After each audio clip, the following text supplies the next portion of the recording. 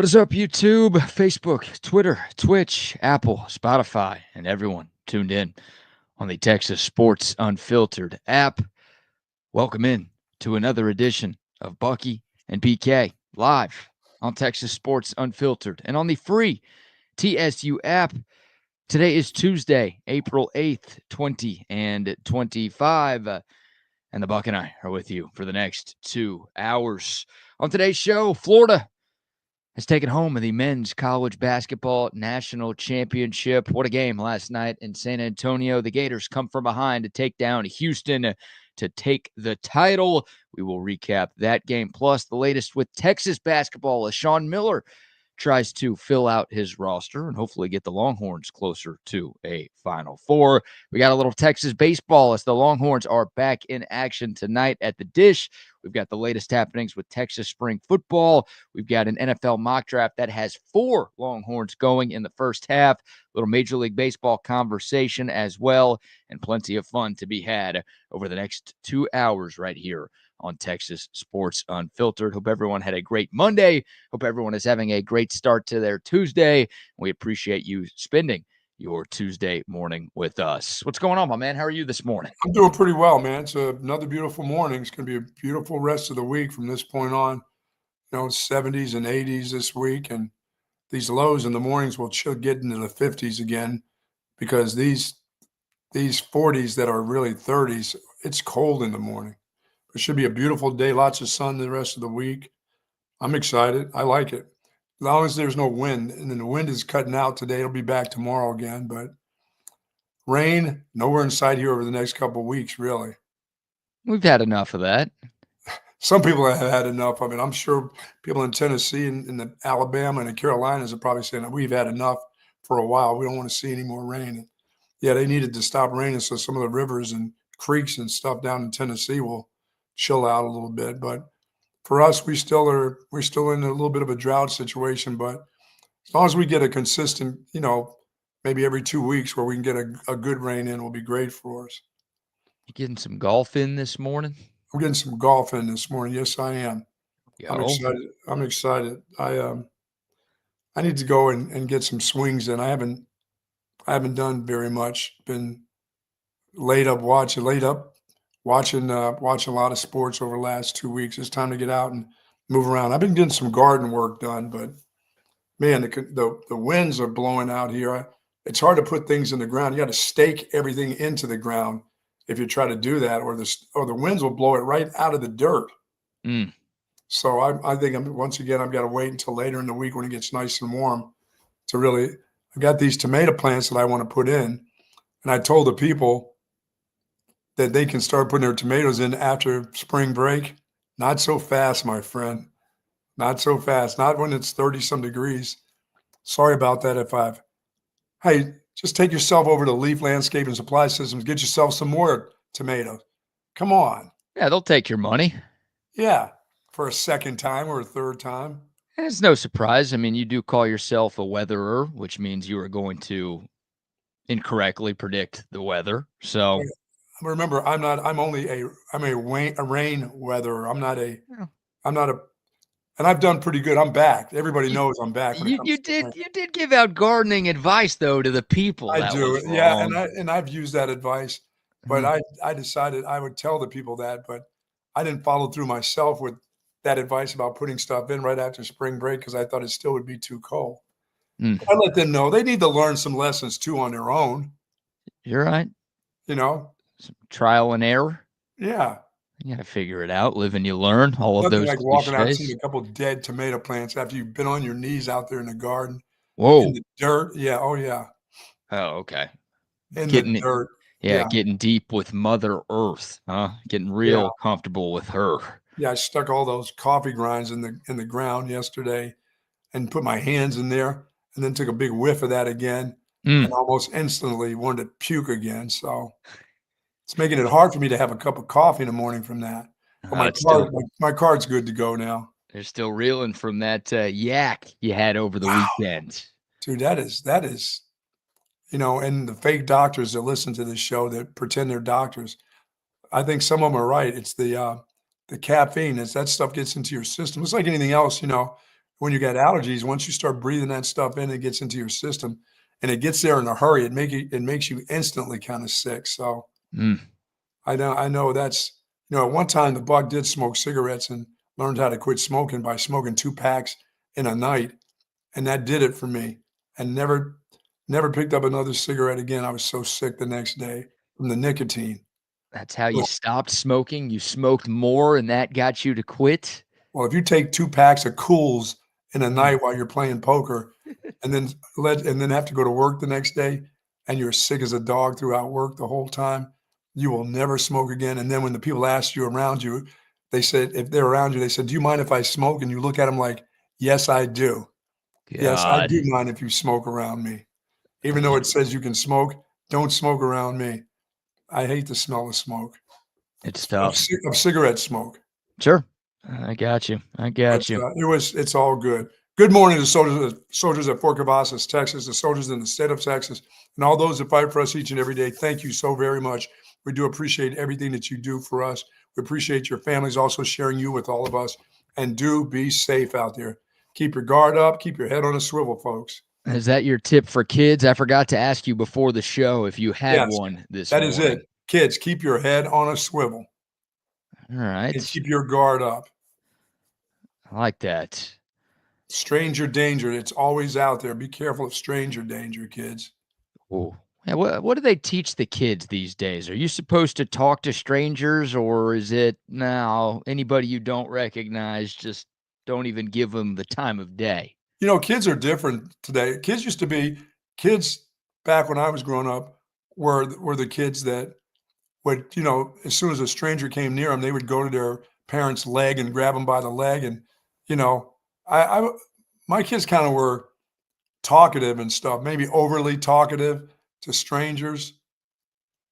But people try not to let them get to be that way. They're a little bit smarter. I think they sense when people aren't being right. Even though they're little kids, they sense when something's not right. You know what I mean? It's not like they're going to go get like, "Hey, come get in the car with me. I'll take you to your house, or we'll go to the playground." Kids are kind of like, "No, dude, I'm not going to playground with you. What do you think I am? What do you think I am, a kid?" Yeah, but then you offer the free candy or something. Yeah, the old candy. That shit don't work anymore. What? Candy? I don't get a Happy Meal? I don't want any candy. Take your candy and get out of here. What kind you got should be there. Yeah, they're going to ask you what kind you got is right. Oh. Yeah, I think kids are a little bit more slick to that. I think parents have done a really good job. You don't hear about as many kids getting snatched anymore, unless it's one of the parents and they're fighting with each other. You know what I'm saying? Yeah. Those kind of things. But kids don't get snatched as much, And then again, like I said, I don't see as many kids walk into bus stops and things like when I grew up. You'd see a group of kids walk into a bus stop, you know what I'm saying, together. Right. The parents sit there. Like I said, there's a group that sits in the car here waiting for the bus to come, but it's pitch ass dark out here in the woods, You let your kid walk, a quarter of a mile in the dark to catch the bus. It's different, but I think they're smart. I think they're smarter. I think they're a little bit slicker to what goes on now, and that's a good thing. Yeah, head on a swivel. Head on a swivel, kids, always. Too many creeps out there. Hey, speaking of creeps.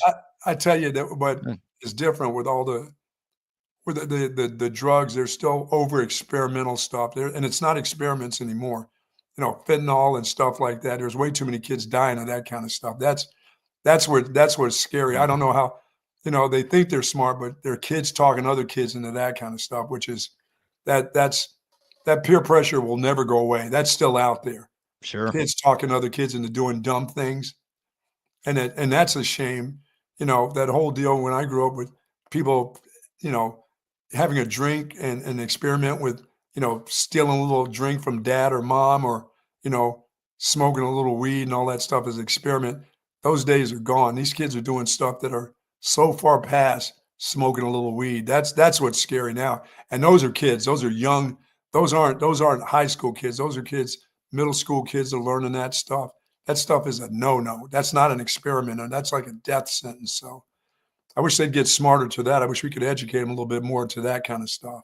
Yeah, I'm with you. I think that's more peer pressure than anything, Well, it's going around, and fentanyl has become a huge problem in this Yes. country. And if you just do a Google news search for fentanyl, you'll see like 5 stories every day about people getting arrested for dealing fentanyl. So Yeah, it's too it's a bad. problem. It's a problem that affects kids and adults and everybody. And yeah, it sucks. Too many people I have guess it lost their starts with lives. just I guess it starts with just saying no to Right?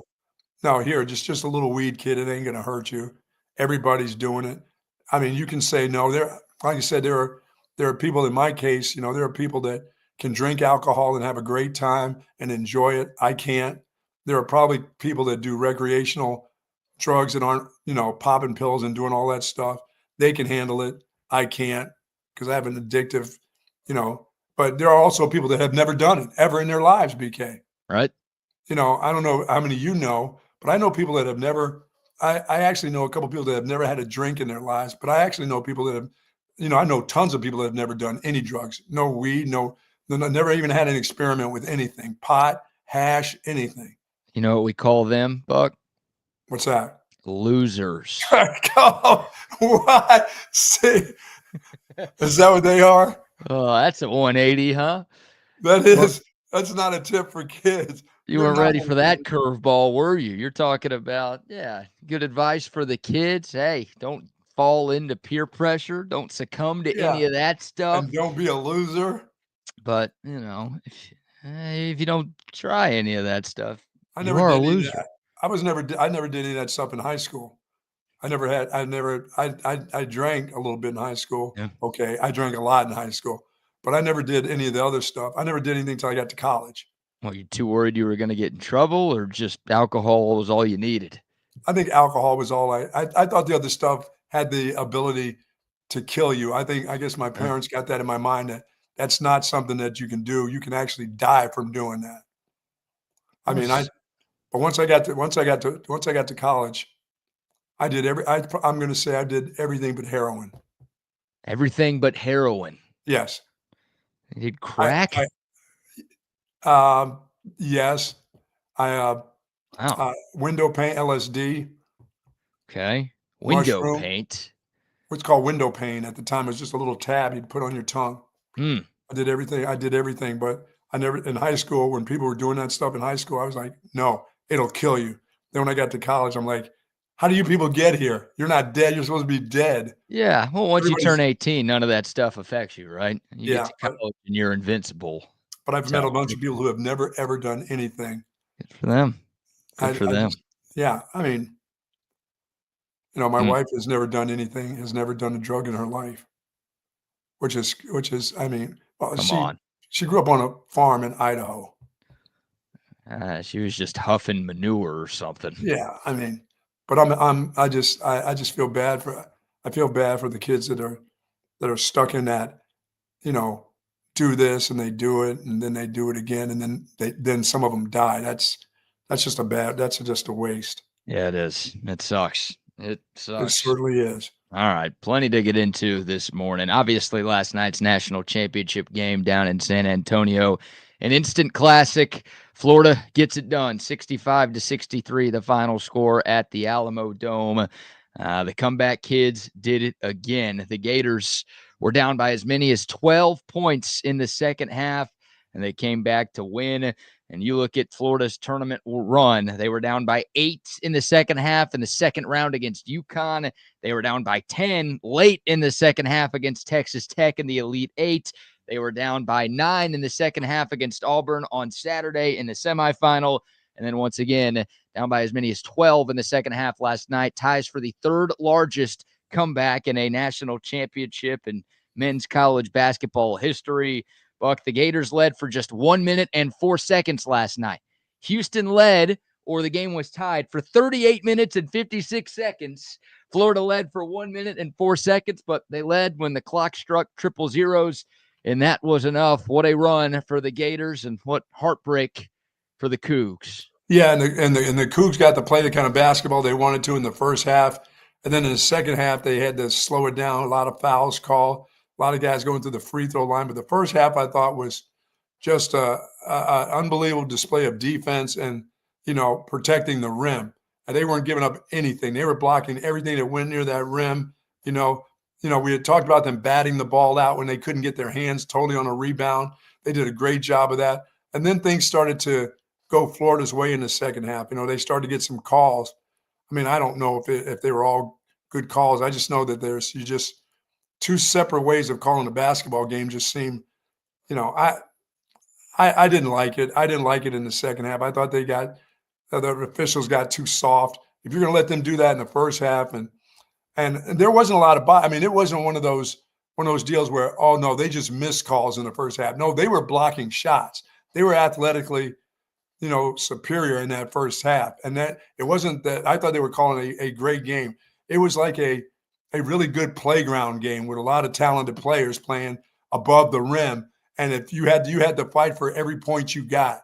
And if you didn't fight for it, it got rejected, And then in the second half, I don't know, maybe the players got tired. Maybe there were more bodies, hitting other bodies, but maybe the officials got tired and they wanted to call more and they wanted to make it closer. But it just got close. And the team, the more skilled team, which I thought Florida was all year, when it comes to the big men, the way they passed the ball and got the ball around to each other, got it done. They've done it all year. Yeah, and man, I thought Houston did just about everything right last night. They just couldn't score down the stretch, and no, that whole 2 or 3 minutes at the end of the game was just bizarre. Yeah, their last 4 possessions were all turnovers, and everyone's going to remember the final possession of the game where Houston was down by 2 with the ball, and they couldn't even get a shot up. Yeah, you got to get a shot off. Got to get a shot off. And, you credit Florida, right? Everyone's been talking about the Gators offense all season long, and that's the biggest reason why they made it to that game last night. But it was their defense down the stretch. Walter Clayton Jr., who was named most outstanding player, didn't have a great offensive game last night, but he was the guy who closed out on Emmanuel Sharp on that final possession and obviously caused Sharp to panic instead of getting that shot off. He already left his feet and was worried he was going to get blocked, so he just let go of the ball. And if he would have touched it again, it would have been a travel, and no one on Houston could get over there in time to get it back and throw up a shot. So just uncharacteristic, right? Houston. Yeah, because the coach had been calling some great plays there in timeouts, through the course of the tournament, and they didn't come up with anything. No, you're right. And yeah, Kelvin Sampson's one of the best coaches in the country, and he has been for a long time. And you're right. Go back to that Purdue game in the Sweet 16, right? Tie game late. He draws up the perfect inbounds play to give Houston that game-winning shot in the final seconds. Like, he knew exactly what Purdue was doing defensively, drew up the perfect play. Houston gets the easy bucket, and boom, they win. And it feels like in that spot all year long, and really for the last few years, Kelvin Sampson has been able to draw something up to give his guys a great look at the basket. And again, 4 turnovers in their last 4 possessions. And on the last 2 possessions, they don't even get a shot off with a chance to win the national championship like that. That's stunning if it happens to Rodney Terry. But that's for that to happen to a Kelvin Sampson coach team and a team as good as Houston in the national championship game, like, that was shocking to see. And it felt like an anticlimactic ending to what was such a great game. And I was stunned watching that. And I think any Houston fan is still stunned the morning after seeing that happen the way it did. There was nothing around the rim that they got. That's what's, it was all out on the perimeter. Last 2 minutes was played out on the perimeter, and the guys, Crier, none of those guys could shake anybody because Florida locked them up like they got locked up in the first half. So, and they weren't going to call anything then. I think they did a good job of not calling ticky-tack stuff. Like I said, you really, when it all came down to it, you had to earn it and against those 2 defenses last night. Your hands had to be strong down below. That's why Houston, that whole tap out thing is, because when they did try to get rebounds and bring it down, Florida would get their hands in there and knock the balls away. So I like that offensive tap back stuff. Yeah. Teams will start bringing guards out there to tap it back, but Houston they weren't strong with their hands because Florida's defense is pretty good too. It is. Yeah, we'll let you hear from both of the coaches. We'll let you hear from Walter Clayton Jr. in a moment. But to your point about the officiating, Buck, there were 4 total fouls called in the first half. There were 26 fouls called. No, that's too much of a discrepancy. That's no good. Yeah, and it was weird. Like, refs do this at times. Florida was called for 6 fouls in the first 5 minutes of the second half last night. And Todd Golden, and I think it was the assistant coaches, picked up a technical foul early in the second half because they were pissed about the whistle and how many fouls were being called on them. And I think Florida had 6 fouls and Houston had 1 to open up the second half. And then after that technical foul, it felt like the refs were like, oh, God, we got to even this up. So they went from like letting Houston play physical the way that they want to. Yes. Oh, we got to call like every single ticky-tack thing on them. And then ultimately it turned into like fouls getting called on both teams for just about everything. And it slowed the game down. Obviously, it's frustrating for the coaches and players because they don't know what to expect, right? Players and coaches always talking about wanting consistency from the officials. You can't go one half in the same game between the same two teams calling 4 fouls, and then in the next half you call 26. Yeah, I mean, I thought they did a good job. I thought they were doing a good job. I just thought guys were getting their shot blocked, and it was going to be a game where you were going to earn it throughout the game. If they would have stayed the way they were calling in the first half, it still would have been a good game. I mean, I thought it was still a good game, but like you said, they started to get those discrepancies where, you know, one team has got too many fouls called, and the officials seem like they get together and say, wait a minute, here's the number we have right here. I just went over to the side and I saw how many fouls we've called on this group and not on the other group.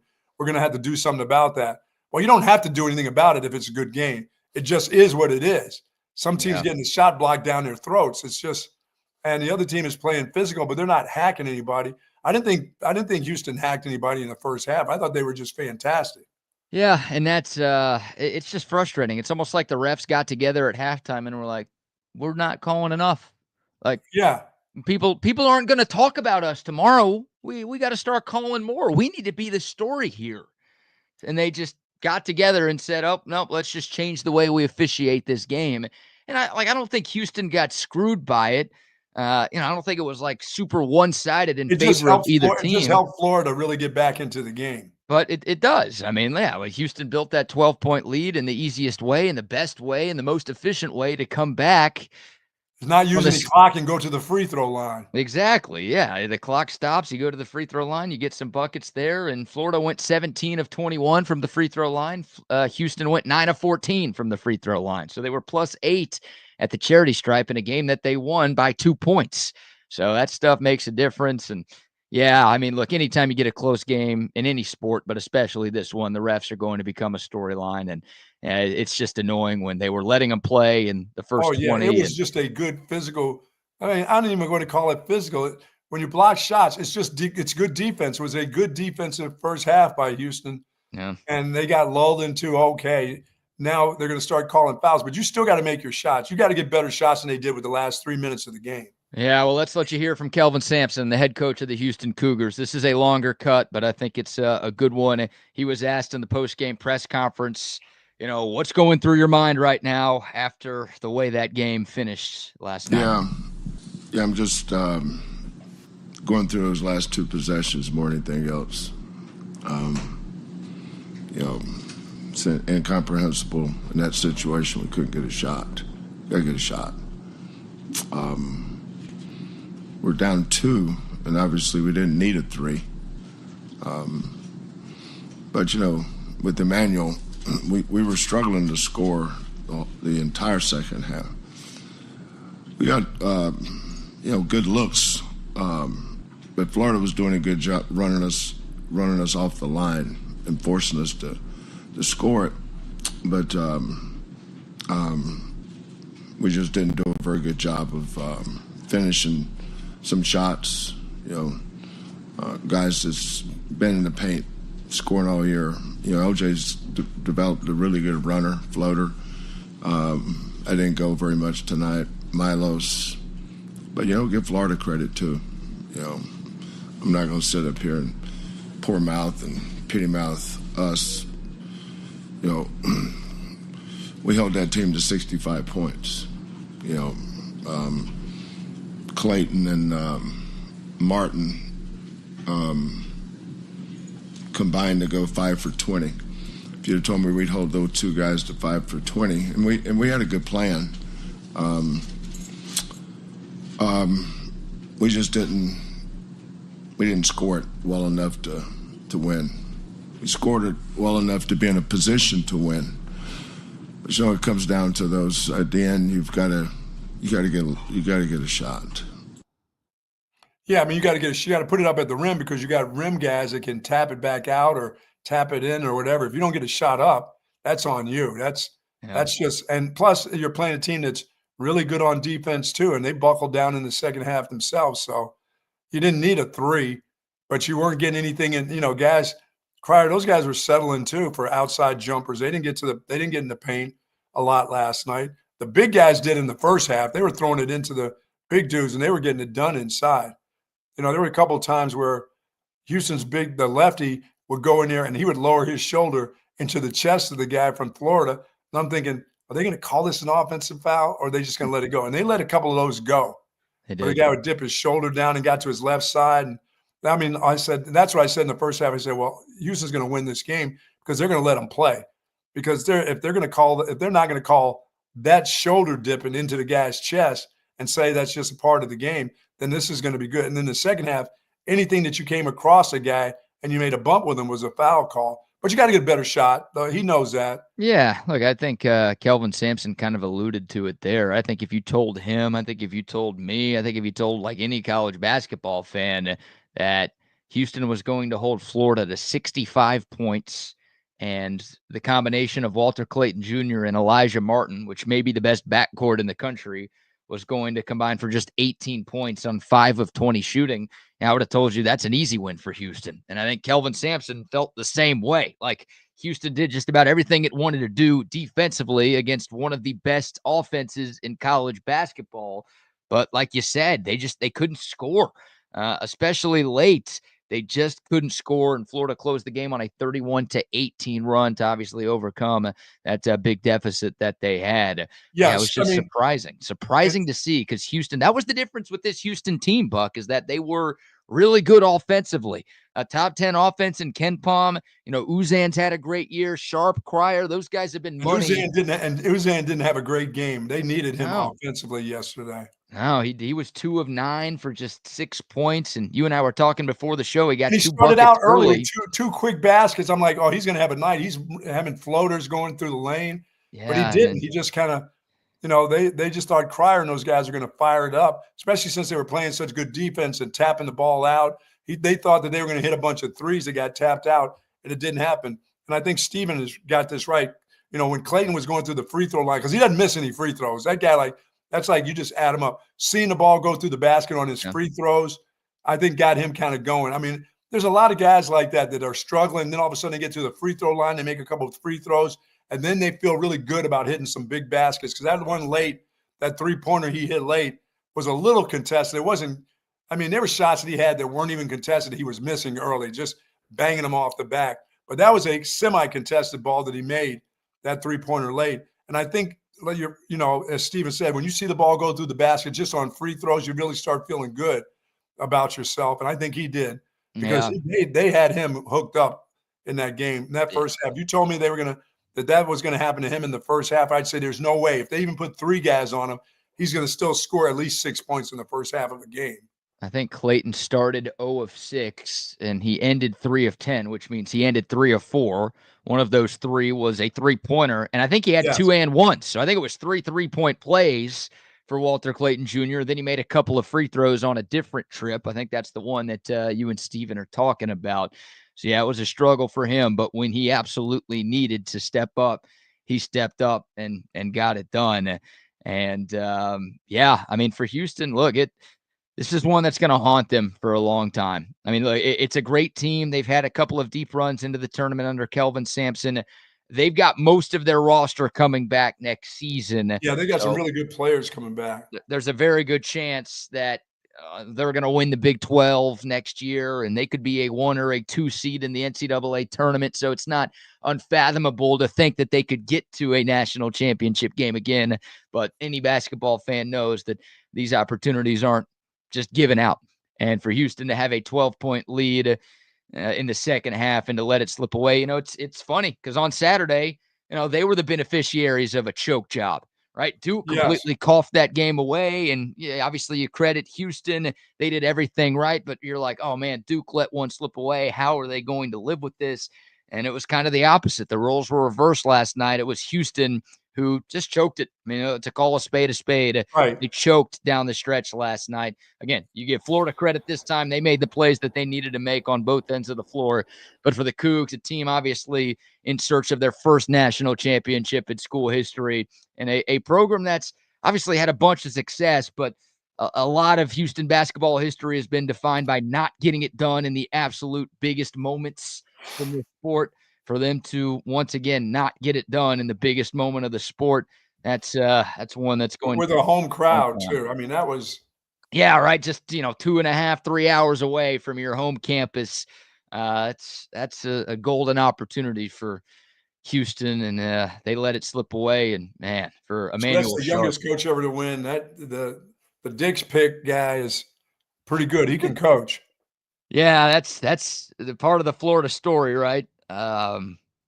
Who knows? Who knows what will ever come of that? If anything more will ever come of that. Probably not. There's a story in the Florida Student newspaper earlier this season that accused their head coach, Todd Golden, of stalking college students and sending them inappropriate pictures. And, they did an investigation, and the investigation found no wrongdoing for Todd Golden. There were no charges filed in the court of law or anything like that. So the story just kind of went away. But look, Todd Golden's a hell of a coach. Only his third year in Gainesville to get them to the mountaintop. I mean, Florida was great under Billy Donovan. They obviously won back-to-back championships in 06 and 07. They had some other great years before he left for the NBA. But after he left, they just kind of fell off the face of the earth.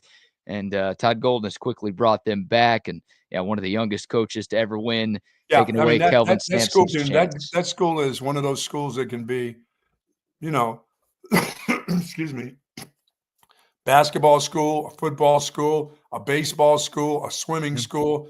I mean, that's, like you said, that's one of the premier jobs in college at any spot at that place, because you got an ability to win national championships at all levels of sports there, Yeah, they're the first program to win 3 football and 3 men's basketball national championships. So, plenty of programs have won 3 football, plenty of programs have won 3 men's basketball, but nobody else has won 3 in each of the quote unquote big 2 sports in college athletics. So yeah, Florida, I think we talked about it 2 weeks ago. Like, to me, Florida is one of those programs that should never be bad at anything for long. Right. You're right. All of the resources they have, with all of the talent in the home state, with all of the money that's there, and the giant passionate fan base that the school has, like, they should never be that bad at any sport for very long. And I think they proved it in men's basketball. What a run for them. Obviously getting hot at the end of the year, winning the SEC tournament championship, and then winning the 6 games that they needed to win the national championship as well. I thought it was a fantastic tournament, men's and women's tournament this year. I think, it's going to be very interesting, BK. We haven't said much. I was going to ask you, which you would know more than I would because of the way you follow this. The NCAA, the money that they're going to have to pay to these professionals now, with this settlement. I mean, are we talking about, did I see that there's going to be a possibility you're going to have to get rid of people on your roster, sort of like the NFL and the NBA? The rosters are going to be lower. This whole 85-person scholarship deal that they were doing in college football is about to come to an end because you're going to have to lower the roster if you're going to have to pay a certain amount. Yeah, we're still waiting on an official final ruling on this House versus NCAA settlement. It looks like it's going in that direction. But yeah, I mean, there's been a lot of conversation about changes in roster limits across not just college football, but a number of NCAA sports, and a lot of people could be affected. So one of the changes that could make in college football is that they'll have more scholarships, but they will trim down the size of the overall roster. So right now it's 85 scholarships, but the roster is like 125, 130. Sure. And they're talking about just having 105 players, but all on scholarship.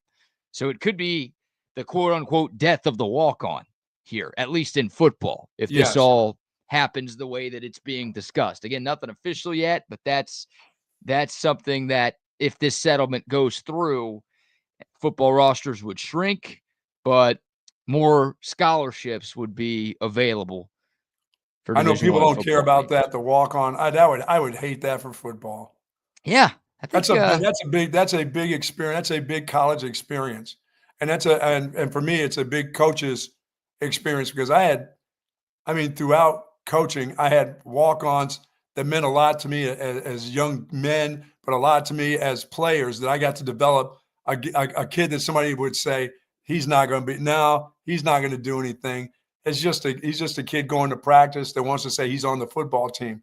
I mean, I've been around a number of those guys where they got to play in games. They got to do things as part of the team and not just practice. That will suck. Is anybody in favor of the death of the walk-on? I don't know how you could be. No, I would think not. Like, I think fans enjoy the walk-on because it's they always do. They cool love when the story. They love the Rudy story. Yeah, the walk-on gets to play and make an impact and a big moment. And the guy who goes from walk-on to scholarship outside of Bird Auburn, we love those stories. Bucky doesn't get shot in the head by the mobster's dad who he gets in the game, you know? Yeah, I think that's a pretty one-off story there, but it is a great story there. And I think the coaches, especially nowadays, I mean, it sounds like you love the walk-ons too, but you think about all of the egos that come in the NIL era that we live in, and so many scholarship players, all they care about is the money, right? Like, where can I go to get the most money? And, I've been here 3 months. I feel like it's time for a raise. Can we negotiate our NIL deal again here? Yes. It's got to be nice for the coaches to have the walk-ons who are like, man, I'm just happy to be here. Like, yeah, I can't. I don't need anything extra. Just let me go practice every day and do whatever I can to help the team. Yeah, what is it that you want me to do, coach? Those are the guys, you know? Yeah. And those will suck. That will suck for college. That will really suck for football because those are valuable. Those are valuable guys that help out a lot, not only on the field but off the field. They help the other guys that are scholarship guys. You know, they're there to help. They do. I mean, I have walk-ons that would do anything. I mean, they help the knuckleheads that weren't great in school. You know, that they were pretty good students, obviously, because they were paying their cash to go. They were kids that, you know, really paid attention to their academics. They would be helping my other guys. It was like, really? And they're going to get rid of that? They're going to start getting rid of those dudes? That will suck. And that was one of the issues on Monday, right? There was the big hearing yesterday, and why we didn't get a full resolution was because they weren't quite sure how they were going to handle the shrinking of these rosters. Would it start immediately? What about the guys who are already walk-ons? Like, are they no longer a part of the team, or do they get kind of grandfathered in and allowed to finish their college careers before we get rid of this thing? Like, that was a big snag. They're about to get rid of the third string player. Yeah. They're going to have to trim this thing. They're going to have to trim this down. Now they'll all get money now. I mean, there's like billions in this pot, it looks like. It's well, there's all sorts of money. And I mean, I think it was Chris Jenkins who, speaking of college basketball national championships, he was the guy on Villanova who hit that buzzer-beating 3 to beat North Carolina back in 2016, I think it was. He's looking for cash. That guy sued the NCAA yesterday looking for more cash. Like, I didn't make enough money when I was a college athlete. I had a shot that won my team a national championship. And, you know, unlike Jalen Brunson and Dante DiVincenzo and all of my other teammates, I'm not in the league. So I'm not making money now. So I'd like to get a little bit more money. So it's, to your point, it's a ginormous industry. Everyone wants a piece of the pie, and still no regulations. So no one knows what's going on. Wow, that's too bad. Yeah, so we'll talk more about that. We'll go back into this national championship game. We'll let you hear from Florida coach Todd Golden and also Walter Clayton Jr. We've got some Texas basketball to get into as Sean Miller's first roster continues to take shape. But before any of that stuff, Buck, how about our first round of sponsor shout-outs? So our friends at Texas Orthopedics, if you're seeking that specialized patient-focused orthopedic care, contact the experts and our friends at Texas Orthopedics. Their physicians offer comprehensive surgical and non-surgical care for adults and children, spinal care, sports medicine, trauma care, joint replacement, rheumatology, and more. Dr. Danny, Dr. Stockton, dedicated orthopedic surgeons there Their goal is to get you right back into good health and the great quality of life that you deserve. Folks, Texas Orthopedics is the largest independent orthopedic practice in the state of Texas. If you need that knee replacement, please call on them. Nobody will do it better than they do at Texas Orthopedics. For more information, go to txortho.com. Yes, sir. And a word for our friends at McCall Custom Homes. If it's time to upgrade your home, maybe a kitchen remodel, maybe a new bathroom, maybe you want to add some life to your outdoor space, you can spend more time outside here in the springtime. Our friends at McCall Custom Homes can make it all happen for you. They are custom home builders and renovators, and they've been doing that here in Central Texas for more than 40 years. It's a father-son team with a ton of experience, and all of that experience has taken place right here in Central Texas, so they know what it takes to turn a Central Texas home into something truly, truly special. If you've got a growing family, or if you just want your place to look a little bit better, or hey, if you're getting close to selling and you're like, oh, maybe if we put in a little bit to our house, our home's going to sell for a little bit more in a few years. Doesn't matter the reason, McCall Custom Homes will take care of you. Just go to their website, McCallCustomHomesATX.com. Right now, they are offering free estimates to TSU listeners, so you can have them out to your place for free, get some ideas, and then decide if you are ready to make the move. McCallCustomHomesATX.com is the website. It's McCall Custom Homes. We build value into your home. And folks, Relax the Back embraces a holistic approach for a healthier lifestyle based on 35 years of proven expertise. And believe me, my back couldn't be happier. I've been in this chair for over 20 years. I love the chair that I'm in, thanks to the folks that Relax the Back. And you can be pain-free too. Now, it's not always going to take care of all of your pain. You'll still have a little struggle here and there because a bad back is a bad back, but you don't have to suffer each and every day. Go over to Relax the Back in their 2 great locations and find something that's going to help you with your thoracic, your lumbar area, your shoulders, or your hips.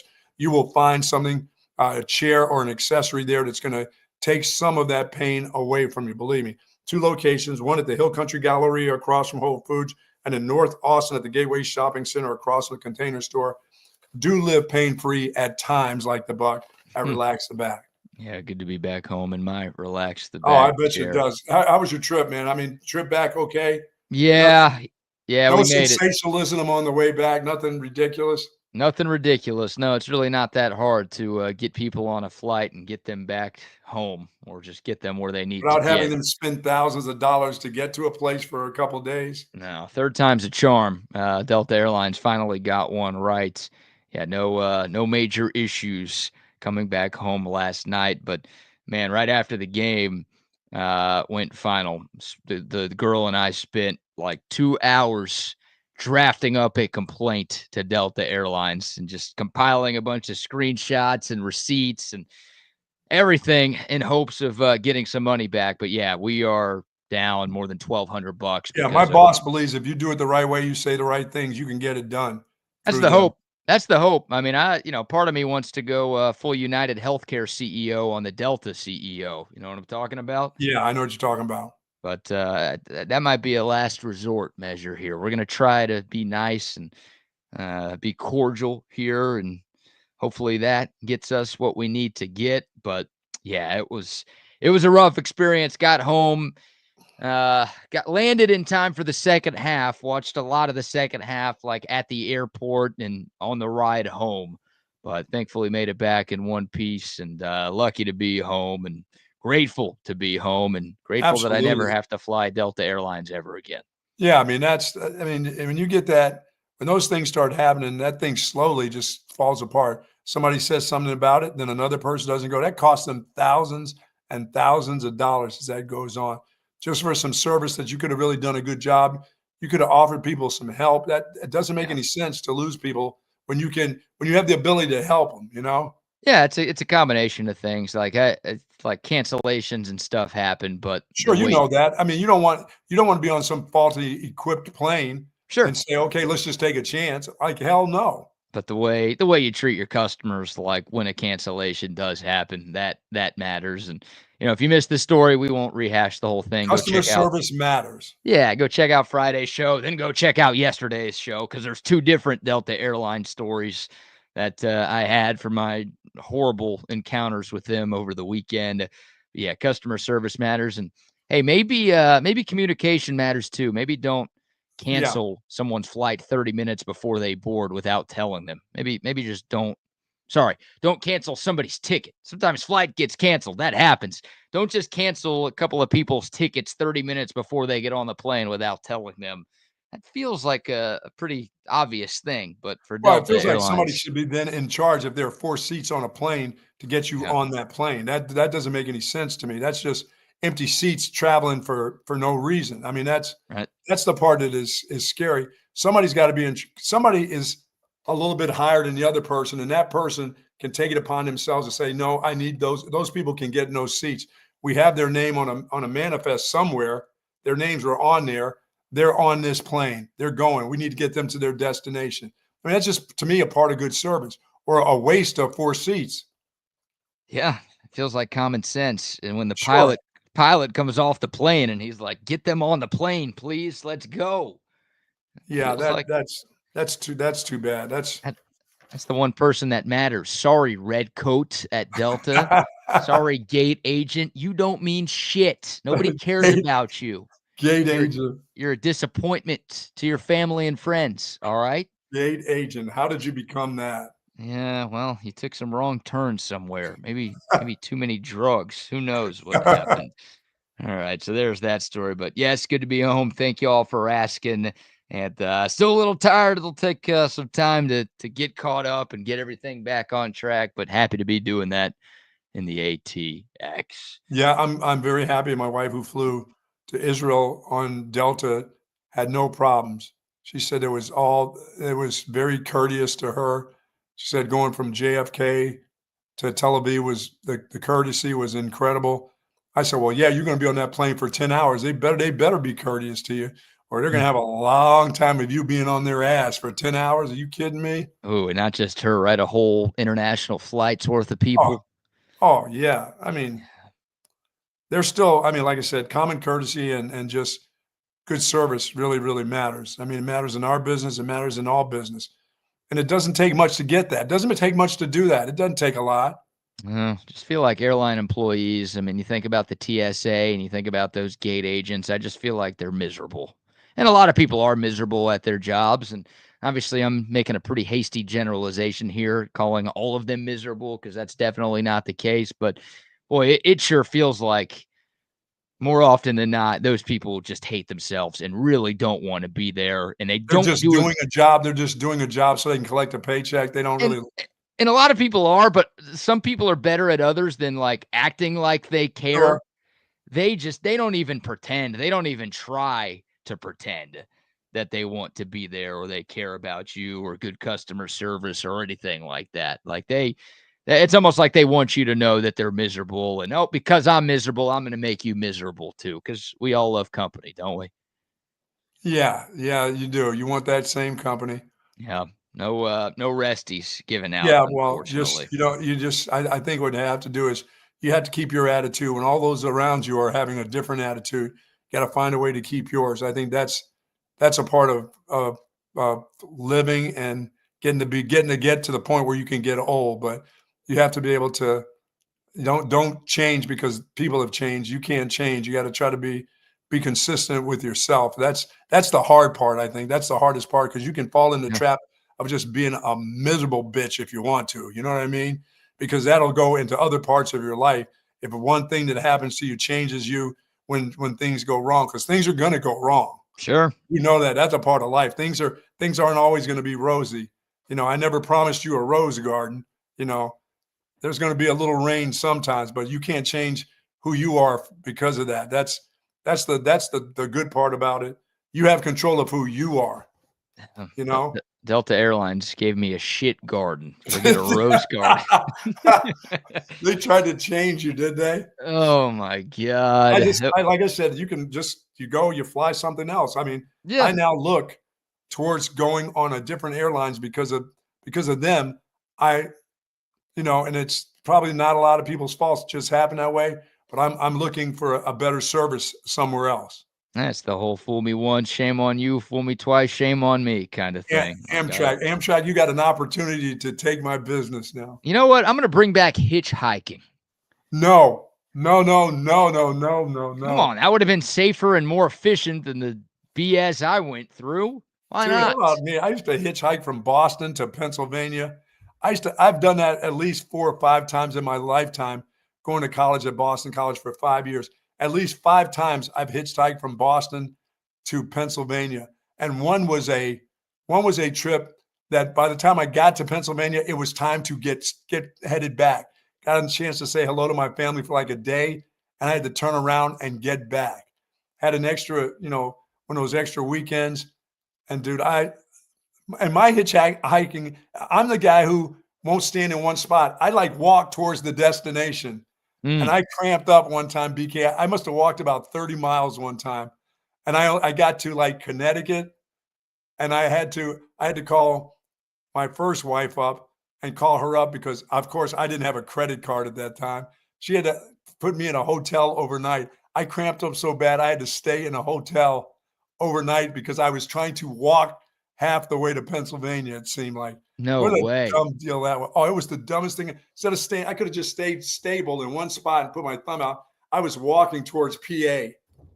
And it was, I hurt. Oh, I was so miserable. That makes sense. Like you want to, start walking in the direction you're going in, but you don't need to be walking 30 miles. Like at some point, you just got to give up, right? Oh, yeah, dude. I was like almost in tears. I was like begging her, please, she got me in a hotel room. And that whole night, that was the night that I spent with somebody banging next to me like 6 hours straight. I was like, the guy was like a hero to me. Or the two that were getting it on were heroes. I'm like, they'd take like 15-minute break and then they'd go right back after it again. I'm like, and this thing was going on at like 2:00 in the morning. I'm trying to get a little rest before I got back with my thumb out on the road again. How much Blue Chew did that guy have? Dude, he had a lot. 6 hours. Did you give them like a standing O after they were done? No, I didn't bang on the wall. It was, you couldn't sleep in your bed without hearing something go. It was amazing. Oh my and I was, God. and I was already cramped up. I had to go down and get a bunch of more water to drink. It was awful. You didn't try to join in, huh? No, I didn't ask if could I take your place here for a couple minutes because you need a little rest here, guy. Yeah, call in the hook. Let's go. Man. No, but thumbing is and then I've had it where I got a ride, from Boston to New York, and I always had pleasant people. I didn't have any funny business along. Hey, you want to smoke? You want to smoke? You need it was, but I wouldn't suggest that anymore. Too many crazies out there now. Yeah. I feel like the reputation of hitchhiking has gone way downhill. Oh my God, there used to be women out on the road with their thumbs out back in the day. It was crazy. You just hitched everywhere. Yeah, it's like every time I see a hitchhiker, which doesn't happen often, but you don't even think about picking that person up now. I do. No, I actually do. Seriously? I'm like, but it's such a split second thought because my mind is programmed to think like, no, this guy's gonna kill me. Like he's got a knife, he's got a gun. Like I cannot do this. I see him, and for a second, I'm like, I want to help this guy. Maybe like if I'm on a highway, maybe he just needs a quick stop and some exit that's on my way. I've done it one time. I've gone from, I was just getting into Oak Hill, and I got a guy from the Oak Hill area to 281. I said, this is as far as I can take you. Yeah. And I don't know where the hell he was going. He may have been going to Big Bend or something out that way, out 10. I said, I can take you to here. Do you want this ride? He took the ride. That's one time I've done it in 30 years. I picked up, no problems, all good. Yeah, just had one big bag. He looked, threw the bag in the back seat, minimal talking, just here's where I'd like to go. How far are you going? I said, I'm even not going that far, but I'll take you to there and dump you off. And the guy was pleasant, got out, no problems. But boy, I thought about it. And that's the only time I've done it since I've been in the state of Texas, one time. Wow. I don't know if I'd do it again. Yeah, no, they recommend that you don't. Yeah, yes, they do. Are. I don't know who they are, but they say to not do that. So I don't even know if you're allowed to do that. I don't know if ICE will pick you up and take you to a country of their destination, or you won't get to go. You'll get to go get a free airplane ride somewhere. But you think me? Oh no, not on Delta. Yeah, that's the punish. If you're a foreigner, yeah, ICE picks you up and deports you. If you're an American, you got to fly Delta somewhere. Yeah. Hey, thanks a lot. Oh no. All right, I'm out on hitchhiking now. Goodness gracious. All right. Give me some basketball news. Yeah, let's talk a little Texas basketball here, and Sean Miller continues to fill out this roster. To my count, based on my count, it feels like Texas has 2 to 3 scholarships still available for this coming season. So there are a few more holes to fill. We talked about the weekend editions of Cam Heide, the Purdue sharpshooting wing, and also the 7-foot Lithuanian Matas Vokataitis. I did go watch some highlights for him. Very impressive. Again, he was the freshman of the year in the American Athletic Conference last season, averaged 10.5 points and almost 6 rebounds per game. Only played 18 minutes per game, and I found that interesting. Like, well, he's putting up really good numbers. He was the freshman of the year. Why is he not even playing 20 minutes a night? His biggest problem is defending without fouling. That's what he's got to figure out. Big arms on you and hacks you. He's just tall and skinny and lanky. And look, he's a great shot blocker. So, like, when he doesn't foul, he's a very good defender. So it's not like a total weakness, but he's got to learn, again, to defend without fouling so he can play a lot more than he played. Yeah, I would think a 7-footer always needs some weight room work. Yeah. Helping out his agility, yeah. This guy's a stick, man. He's not. You think of 7-foot European, you think of the Dirks of the world, you think of Kristaps Porzingis, you think of Jokic. Like, this guy does most of his work down low. He is more of an old school, traditional, back to the basket type of big, which I think Texas fans like hearing that because those guys have been hard to find for this program for a while now. So, like, I think 94% of his field goal attempts this past season at FAU where we're inside or just outside the paint.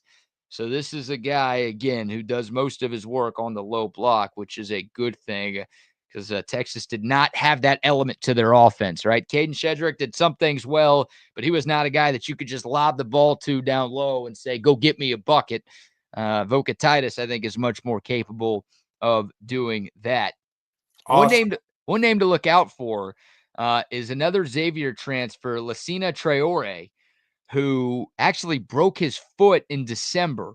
So he missed most of this past season for Xavier. Like, Texas did not see this guy in the first 4 games a couple of weeks ago. But he's a 6'10 center who actually transferred to Xavier last year from Long Beach State. He averaged 12 points and 10 rebounds a game at Long Beach State 2 years ago, and did a couple of good things for Xavier, but again, got hurt so early in the season that it almost doesn't feel fair to bring up what he did for the Musketeers. But he's in the portal right now, and it sounds like Texas is in the lead for him. So, Buck, you and I talked about we need 2 big men here. Like, that was a problem with Texas. Caden Shedrick wasn't great, but he was good enough. The issue was they just didn't have anybody else to pair Caden Shedrick with to give him a reprieve and take some pressure off of him. If Texas is able to get Traore to pair with Vokataitis and some of the other wings that they've got, that's going to make life a lot easier for this whole roster next season. Yeah, that'd be great. If you got two guys like that, now you can go out and find that guard that you're looking for. You still got to get one of those guys. Yeah, definitely. And now that the tournament's over with, there are going to be some guys that are going to make some moves at other places besides the 2 teams that played last night. There's going to be some movement here the next, how many more days do they still have? Is the portal open now? Yeah, the portal's open for, I think, another week and a half, 2 weeks. Yeah, a lot of things are going to happen here quickly. Yeah, so, Traore is a name to keep an eye out for. Again, put up great numbers at Long Beach State, averaged a double-double the last 2 seasons he played there. I mentioned what he did in 23-24. He actually averaged a double-double in back-to-back seasons for I don't know if they call them dirt bags. I think that's what they are, only in baseball. But that would be a huge get for Texas. That would take care of that second big man. And yeah, I'm with you. They need a guard. They need a guard. Yes. I think they've got 2 scholarships. If Traore comes in, and they'll have 2 more scholarships available after that, I wouldn't be opposed to bringing in 2 guards, right? Maybe one guy who's ready to play right now, and maybe a guy who just is like a developmental piece, whether it's an uncommitted high school recruit. We talked about Matthew Abel, the 5-star in this year's class who is yet to commit or sign. He visited Austin last week. He could be that guy So it's like, 5-star player might not be ready to go this year, but a guy that you obviously want to take a chance on who's worth a scholarship. Maybe you get him and then you bring in somebody from the portal from another school who's already done enough, who can kind of take the reins as your other point guard Oh, besides for sure. Tremont Mark. So it's coming together, man. I mean, it's watching the Final Four, not just last night's game, but obviously you look at Auburn and you look at Duke, the two teams that lost on Saturday. Like it's pretty obvious that there is a seismic gap between what Texas was this past season and what Oh, my those goodness. 4 teams were. And I get it. You don't always get 4 number 1 seeds in the Final Four. It Right. rarely happens, but those were the 4 best teams in the country But you all see year what long. it takes to win. Yeah, like to see that, to see those 4 teams play these last 3 nights, and then just thinking about what Texas basketball has been, but especially what they were this year. Like it's Sean Miller's got his work cut out for him. He's doing about as good of a job as he could do to get this roster turned around in one off season. Love what he's done to this point. And again, the job is not finished. Once But, again, man, coaching will matter, and the coaching will matter, and Yeah. strategy will matter Yeah. to win yourself some games and big games. Some of those times you're going to have it's going to be about the coaching, you know? Oh, for sure. And that goes to Texas baseball, and we'll get into them a little bit more later. But Texas could have this exact same roster under David Pierce in baseball. And Right. they're not a number 2 team in the country. They're just not. So having that coach and having that coaching staff that gives you that schematic advantage, that makes a huge, huge difference. And Texas basketball, I mean, let's be honest, I feel like I can't say no disrespect to Rodney Terry because I'm about to disrespect the hell out of him. But you felt like just about every SEC game that Texas played in last year, they were at a coaching disadvantage. You're not like Sean Miller's not the best coach in the SEC, but you're going to have a better coach than a lot of the teams in this conference. Whereas last year, it's like, and we've got some talent, but our coach is not better than their coach. Yeah, I mean, I don't know about disadvantage, but I never felt like you're at a coaching advantage in games. You're like, at a you're like at a the coach is going to be the disadvantage. one to win the game for you. No. Man, I like Nate Oates, Rick Barnes, Bruce Pearl, Todd Golden. The list goes on and on of great coaches in the SEC. Like there was a huge gap between any of those dudes and Rodney Terry. And by the way, when there's a gap like that, your players play different too. Sure.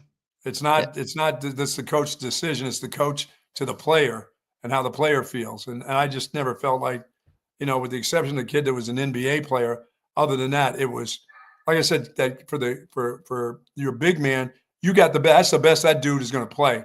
He could come back this year and he wouldn't be playing any better. That was the best. You got the best out of him last year. And that's as far as you got. And that's it. He's not going to get any better. He's not going to get any better when he goes to Europe or plays in the rec league or whatever. He is what he is. That's the best you could get from him. That's one example. And I don't know if I disagree with you there, but you did not get the best out of Tremont Mark. You did not get the best out of Jordan Pope. You did not get the best out of Arthur Kaluma. Like there's more to Mark. I mean, yeah. Kaluma was one of the. I mean, watching that guy play last year, that guy was a lot better than he played. That wasn't. I mean, the coach didn't get enough out of him, and he didn't get enough out of himself. I don't know what the injury. I don't know how truly bad the injury was, but that guy had more talent than he displayed. Yeah. Yeah, I agree. And I think we'll see more of that next year with the better coach. So he is back again? Tremont, you're still talking about Mark? No, Kaluma comes back again? I'm sorry. I thought you were still on Mark. No, Kaluma. No, Mark is definitely a better player. I mean, with a better coach, he's going to be a better player next year. Yeah. No, Kaluma's gone. Shedrick's gone.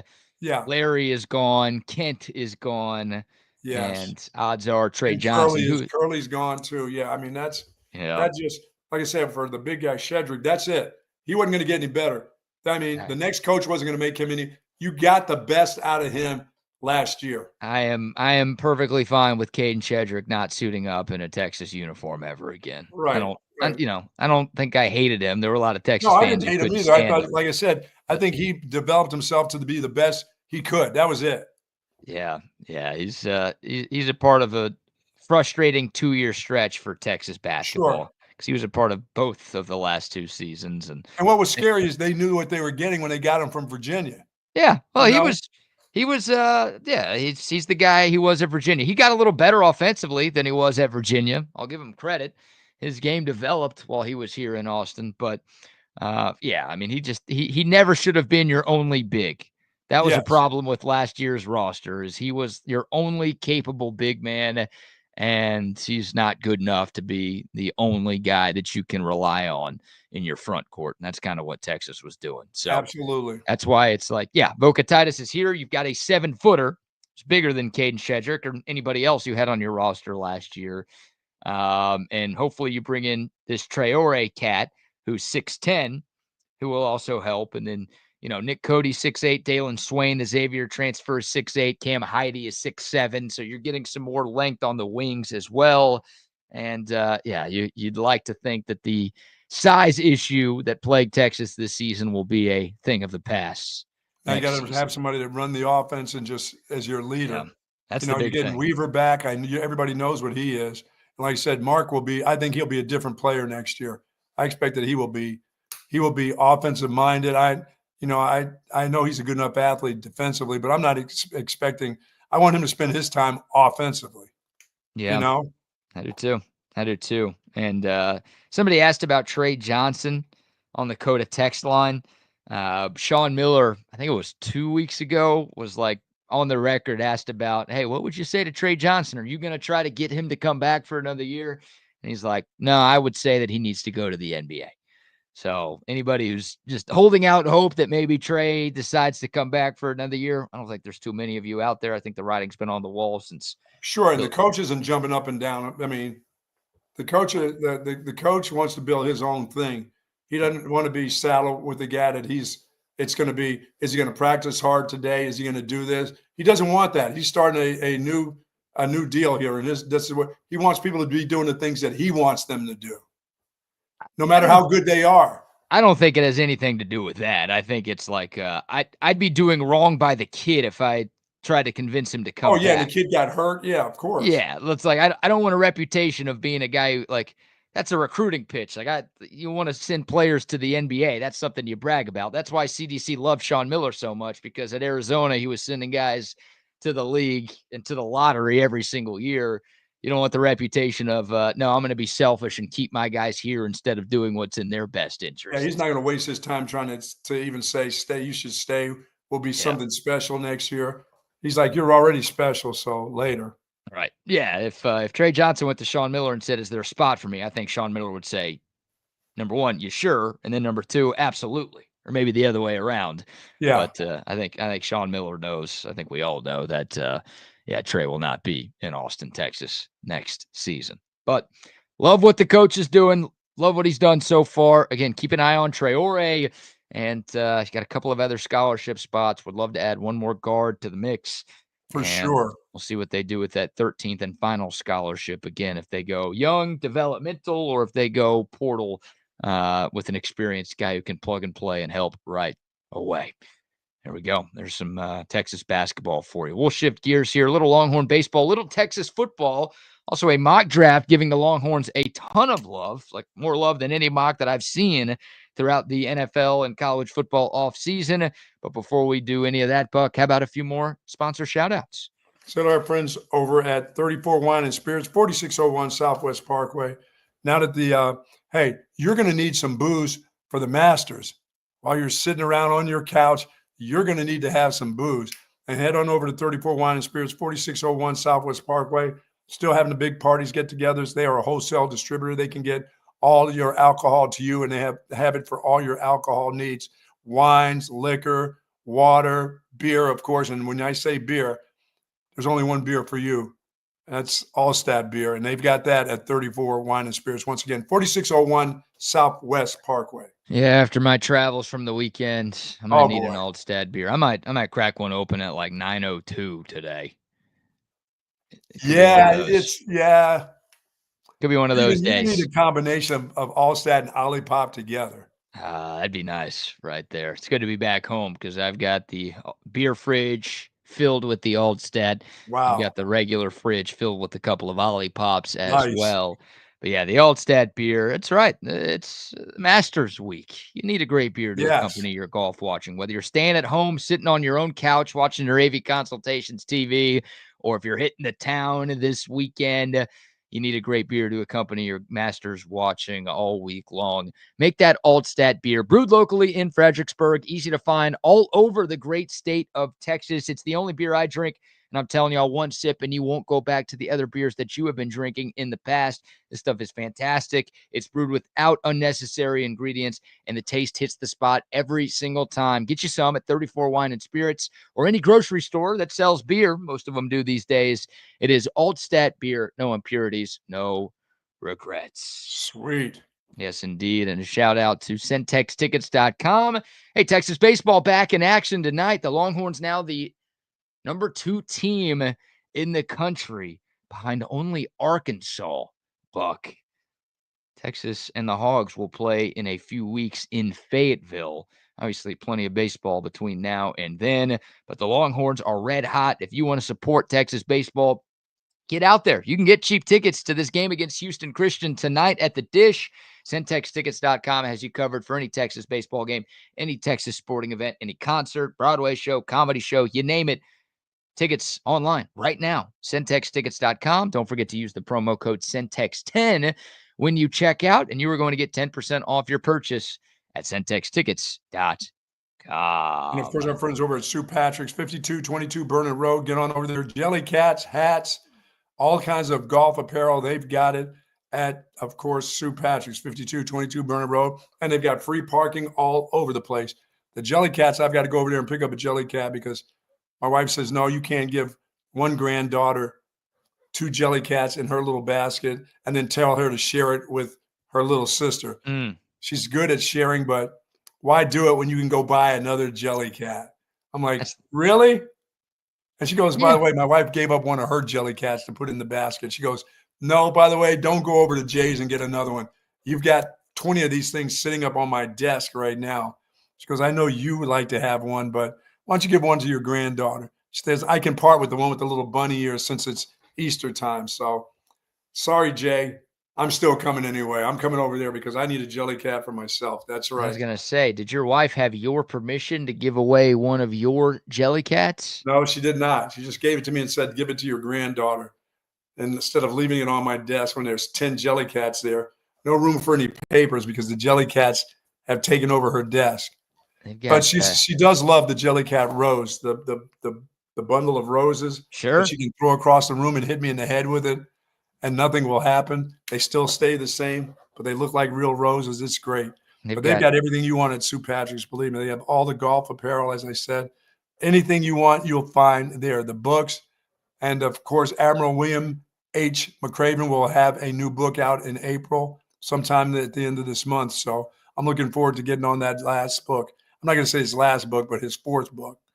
And that'll be at Sue Patrick's. He signs all the books over there too, which is cool. Yeah, love our friends at Sue Patrick. They've got new Jelly Cat basketballs. What? In stock. Yeah, Jay sent me a picture yesterday. So little smiley face on them. It's pretty sweet. And that giant bear apparently has sold. Gone. $1,000. $1,000. That's how popular the Jelly. I saw some Jelly Cat in Nashville. Just really? walking around some small store. I saw a Jelly Cat sticker on the door. I'm like, oh my God, I got to go in and see what's going on here.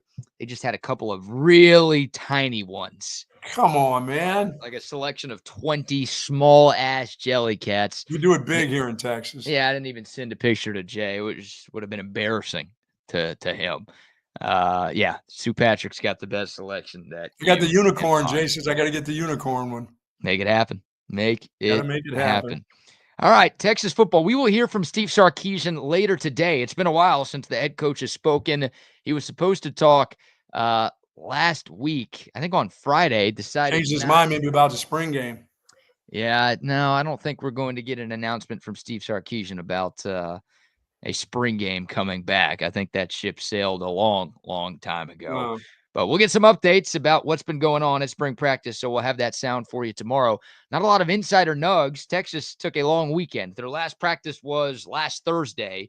Sark gave the guys a few extra days off, so they're back on the practice field today, getting that extra rest. Texas football. We didn't talk about this yesterday. Quick mention, the Longhorns picked up a commitment over the weekend on the recruiting trail. It's their first commit for the class of 2027.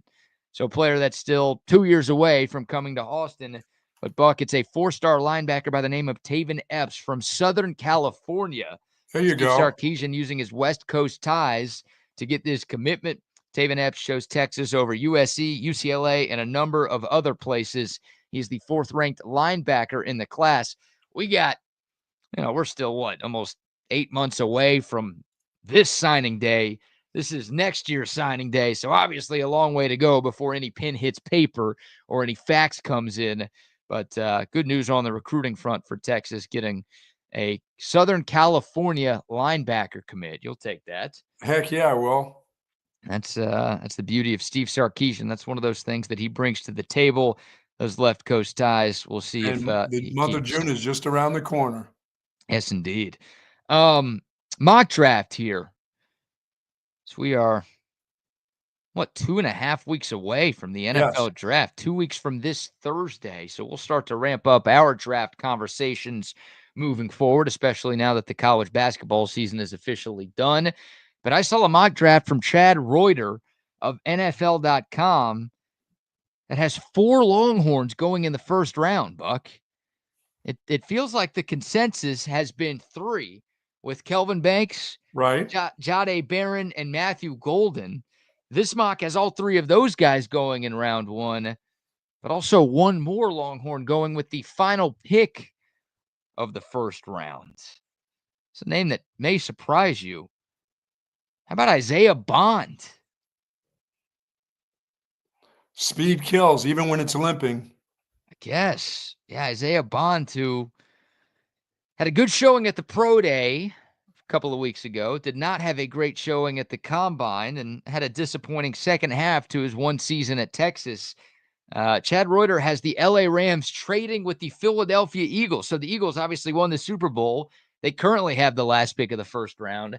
Chad Reuter has the Rams trading back into round 1 to take Isaiah Bond with that last pick to, pair with Devontae Adams and Puka Nacua out there in LA. That do anything for you? No, that would be a bad pick by them. You're not an Isaiah Bond guy. No, I'm not a guy. No, I'm not a guy who hurts an ankle and is hurt. It seems like forever.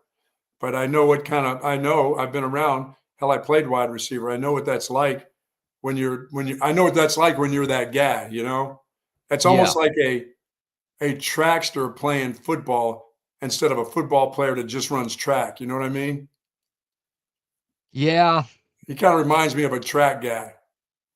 Speed guy that if he gets hurt and he's not 100%, you're not going to get the best out of him. What you're going to get is a bunch of drops and a guy who never seems to get better. So I don't see it. He just reminds me of a track guy that plays football.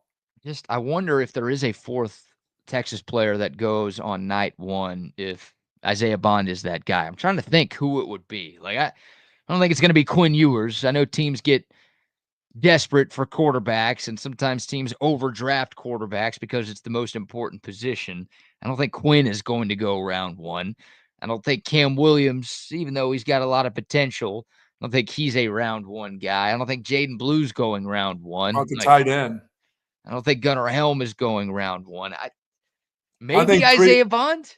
I think 3 is the max. Oh, I do too. Yeah, I'd be shocked if a 4th Longhorn goes on Thursday. That'd be amazing. I mean, look, it's been a long time since Texas has had 3 players go in round 1, and it doesn't happen for a lot of schools across the country. Sure. So you would take that. That'd be a huge win for Texas and a great recruiting chip for Steve Sarkisian moving forward, just to show, the development that happens at the University of Texas.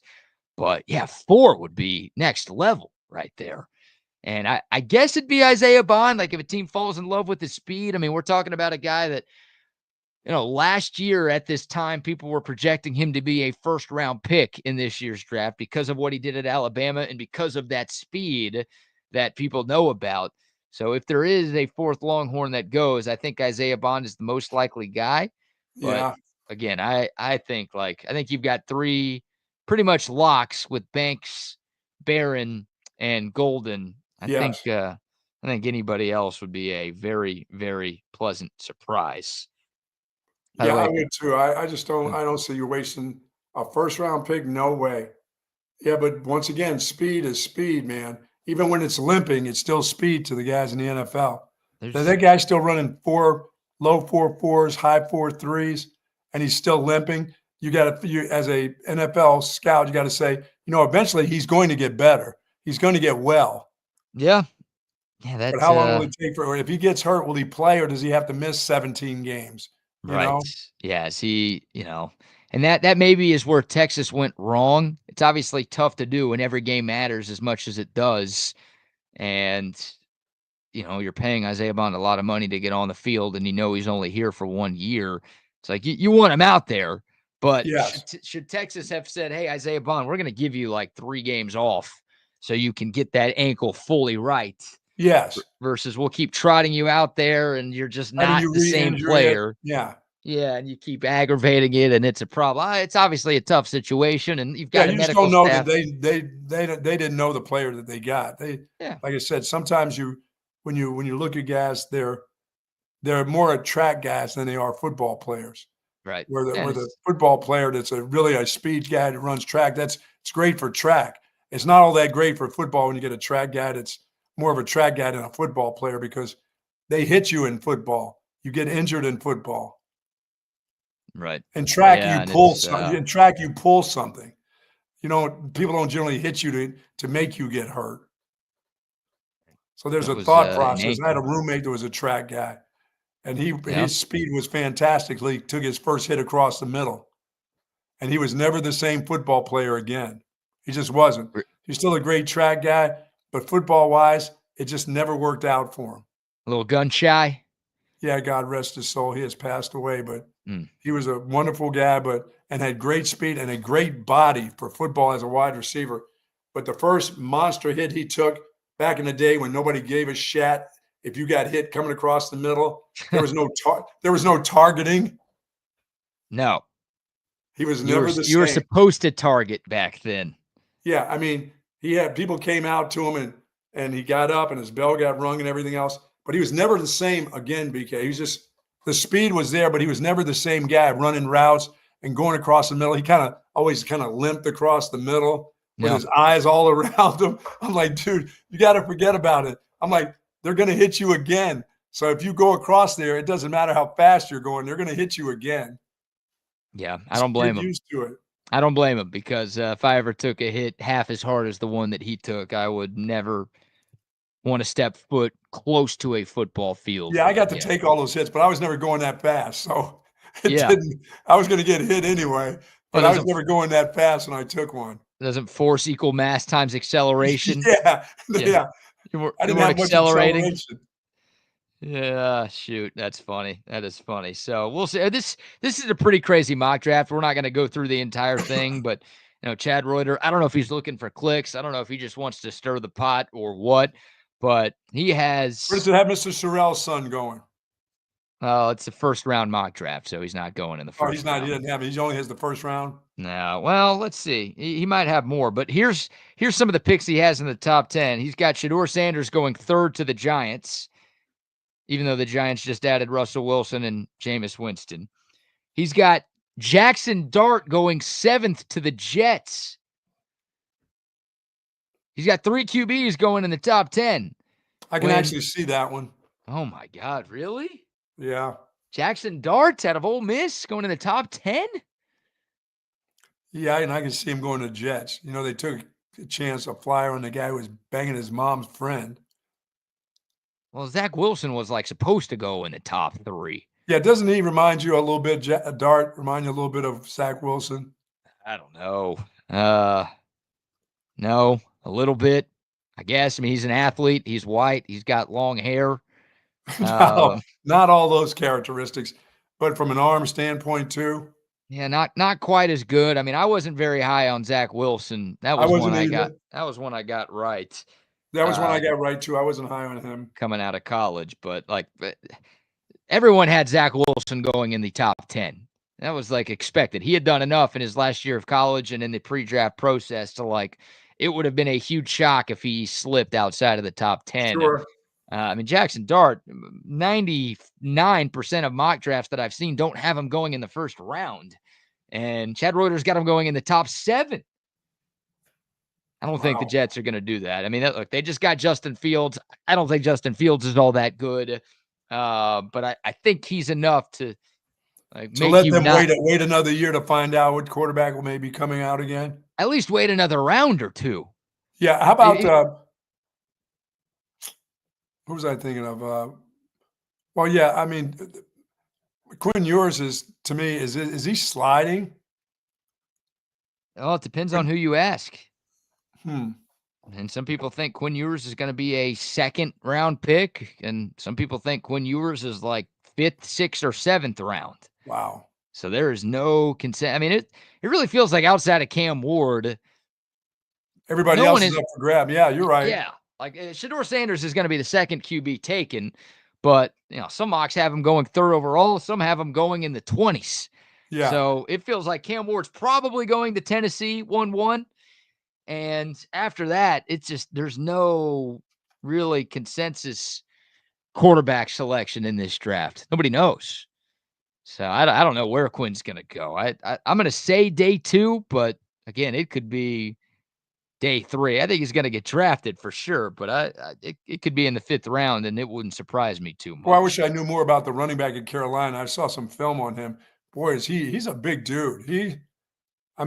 Somebody's talking about the Cowboys with him, but he is a big guy, and he's played pretty well over the last 2 years. Yeah, Marion Hampton out of North Carolina. He's got good speed too.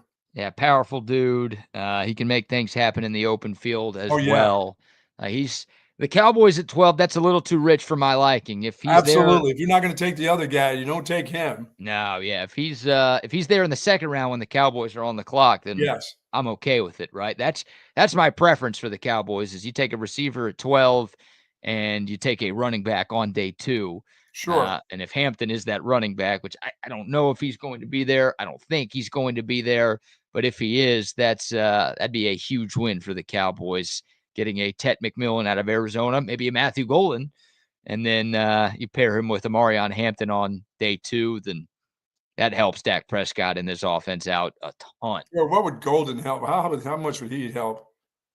Not only Dak, but the wide receiver too. That'd be awesome. Yeah, they need wide receiver help because it's CeeDee Lamb, and I mean that's really the only weapon they have in their passing game right now. Jake Ferguson is a solid tight end, but to get just an extra downfield playmaker would be very nice for the Cowboys because that is something that their roster is severely lacking right now. Yeah, I mean, I just think you're just leaving CeeDee Lamb out there to just take so much punishment. Yep. It's too many games. That's too many games for him to be your number 1 target, which it seems, and your number 2 target and your number 3 target all game long. That's just too much. Look at the team that just won the Super Bowl, right? They've got Devontae Smith and they've got A.J. Brown, and they have 2 number 1 wide receivers. And you don't need that, but you can't have a number 1 and then Kevontae Turpin is your answer at wide receiver. Like you've got to have something more than that. No, you can't have all special team guy as your second receiver. You're right. It can't be Tolbert. It can't be like those guys can play. They're good enough to have spots on the roster. I'm not saying cut them and massively overhaul your wide receiver room, but you've got to have another difference maker on offense. For sure. It can't just be a quarterback making $60 million and a super highly paid receiver, and that's all you got. You got it's an 11 on 11 It's too many games for both of them. Yeah, 100%. Yeah, Matthew Golden, by the way, announced that he will be in Green Bay for the draft. He will be there in person in a couple of weeks. So I think that's fair.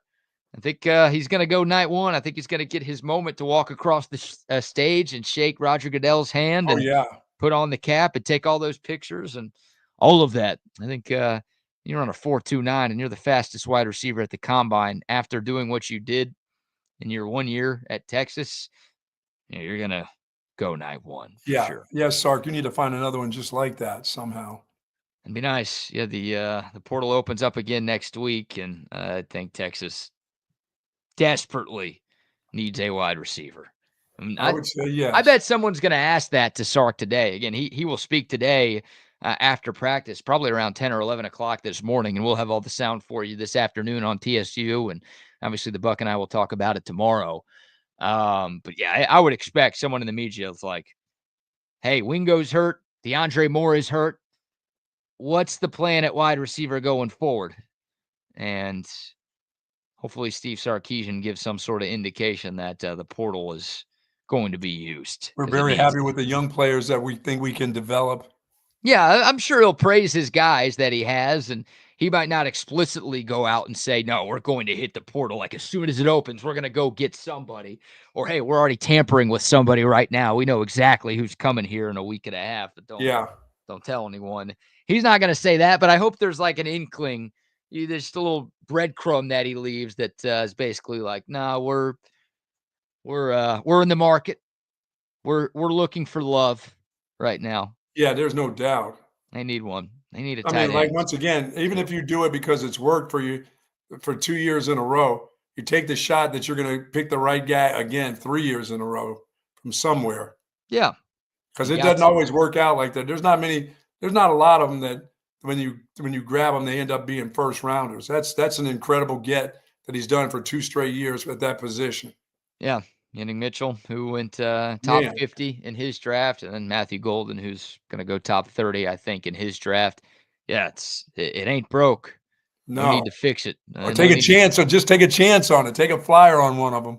Right. No need to try something new when what you've done in the portal at that position has gotten you to back-to-back CFP semifinals. Absolutely. Run that back. There are some things that need to change, but just saying, hey, we got, Arch, we love you, but we're not going to give you any help at wide receiver. That's a bad bit.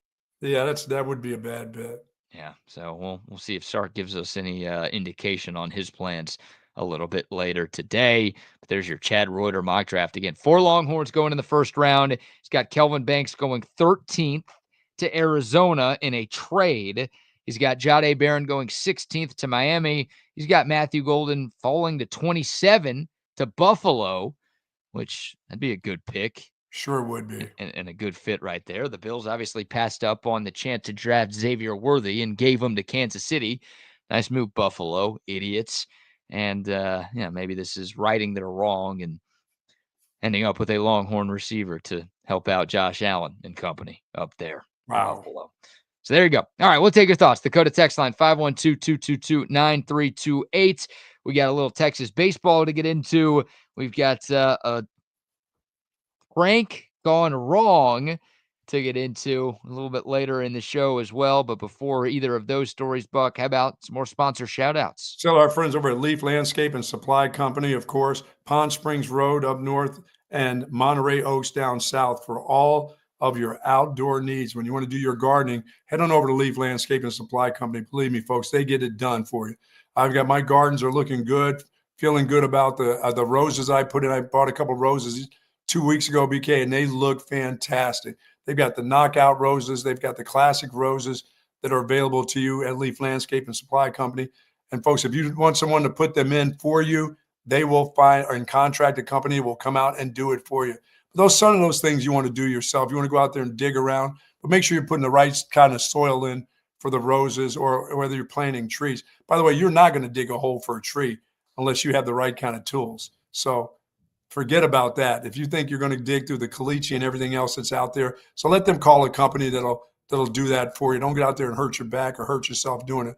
But they have all the roses, they have all the plants, they have all the fertilizers, and they've been doing it for years. I love the folks there. And if you mention Texas Sports Unfiltered, you get 10% off up to $500 worth of the goods that you buy at Leaf Landscape and Supply Company. Love those folks. Just mention us and get 10% off of everything that you're buying there, up to $500. Yes, sir. Yes, sir. Now a word from our great friends out at Covert Bee Cave. It's really a family experience. I walked in the showroom today and everybody greeted me by name. How are you doing? What's going on? How's everything going? From a price standpoint, from a customer service perspective, just conversation when you come in, it feels no pressure. I want to buy cars here. The family buying car experience, one of the best that you will ever have. Come and experience it for yourself. Covert, born and raised in Austin. And of course, Hat Creek Burger, got that double last week. Love the Hat Creek Burger. Over 25 locations throughout the state of Texas. They're up at the Metroplex. They're in Houston. but they started right out here in Austin, and they have quite the burger. They've got quite the facility. It's a family meal. Go have a nice family meal. By the way, some of the Hat Creek areas have breakfast that start at 7 o'clock. If you're interested in pancakes, sausage, bacon, find out what your location is and do they have breakfast, because they have a very fine breakfast, BK, by the way. Yes, But they do have the area for the kids, the playscapes and all that stuff. They serve alcohol at Hat Creek Burger also, for those that need to get their buzz on or at least have a drink while their kids are playing at the playscape. Get it done at Hat Creek Burger. Yes, absolutely. Can you see me? Can you hear me okay? I got you. All right. My computer's having a minor meltdown, but hopefully we're okay. Tell your computer do not go Delta on you. It is going Delta on me, but as long as you can see and hear me, then that is all that matters. I can't see you, but we'll figure that out here in a second. avconsultations.com. Congrats to Big Bro 211, Bucky, who correctly picked the Florida Gators to win the national championship. And by doing so, he wins our TSU bracket challenge. Wow. And what happened to Chip? Chip had Houston. So yes, he did. Chip had Houston. Here's how important picking the national championship winner is. Chip Brown was in first place at this time yesterday. He had a bracket in the 99.9th percentile of all of the brackets that were filled out on ESPN.com. Even my bracket had Florida. In this March Madness, Chip Brown went from first place to 33rd place just because he didn't get the champion right. Loser. So the top 32 brackets all had Florida winning it all. Chip had the best bracket of anybody who didn't have the Gators, but because he got the title team wrong, he doesn't even finish in the top 32. Sorry. So I had Florida. So do I finish okay after being one of the best last year? Even though I had Florida as the national champ, I believe. Let me see if I can see your bracket here. No, you were not in the top 32. You were 37. You and Zay actually tied for 37th place. I got to know shit about basketball. Come on, man. Look at that. Well done. Yep. You had the Gators right, which got you a lot of points last night. It wasn't a great first few rounds of the tournament for you, but again, if you get the winner right, you are going to do pretty well in these bracket madnesses. And then I lost you people some coin yesterday by switching, which was dumb on my part. Yeah, you did. 10,000 unit play. That was so dumb. How can I have this group as the champions and then switch on them? And the worst part is you had Houston plus 1.5 and they lost by 2. Oh, yeah. Yes. I actually changed it with my cousin too. I knew I wanted Florida. And I don't know what it was that made me take Houston.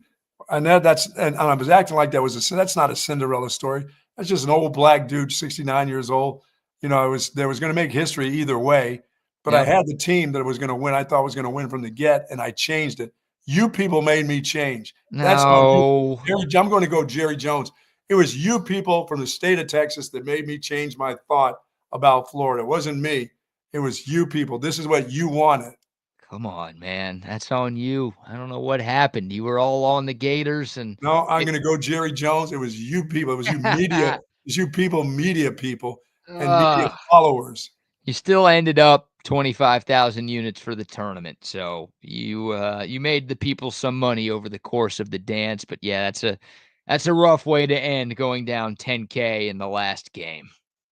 Wow. And it's our fault that we were costed money by you. Yes. If that makes sense. So congrats to Big Bro. I don't know if he's commenting right now. I can't see a damn thing. But we will get in contact with you and make sure that 65-inch 4K Samsung TV gets to your place. Thanks again to our friend Tom McKay and our friends Absolutely. at Audio-Visual Consultations. What a great gift. No other radio station in the city was giving out a gift like that for their bracket challenge. I'm excited. I'm so excited about my 85-inch screen because the Masters, it's raining in Augusta, but it's supposed to be really nice starting tomorrow again. It's going to be it's going to be a little moist, but man, it's going to be a beautiful look. The azaleas will be blooming after the rain. It's going to be gorgeous. One of my favorite times of the year for this TV. is coming up this week, coming up starting on Thursday. Awesome. Yeah, we'll spend more time tomorrow previewing the Masters, but early Let's go, thoughts, you Rosie. mentioned it. Let's go, Rosie. Oh my! Again, you're the biggest Justin Rose fan in the world. You like Justin Rose more than his parents do. Rosie, I'm not like, I'm going to go with little Harmon, who just won the Valero. Oh, you're going back to back with Brian Harmon? I'm going with Brian Harmon. I think he may have hit his stride. Okay. I like that pick. Obviously, Scotty Scheffler is your reigning champion. He's won Absolutely 2 green jackets in his career. This is the 89th playing of the Masters. Yesterday got washed out, which sucks because it was the practice round day, and that's the easy day to get tickets. And I don't know if you had tickets. I think they're giving out a refund, but that's all you get. Sorry about that.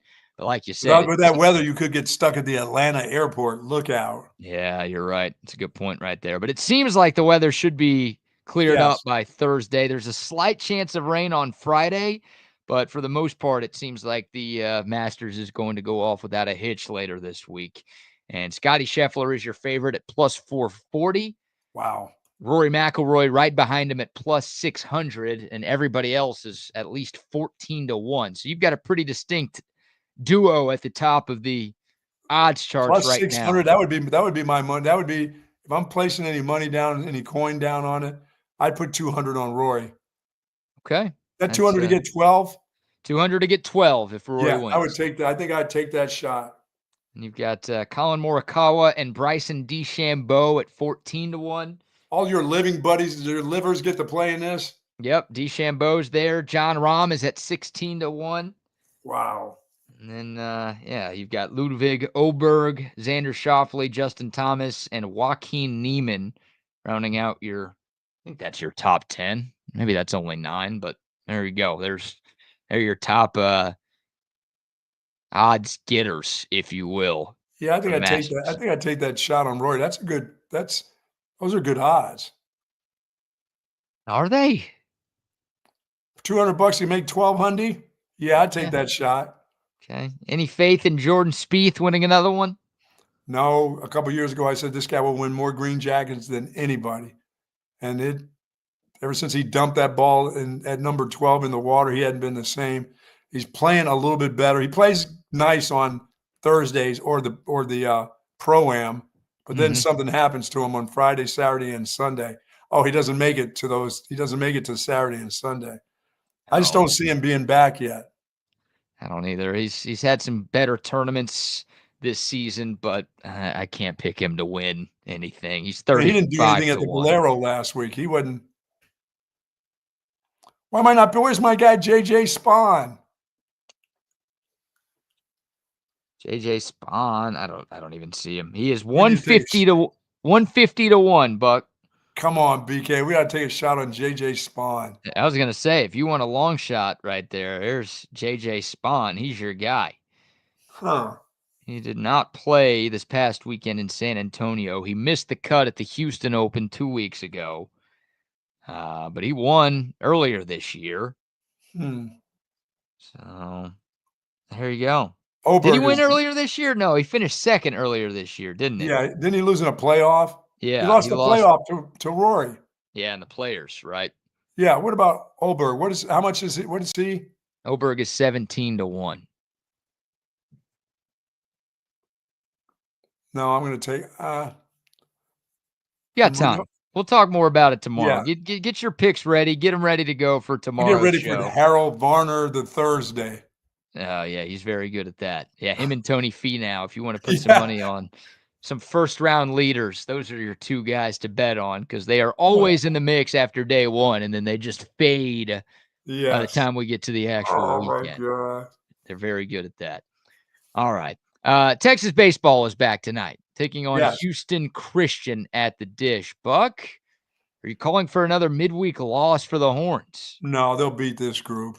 Okay, yeah, Houston Christian is 20-10 on the year, having a better season than Texas State, but this is a team. They lost to A&M, they lost to Baylor, they've lost to pretty much every major conference team that they've played this season. Hopefully the Longhorns can ride some of the momentum from their 3-game sweep of Georgia over the weekend into tonight's game. Yeah, the pitching Texas will be too much for them. Yeah, Texas getting rewarded. They move up 3 spots in the D1 baseball poll. They were number 5 last week, even though they lost to Texas State last Tuesday because of what they did against UGA. They are now number 2 in the country, behind only Arkansas, top 5 in all 3 major college baseball polls. So this Texas team is rolling right now. And again, can't say enough good things about the job Jim Schlossnagle and this entire coaching staff has done. Texas in a 2-way tie atop the SEC with Arkansas right now at 11-1 in the conference.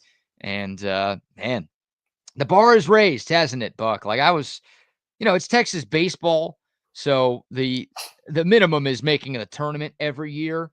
Yes. And I was like, man, a really good year one for Schloss would be getting to the super regional, right? Like, obviously, if you get to Omaha, then it's awesome. Great season. But, hey, you just make it to the super, then that's a step in the right direction. That's making it further than you got the last couple of years. And that shows that, all right, clearly things are building around here. But, man, this thing, when you start 11-1 in the SEC and you creep up to number 2 in the country in the first week of April, or I guess now the second week of April, it sure feels like this is starting to become an Omaha or bust type of year. I think it is. I think the fans should expect that. I think the team expects that too. The head coach expects it. Like I said, but there'll be that bump in the road. There'll be that couple games. They're not going to win every series. Like we'd like them to, but it's just too tough of a conference. And plus, that's the way baseball be. You're going to hit that stretch where, damn it, things aren't just going right. It's how you battle out of that. So. And like I said, it's a team that's playing with a lot of confidence, which tells me they're not going to have long losing streaks. They can lose 2 or 3, but they're coming right back. This is not going to be where they lose a bunch of series in a row. I think they're just too good, and they're too confident, and they're too confident about the way they play. They've seen it. It's a resilient bunch, right? I mean, they've only lost four games this year, but they haven't lost back-to-back games this year. Right. Their loss to Louisville to open up the season, that was heartbreaking. They bounced back with 2 wins in Arlington. Their loss to LSU, they bounced back with 2 wins against them to win that series. And then their 2 midweek losses, I guess one of them came before the LSU game. No, you know what? I lied, Buck. I got to refrain. I got to retract my statement. They did lose back-to-back games because they lost the Tuesday to UTSA. Then they lost the first game to LSU. Right. But they bounced back by winning that series. And I guess the overarching By the way, we don't care about Tuesdays anymore. Okay. That's a thing now. Yeah. I guess the overarching point is that they bounce back pretty quickly. Like you said, it's a resilient bunch. And they're still resting on Tuesday from the weekends. That's what it is. They can lose a Tuesday game against a team they shouldn't lose. Now, you don't want that to become a habit or a trend. I think. Yeah, but the trend is they lose and then they tear people's ass up on the weekend. That's okay. I like that trend. You can, I guess you'd rather lose on Tuesday than lose on the weekends, but you can do both. Yes, you can. That is possible. Texas has done that some weeks this year. So I'd like for them to start doing that in more weeks this year. But yeah, it's a great team and the bar is raised. I think people are almost expecting Omaha now, and it's just a testament to the job that this coaching staff has done. And we were all pretty excited about the Schloss hire when it went down, not only because he's a great coach, but also because he was taken from Little Bro. And you look at the struggles of A&M and you look at the success at Texas, and we have it's been validated. All of our positive thoughts about Jim Schlossnagle have been validated very, very early on. He's clearly one of the best coaches in America. And Texas is clearly one of the best teams in America. And this combination is really good right now, and it feels like it's going to be really good for years to come. Absolutely. 6:30 tonight at the Dish. Texas hosting what used to be known as Houston Baptist, but is now Houston Christian. Okay. Buck, we've got some. It's a good segue here because we've got a baseball story from the state of New Mexico to get into. Have you been keeping up with high school baseball in New Mexico? Of course I have.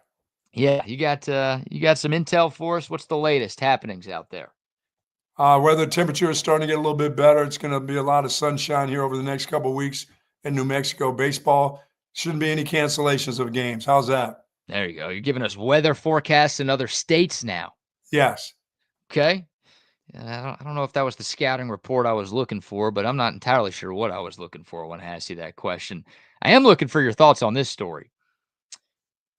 A member of the Rio Rancho High School JV team has been arrested, and he's facing 15 counts of battery. He's only 16 years young, so because he is not of legal age, we do not have a name yet. I don't know how the Dumbass state, dude.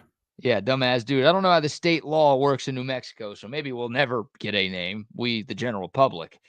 But a JV high school baseball player in the state of New Mexico has been arrested and is facing 15 counts of battery. You might wonder, well, what he did to get all of these charges against him. Some prank. He allegedly urinated into the water cooler of another team. You know, that just deserves like an ass whipping. You know what I mean? Seriously, that's one of those ones where I'm not going to take you to jail, but I'm going to send a couple of my friends over just to whip your ass. How's that?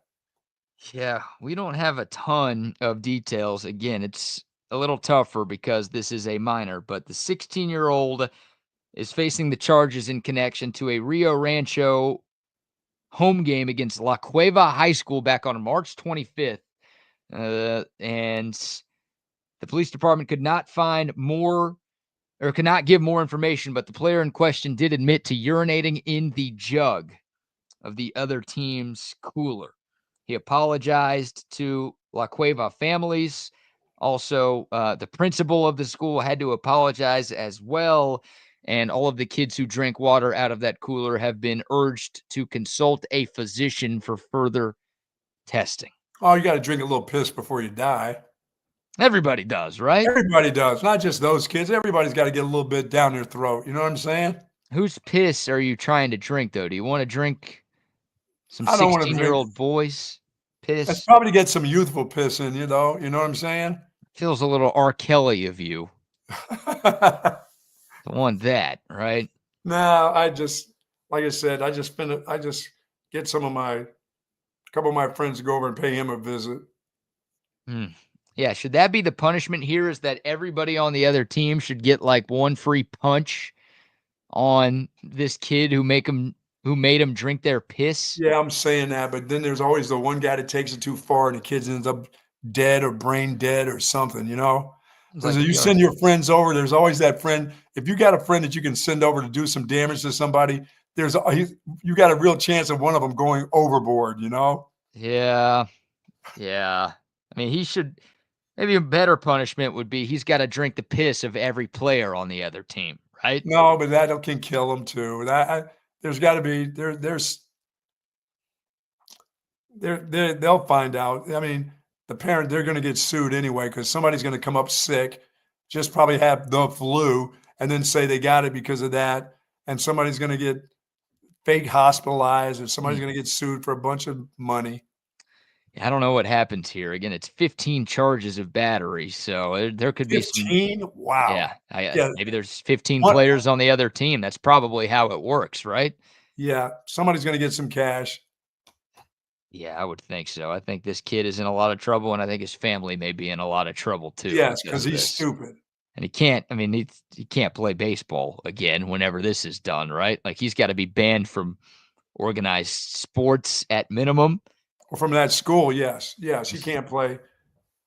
No, probably I hate when you say the remainder of his time there. What year was he? Sophomore? He's 16, so he's got 2 more years probably. And he's on JV. Yeah. So I don't think he had like a career beyond high school playing baseball. But so do you ban him from the baseball team for his tire there as a high schooler? Probably. I think he gets expelled from that school, dude. The question is, like, what other school takes him in, and would he be allowed to play any sort of sport at some other school? Or is this like, yeah, after you do something like that, we don't give you a second chance? We'll let you come to school here and get an education and get. But you're not playing any more baseball here. But also, you suck, so we're doing you a favor, and we're doing your parents a favor. They don't have to waste any more time and money watching you ride the pine on JV baseball. So you're welcome. watching you go behind the stands and pee in somebody's jug. Yeah, but I wonder how he even did this, right? No, again, no details. Like, how did he, because it's the opposing team's cooler, right? I assume with JV baseball, the team travels with their own cooler. Yeah, I mean, he probably peed in a cup, BK, and found a way to get it over there and dump it into their Gatorade. He probably didn't just whip it out and pee in it. He probably put it in a cup, found a way to get over to the other side, and just put it in their jug before the game. I just wonder, like, because I can't imagine they've got like locker rooms accessible. Maybe this is a nice school with locker rooms, and everybody on the other team was just in the locker room before the game hanging out. But Yeah, I can't imagine. No, that's not wiener on the top of Gatorade thing. That's in a cup and then dump it in. But how do you get to the other dugout with that cup? I'm with you. Like, I don't think, he just whipped it out and peed in there. I think he peed somewhere else and poured it in. But how do you do that without getting caught, like in real time? How do you get that in your mind to do that? I mean, hey, you need a competitive edge, man. Trying to help your team win. God. That's a good way to win the game, is poison the other team. I always think when I was hearing about peeing on your hands and peeing on your feet and getting rid of, I mean, that's weird enough, but peeing in somebody's drink, that's way over the top. Well, you did pee. It's a little over the top, my friend. You basically did pour your own urine down someone's mouth when you were driving to Atlantic City that one time. Well, I had to use the bathroom and they refused to stop the car. And I was at the point of no return. And you ended up whipping it out the window and peeing, and it got in someone else's mouth, correct? I opened up the back door of the car, and it just happened that I didn't know about physics. You know, you're a physics guy. Why didn't when I opened up the door, did it not go out to the back? Shouldn't it have gone that way around the outside? Why did it come back the other way? The funniest thing you've ever said was calling me a physics guy. Yeah, I mean, you should explain to me. You know, when I thought about that, I was not a physics major. I was still just a education major at Boston College when I decided to do that. And I was thinking, open up the door, the wind's going that way, you know, and you pee, it's going to go out the back towards the gas tank. I didn't realize that the physics of it made it shoot back the other way and hit the driver in the back of the neck and in the ear and in the passenger. Sorry about that. If I tell you I have to go, that means I have to go. Now I'm wondering if you should be charged with battery for what you did. Kid's had a long, wonderful life since then. I still know he's doing well. He's grown. He's grown. I helped him grow. Maybe you've passed the statute of limitations, so he can't go sue you. He can't do a thing about it now except for remember it as, hell, I'll never be in a car with that guy again. One guy forced 15 people to drink his urine, and he's facing 15 different counts. You legitimately whipped it out and peed in somebody's mouth. I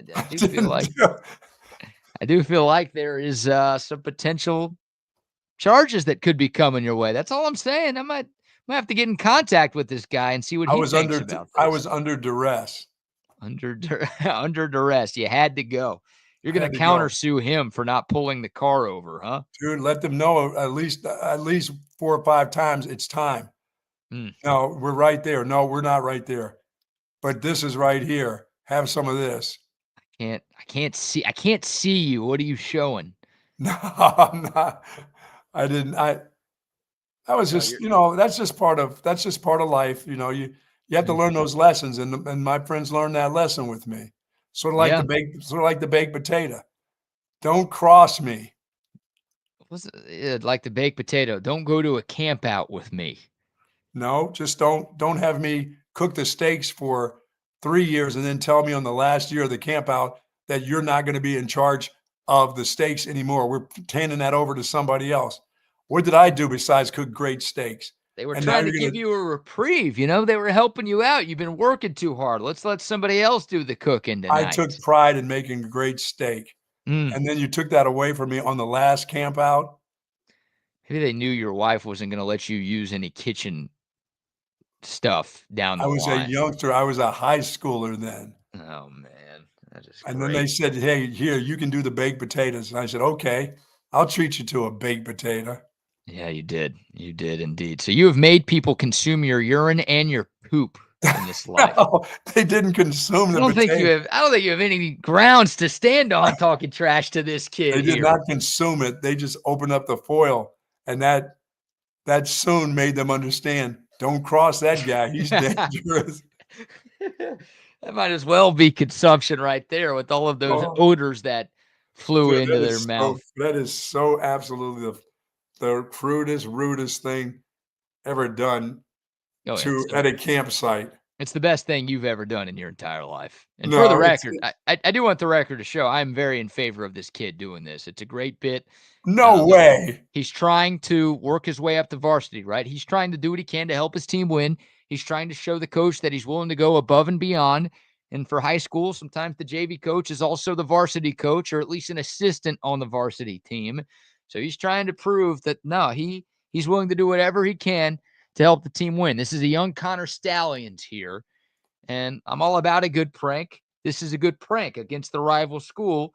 This is a job well done by this 16-year-old. You can't take that. You can't let a guy ingest your pee. That's wrong. That's wrong. That's like going to a camp out and peeing in a guy's mouth. That's bad. You just can't do that, VK. That's not right on any level. They shouldn't, they should have smelled it beforehand and smelled the urine and then dumped it out.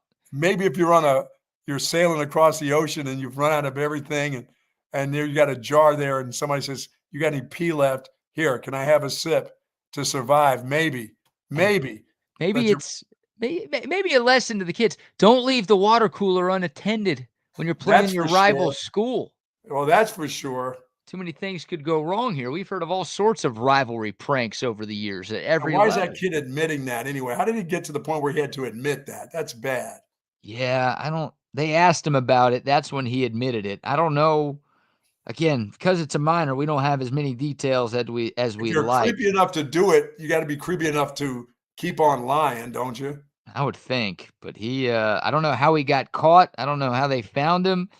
I don't know, when they realized they were drinking piss in that other dugout, but yeah, that's what happened. Should have just dropped some stool softener in there instead. That would have worked. Horrible. What a horrible story. Yeah, so there you go. All right, quick shout out to OLIPOP. We talked about them a little bit, but I will be making a run to the store today now that I'm back in Austin, Texas, USA, America, and I will be restocking the OLIPOP. Absolutely. 19 great flavors, and every single flavor of OLIPOP is good for you. If you haven't tried it yet, you are missing out.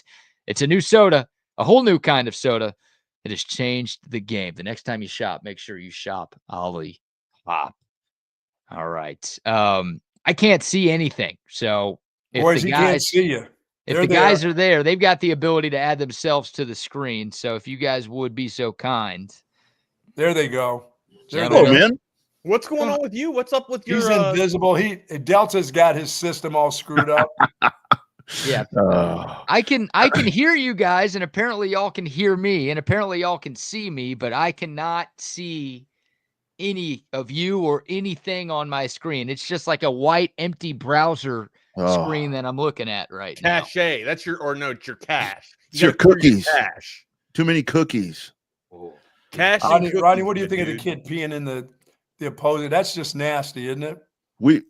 Back when I was playing football back in the old days when we had leather helmets, we allegedly had a football manager that what he would do, Buck, is the cooler of Gatorade that you're talking about right there. Sure. That dude, instead of using the old broomstick to mix it up, he would just like put his arm in there. I mean, and just round and round. Never caught him. We never caught him. We drank it. Gatorade was great. Gatorade was great with a side of arm hair. I'd have put some Visine in there instead of taking a piss. Drop some Visine in there. You'd have had them crapping all over that baseball. Kids, this is not a tip for the kids in the car. Oh, that's right. Yeah, there's just some things that you shouldn't even say on this show, and I'm going to leave this one out. That's you can't pee. You can use your imagination. There you go, Wags. Good job. You guys used an arm. Let's go third arm here. I was gonna say, I thought that's where Double R was going. Is the guy used his Johnson to stir? All right, I'll pull it out here for this one. It wasn't me. What? It wasn't me that did it. Okay, but a very close friend of mine and I didn't agree. I didn't even agree with him at the time when he did it, but he still did it, and it was funny as shit. But yeah, he used the third arm to stir the drink. No way. I just Oh, never. yes, I've he never- did. Oh, yes, he fucking did. I How was big is around that some thing? nasty. I was around nasty guys, but I That is never. it's very nasty. Very nasty. Was it I mean, Ron I've Jeremy or only had what? these little deals where I had to put a banana in my rear end with my gray shorts and walk the line at school as that was my hazing deal. That's as far as I got in hazing. Was as a freshman, I had to stick a banana right in my butt and walk through the line with my tray at lunchtime. And if the banana fell, I had to go back and stick the banana back in there and make it through the line, get all my food, and go to the table and sit down. You know what? I wasn't as tight, obviously, then, because I dropped that banana and had to go back and stick it back in the gray shorts in there and go back through the line again. And I made it the second time. And that's in front of the whole school. That was awful. That's as much hazing as I've ever had done. I've never had any weird thing where somebody stuck their Johnson on my neck while I was sleeping or any of that kind of stuff. So we had a female that was a driver in the field one day for us when we were in the Marines. And I was in the School of Infantry at the time. I wasn't even an actual Marine yet. I was still student status. I went through boot camp and went through school, or I was going through the School of Infantry. And we were in the field, so I had to take a shit. And you see the movies or you read your field manual, and you usually go away and you go downfield and you build your saddle trench. I had no idea that there was a female in the field. Like we're an all male infantry unit. You know what I mean? I had no idea. Dropped my trout. I'm taking a shot. Yeah, I think there's just nothing but dudes here. You can walk around in the field, right? Sure enough, female driver sees me and she goes, "Staff Sergeant, look at that Marine." Wow. Staff Sergeant sees me and he has to do something, reprimands me, makes me low crawl. And as soon as I go, he goes, "Come here." I didn't even have a chance to wipe yet, guys. Pull him up and run over. I was getting ready to pull up, and he goes, "No, you come as you are, Marine." Made me low crawl with my trout all the way down to my ankles. I had my dick just dragging in the dirt and the sand in North Carolina. I don't know if it was dragging in the shit in my ass. I wouldn't go that I had far. sand going all up in my ass. It was causing sparks and shit. Did he say it was dragging in the sand? I found out he was actually fucking that, or excuse my language. I found that he was actually sleeping with that Marine. Yeah, it was all to impress that Marine. So that was the worst hazing that I had. Right there. That was plenty. You know what I would do to guys, to people in general, is like we'd sit around and drinking beer, doing whatever, and I would always have that with the habit that I still haven't quit. I would always have that spit can, and so usually in a beer can or whatever. So if a guy's getting a little tore up, I'd always kind of slip that beer can near him. Oh my God. He's over there reaching for that stuff, and he takes a big old swig, and it's a little bit of I'd rather drink the pee. Yeah, it was, that's awful. I would. Yeah. I'd rather drink a whole glass. Yeah, that's awful.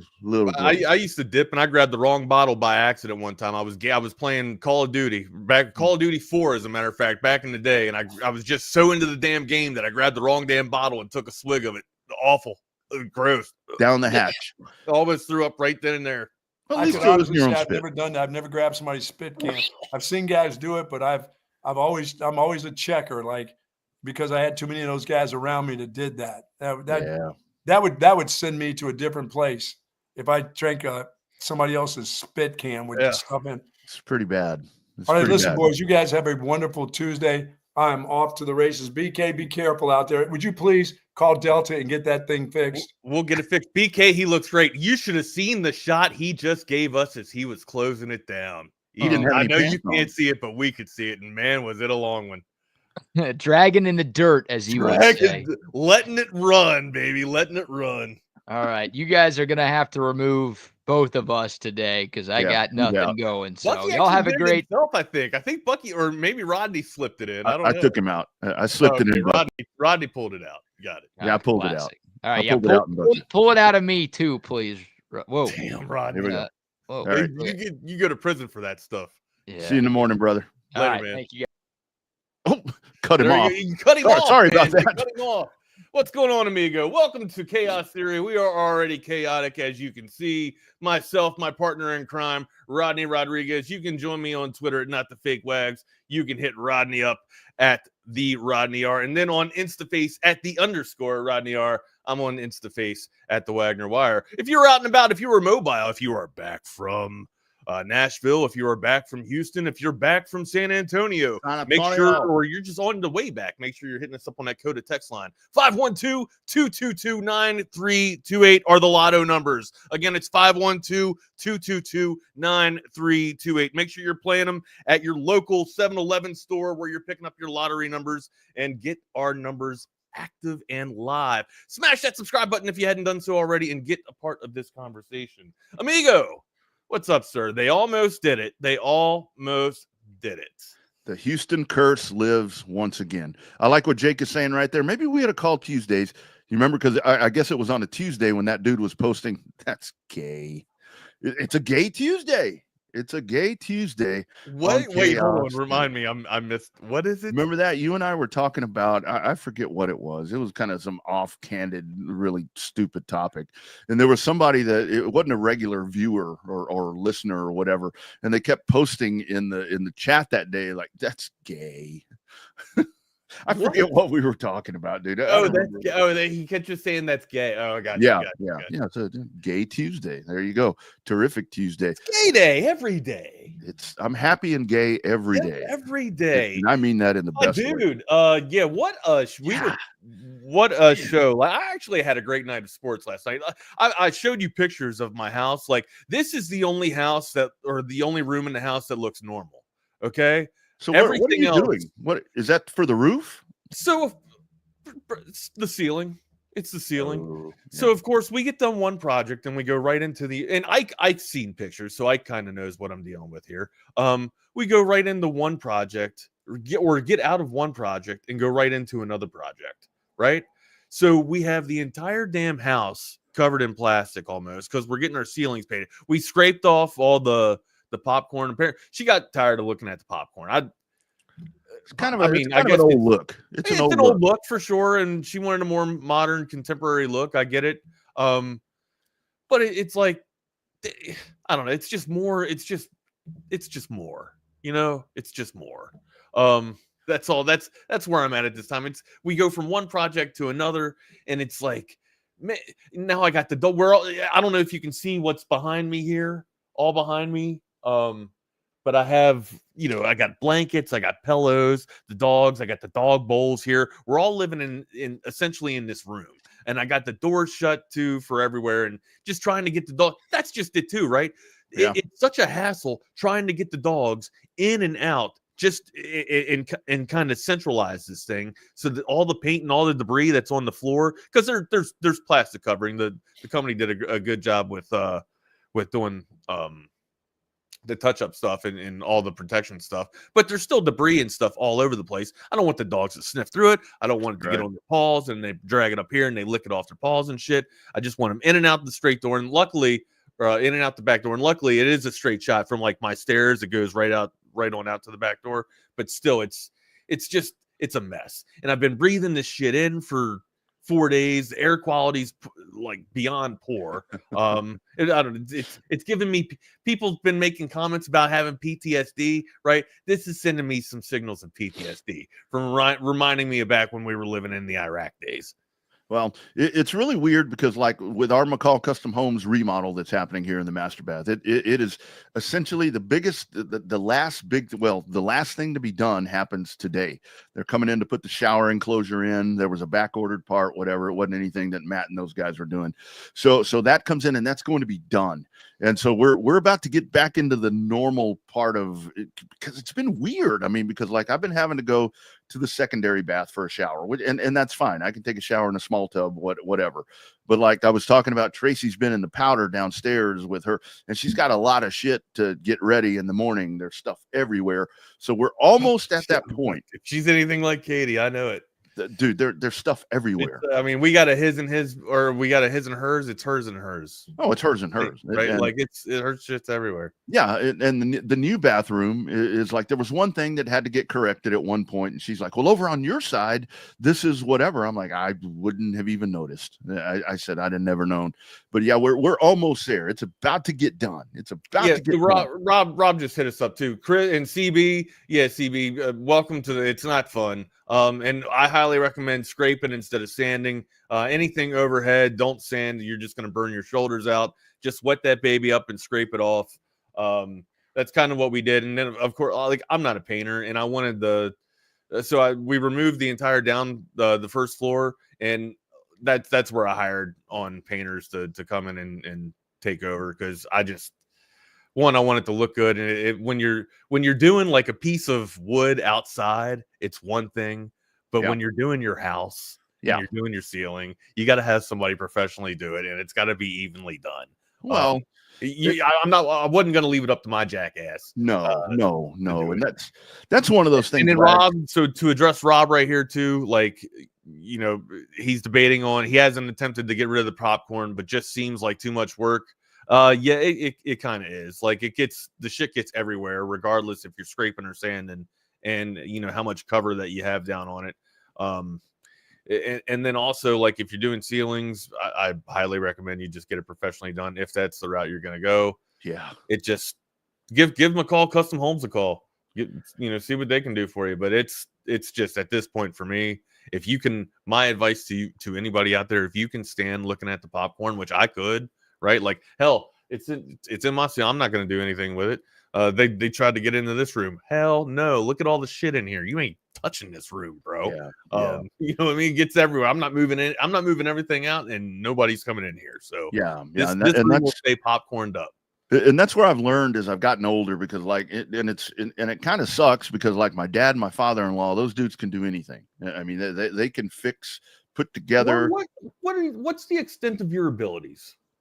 Not much. I'm really good. I mean, you can do brakes, you can do oil. When it comes to cars, I mean, you can do pretty much anything with cars, right? I could work on older cars. You can lay down foundation and then build a shed, right? No. But I'm sure you could figure it out. I did it with my granddad. I know people that can. And hell, anything's on Google these days. I'm pretty damn good mechanically and electronically too. Hell, I can retro power. I can I don't know. I learned a lot of shit on the job with Tom, man. Yeah. Tom's a pretty damn good Tom. I'll tell you what, if there is ever a apocalypse that happens, Tom McKay might be the only thing I don't think he can do is make bullets, right? He can do everything else. Yeah.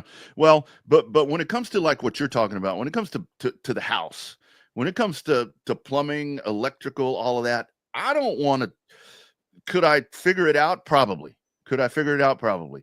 But I'm going to have the peace of mind for my family that I'm going to have it done by somebody that knows exactly what they're doing. If I'm going to try to do something electrically or plumbing wise, I don't want to be like, I'm about, I don't know, 80% sure that, the house won't burn down. Yeah. It's a pretty small amount of percentage, but I still have those feelings that you're talking about. Like, is this safe? Did I do this safe or not? You know what I mean? Yeah. It's like the Tim the Tool Man.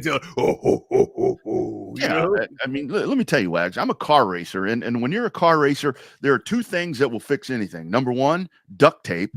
Number two, a tie strap. That will fix anything. No, it's not just any duct tape though. It's got to be that duct tape that you get on the infomercials where you plug they got that crack in the bolt, whatever, and they put that seal tape on there and it sticks. It's that special tape right there, bud. You see that one where that dude's out in that paddle boat and he's like, "Oh, I have a leak," and he puts that shit on there. Yeah, that's what I'm talking. That's the stuff I'm talking about. I can't remember the actual name around. I don't buy that, and it's only $29.99. Wow, that's right. But if you buy it now, it's $19.99. That's right, and you get three rolls. Let's get into. Let's break down a little bit of this national championship last night. It felt like it was back and forth, but it really wasn't. It was only back and forth for the last, I guess, minute and maybe minute and a half of that game. Mm-hmm. Houston dominated and led, and with almost a 10-point lead, with 2 minutes left, it's almost kind of identical to how they took Duke down, right? Or how they came back and beat Duke. 9-0 run in the last I think minute I don't have the actual time, the time sat down, but it was like a little over a minute. It was a 9-0 run for the Gators to surmount this comeback, and like just absolutely heart-wrenching for Houston Cougar fans, for Kelvin Samson. I mean, it was It was a collapse, in my opinion. It wasn't anything that Florida was doing. It was just Houston missed shots. And then the ultimate, and this is where you really feel for Sharp, right? Because Sharp has hit so many big shots for Houston. And this one, he just trying to collect himself, trying to put the dagger in the coffin there. And then, man, just ended up, at least he had the right mindset to drop the ball and not touch the ball again, but it was just had to rely on one of his mates to pick up the ball. But just an unfortunate situation. Realized that he was maybe a little bit too far out of his range and wanted to put up a better shot, but at that time just got up in the air. And when you're up in the old adage, the coaches tell you that all the time, don't go up in the air, especially if you can't find your spot that you're landing or you can't find the outlet that you're throwing it to, right? And unfortunately, it was just a really bad shot that he looked like he was going to take. But honestly, man, in desperation, you kind of got to heave that thing up.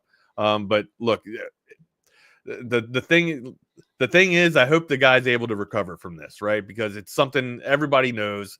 Everybody's trying to be the hero, and it's an unfortunate situation. And you got to know that the guy feels bad enough already, right? You have a chance to win a national championship, and you're trying to get the thing into your own hands and not even tie it up to kind of put your team over to go for the win, and you can't even get a shot off. It's just brutal, absolutely brutal, Rodney. That's the hard part about it, is that it ends that way. And like you said, ironically, the way that Houston beat Duke. I mean, but when you go in your last 6 possessions and you lose by 2, and then you can't get that last shot off, and you look at the last 6 possessions, 2 missed shots and 4 turnovers. Yeah, it's just a total collapse. And the bad thing about it, Wags, is I'm watching this in the first half, is Houston did everything that they wanted to do. I mean, the swarming defense, Walter Clayton, offensive rebounds. I mean, second chance points. They were battling. I mean, they were dominating, Rodney. Yeah. They had it. I can't really say dominating, but they did have command. It seemed like they had command at one point. I believe it stretched to like double digits.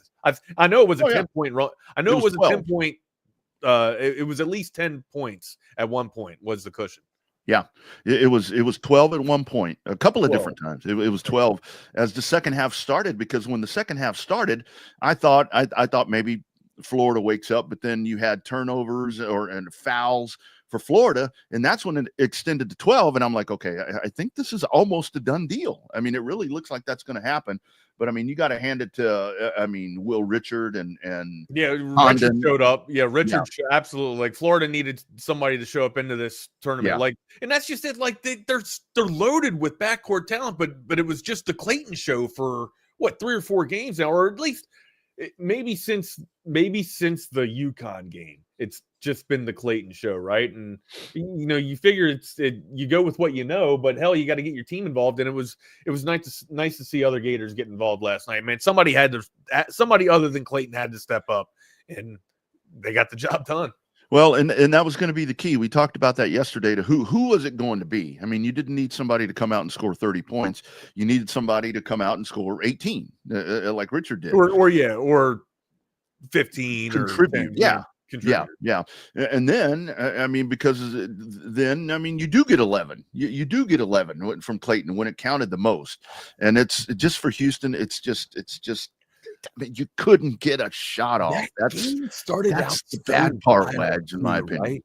Like, that game started out just absolutely crazy. Like, it seemed like everybody was throwing up shit shots or just terrible selections. And you know what? Samson kind of addressed this too, right? He kind of addressed the nerves issue of a national championship performance. And that's actually what it felt like. It felt like people were just up there, throwing up bricks. I mean, it did. It was brick central. People were missing badly. They weren't even striking. Not even close. There were air balls. Yep. Side backboard shots. I mean, it was pretty damn awful. I mean, just ugly corner of the rim shots. I mean, it was pretty bad. People were behind the backboard. Like, one dude from Florida was behind the damn backboard and shot forward and missed the goal in general, and or entirely rather. And I guess they called it foul, and I didn't see a foul, but I don't know. He was able to get to the line, but that's neither here nor there anymore. But Gators are the champions. They take down the Cougars 65-63, and just an opportunity squandered, in my opinion, for the Cougars, because they were well ahead of the Gators and had this thing basically put to bed, Rodney. And I have to tell you what was a little frustrating about watching this was, again, in that first half with some of those shots, I liked the aggressiveness. I like the officials just kind of letting them go at it. There were a couple of different times. I mean, the wife and I were watching the game, and she's like, "So what's a foul? What's a foul these days?" Because they weren't calling anything in the first half. And then you come out in the second half, there were 29 fouls in this game, and I think 25 of them were in the damn second half. To where it's like, and again, I'm not a big proponent of going to blame the officiating, but the two halves of the game were officiated very, very different. Where I did like, in the sense that in that first half, in that first half, they were just kind of letting them go.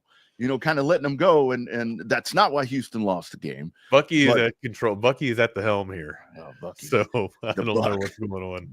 The Buck is at it once again.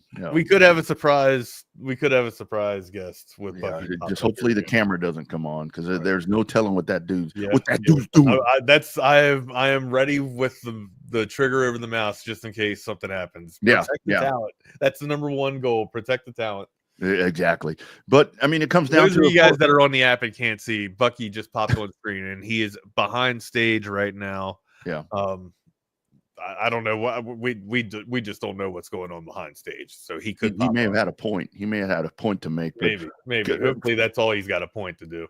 Yeah. Florida kind of went Houston there, man. I mean, they got really aggressive on defense, and still, it's like, was it aggression, or was it just missed shots from Houston or missed opportunities? I mean, there were turnovers down the stretch too, which, I mean, that is a result of tenacious defense. But ultimately, I thought the night was Houston's, or should have been Houston's. Their defense was head and shoulders above the level of effort that Florida gave. It's just I don't even know the stat. I think Florida only led for less than 2 minutes in this game. A minute and 4 seconds. A minute and 4 seconds. Thank you. But yeah, they led when they needed to, which is that's why it's an absolutely gut wrenching of a performance to see it's squandered like this, right? Maybe if the lead was kind of balanced a little bit between two teams, but damn, man, it felt like a dominated Cougar game, and then all of a sudden the Gators just said, snatch it right from you. It really does come down to, I mean, I talk about Houston sports curses all the time. I mean, I know the Rockets have won. It's crazy because I don't believe in that stuff, but apparently you're right. Man, because it's like for the Cougars, I mean, this is very reminiscent of the way that they lost that 83 national championship. And then the next year, to Georgetown, and just all the missed opportunities with the Oilers, and the Texans have kind of been flirting around with whatever. But they have won championships. That's where it's a lot different from other cities, to where it's like they just can't win shit.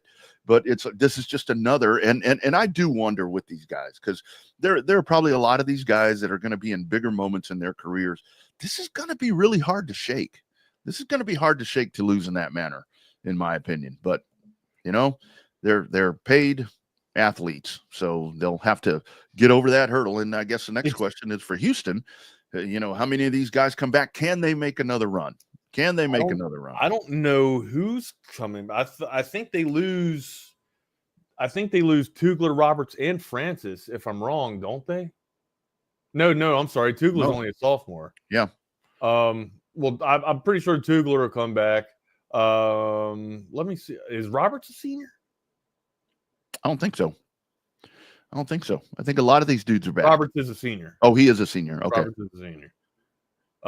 Sharp is a junior, so Sharp might come back. But I mean, I thought Sharp had a great tournament too. It's like you said, there's a lot of dudes that could be playing in the association, or maybe even getting to the G League after this. But it was tough for Sharp, man. I mean, your heart's just got to go out for the guy. That's just a brutal way to have it, man. But it's funny, you mentioned Coach V, right? Or you didn't mention Coach V, but you mentioned Houston there, and Coach V took down Houston, right? Was the youngest coach to do this until last night. And now Todd Golden, Florida Gators head coach, becomes the youngest coach since Jimmy V to win a national championship. Is this a new dynasty building in the college basketball landscape, or will it still be some time before we see another run kind of like UConn? Or hell, I mean, is UConn's runs over? It really does seem It seems like the UConn run is come to a close, right? Yeah. It really does seem like to me, and especially now that you have won. I mean, this isn't their first national championship, but now that Florida has won a national championship in this era, I mean, what's that going to do? I mean, that's going second youngest. Thank you, CB. I thought he was tied for the youngest. That's going to want to bring people to your program. So I don't know if this is something where we're going to have Florida on a little bit of a run right here, because it's just so ultra competitive. And this is where when we talk about Texas, this is where we talk about under the right leadership, can Texas kind of wiggle themselves into this? Because I don't consider Florida a blue blood basketball team, but even though they've won 3 titles, but I think now with the changes in NIL and the portal, I think they pretty much put themselves in a spot to where they can start ascending to that, which is what I hope Texas does. So, but Texas got a lot of work to do. I'm not comparing Texas to Florida, but I mean, this could be the start of a really good run in a strong SEC. So, and for Houston, it's like, what's next? Like we were talking about, can they get back? I mean, Kelvin Samson, I'm assuming he's not going to walk away now. We talked yesterday. I thought he might ride off into the sunset. I don't think that he can ride off with that sour taste in his mouth. And that was one beat up dude last night. Man, I felt for him. I felt for him listening to him. Absolutely brutal. Yeah. So Florida will lose Martin. They'll lose Clayton. I think they lose Richard too. Yeah, they'll lose Richard. So Florida's going to lose some pieces, but they'll still have some pieces. And then Jake thinks they'll be a top 5, a preseason top 5. I don't know if they'll be that high, but I think they'll be around there. I think the Gators will be around there. Of course, they got to supplement some pieces here, but of course, that's if they are doing what we think they're doing, then we think they'll be able to kind of plug and play pretty simple. And like you were just mentioning, the transfer portal too, they can get active with NIL. Things could be getting a little bit more bluer for the Gators there in terms of being that blue blood. What else we got here? Oh yeah, I was just treated to. After the national championship last night, I turned on the O's and the Snakes. Gunnar Henderson, buddy. It's just a really good time to be an Orioles fan. That's all. That's all. We'll talk a little bit of baseball here in just a second, man. But I'd be remiss if I didn't tell you, you do this, you view your optimal sports setting and movie setting. You bring yourself in the perfect environment. Look, I've been living in one room, and that's all I need for 4 days now because of audio-visual consultations. I got arcade cabinets. I got dog food. Even, you know what I mean? They could probably even set up like a retro dog food bowl for you. I mean, they could do any damn thing. I don't want to put everything on their menu, but just ask Tom. Consult with Tom. 512-255-8678. That's avconsultations.com's number. Just give them a call, man. If you want the 2 TV setup, the 3 TV setup, or the 4 TV setup, hell, maybe they can just do an entire video wall for you. Your entire wall. I mean, I've seen 82 inches before. I've seen 90. I've seen over 100 before with Tom. Anything's possible with audiovisual consultations. No job's too big. No job's too small. It's 512-255-8678. It's avconsultations.com. That's right. No better way to watch. And of course, this week we do have the Masters. So golf looks really good on that Tom McKay system. I saw Longhorn Bear say there, old Jim Nance, he probably brokenhearted. He's not going to say hello, friends. He's going to say hello, bitches. Probably a little upset after that one. But I'll tell you, if you're in the market for a new or pre-owned car, truck, or SUV, there's one place to go. We talk about them every day right here on TSU. It is our friends at Covert Bee Cave, covertbeecave.com. Weekly specials, 3 dealerships on site, and 7 different brands. Here's a word from our friends at Covert Bee Cave. It's a family atmosphere. It's not just when you stop in, you buy your car. From communication to expertise to professionalism, it's exactly what I expected from the Covert family. So they make it so easy for me. That car that I wanted, they found it, and I didn't know if I can afford it, but they make it possible. You'll see that they really will move mountains. They're going to do what they need to do to get you what you want and make sure you're happy with it. Come and experience it for yourself. Covert, born and raised in Austin. That's right. Nobody beats Cover Deal. Not now, not ever. Speaking of the Masters, have you seen that?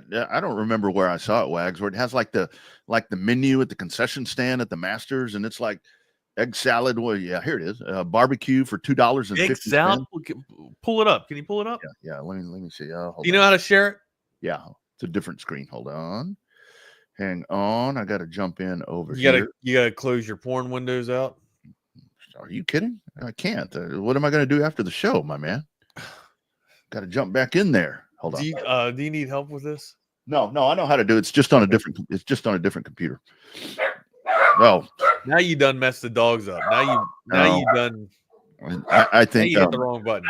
Well, right, what's this thing got? We got what, egg salad here? You said the magic word. You said porn, and now my dogs are going crazy. Hang on. Let me quiet them down. All right. Suspense. I'm waiting. All right. While we're waiting for this, let's play it. Here we go. So this is at the concession stand at the Masters. And if you go to a sporting event, I mean, you don't find stuff that's cheap like this. So you got egg salad, pimento cheese. Hold on. This is at a golf course? This is at Augusta at the Masters. This is at the Masters.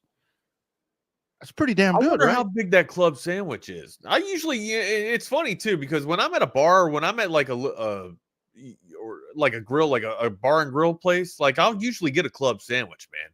Like a good club sandwich is pretty. Oh, look at the beer's only $3.50. Yeah. And domestic sausage biscuit $1.50, a coffee $1. These are these are like 1980 prices here. Yeah. And this is like now. I mean, domestic beer $2.75, soft drink $1. I'm assuming that's like a Pepsi or something. Let's go down here. Snacks, candy $1, chips $1, peanuts $1. Are you kidding me? That I could do that every day. That's the way it should be. That's the way it should be right there. And that's at Augusta. I mean, I see somebody. All right, hold on. So we do, somebody in the chat brings up a good point. We're talking about these sandwiches here. We'll get to the, let's talk a little bit more about this real quick. Masters Club is probably the best that I'd go. I'd be intrigued with the barbecue. I'd like to see what that is. I know, right? Yeah. I'm wondering what the hell their barbecue sandwich is. And then maybe the chicken. I'm not really too big on just a regular chicken breast. Like, I'd like to see what's going on with this grilled chicken breast here. If you're gonna spice it up a little bit there, put some zesty sauce on it, or maybe do a little bit of grilled pepper jack cheese on there. And then the ham and cheese on rye doesn't really move me that much, but I'll tell you what moves me, Rodney, are these prices. These prices are legit. That's a thing. Fresh fruit. What constitutes fresh fruit? Like fresh fruit, like I'm going to pay $1 for an apple. I'm going to pay $1. No matter what the fruit is, I'm paying $1 for it. Or are we talking a fruit bowl? I thought maybe it was like a little one of them little fruit cup things, with the A lid. fruit cup. You know what? You know what's missing on here? A parfait. I would like to see a parfait. Or is that something that Georgia really doesn't do? Georgia doesn't really get down with the parfaits, huh? Yeah, that's probably not a Georgia thing. That's not a Georgia thing. But I do go back to, not just, going straight to it. The beer prices. I mean, because it's like the car show I was at in San Antonio this weekend, they would sell you a beer, one of them big 25-ounce beers, and it was $13. I mean, I would assume that maybe these are 12-ounce beers. I don't know, but I mean, that's 70s and 80s prices right there for that stuff. Now we got sirens going on around here. You got all kinds of stuff going on here. All right. Well, as soon as Rodney gets done sharing this screen, I'm going to share the tournament standings with everyone here. We have a winner, and it seems to be Brian Alejandro, who is Big Bro 211's picks. That's apparently what we're looking at here, or we're looking for. And yes, it is. You are at the top of the list. I finished at 157. I kind of bottomed out there. I was striking hot while it was or striking gold while it was hot there, whatever that analogy is. But Big bro, Brian Alejandro, you are the winner here. Let's take a look at your bracket, my guy, if you don't mind. Let's be intrusive. All right, what was some of your misses here? You had Texas A&M. Okay, apparently you just wanted them to lose. I gotcha. No, I mean, come on. I wasn't buying everything of what Rodney and Al was saying about Yale, but all right. So you had a little bit of some misses here in the first round. Not too bad. Wanted UConn out. Thought that they would get upset.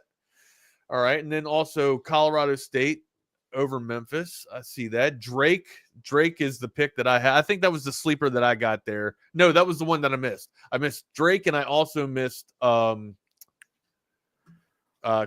State. I had Memphis over Colorado State, and I also had McNeese. McNeese was my late sleeper. I missed on like a Liberty pick too, I think. But yeah, this is, dude, exceptional bracket. You missed a couple in the first round, and then you got hot, amigo. And that's where you really gotta strike it when it's gold, man, at the end of it there. But hey, congratulations to Brian Alejandro. We will get your name written down here and get it over to the authorities that we can get you that TV from Tom McKay. You know, I was so with that bracket there after the first weekend, you know, I was like, okay, it's over, you know, whatever. I kind of sucked because I took a flyer on a couple of different ones right there. But when this thing was all said and done in the TSU bracket, because I had Florida, I had everything right at the end when it counted. I think I finished seventh in this thing. Did you? So hold on now. Hold on. We can confirm that. Yeah, it should be Ronnie. Look for Ronnie. Ronnie, you are seventh. Yeah, I was like, and I won this other league that I was in. I use one bracket. I don't do like. How in the hell did you get that high? You missed like a good bunch of your first. Well, I guess missing in the first round doesn't really matter. Yeah, as long as you have horses to carry you through. If you missed in the first round, it doesn't really matter because it's not that much of a point. It was all on the backside. Not that many points you're accruing in the first round, right? Yeah, it was all on the backside, dude. Because it was like I kept seeing that I was climbing. Like back shots for Ronnie. That's what I do right there. That's what you do. That's what Ronnie does right there. But yeah. Hey, on that Masters thing. So right quick. So I guess you know how the winner gets to pick the meal.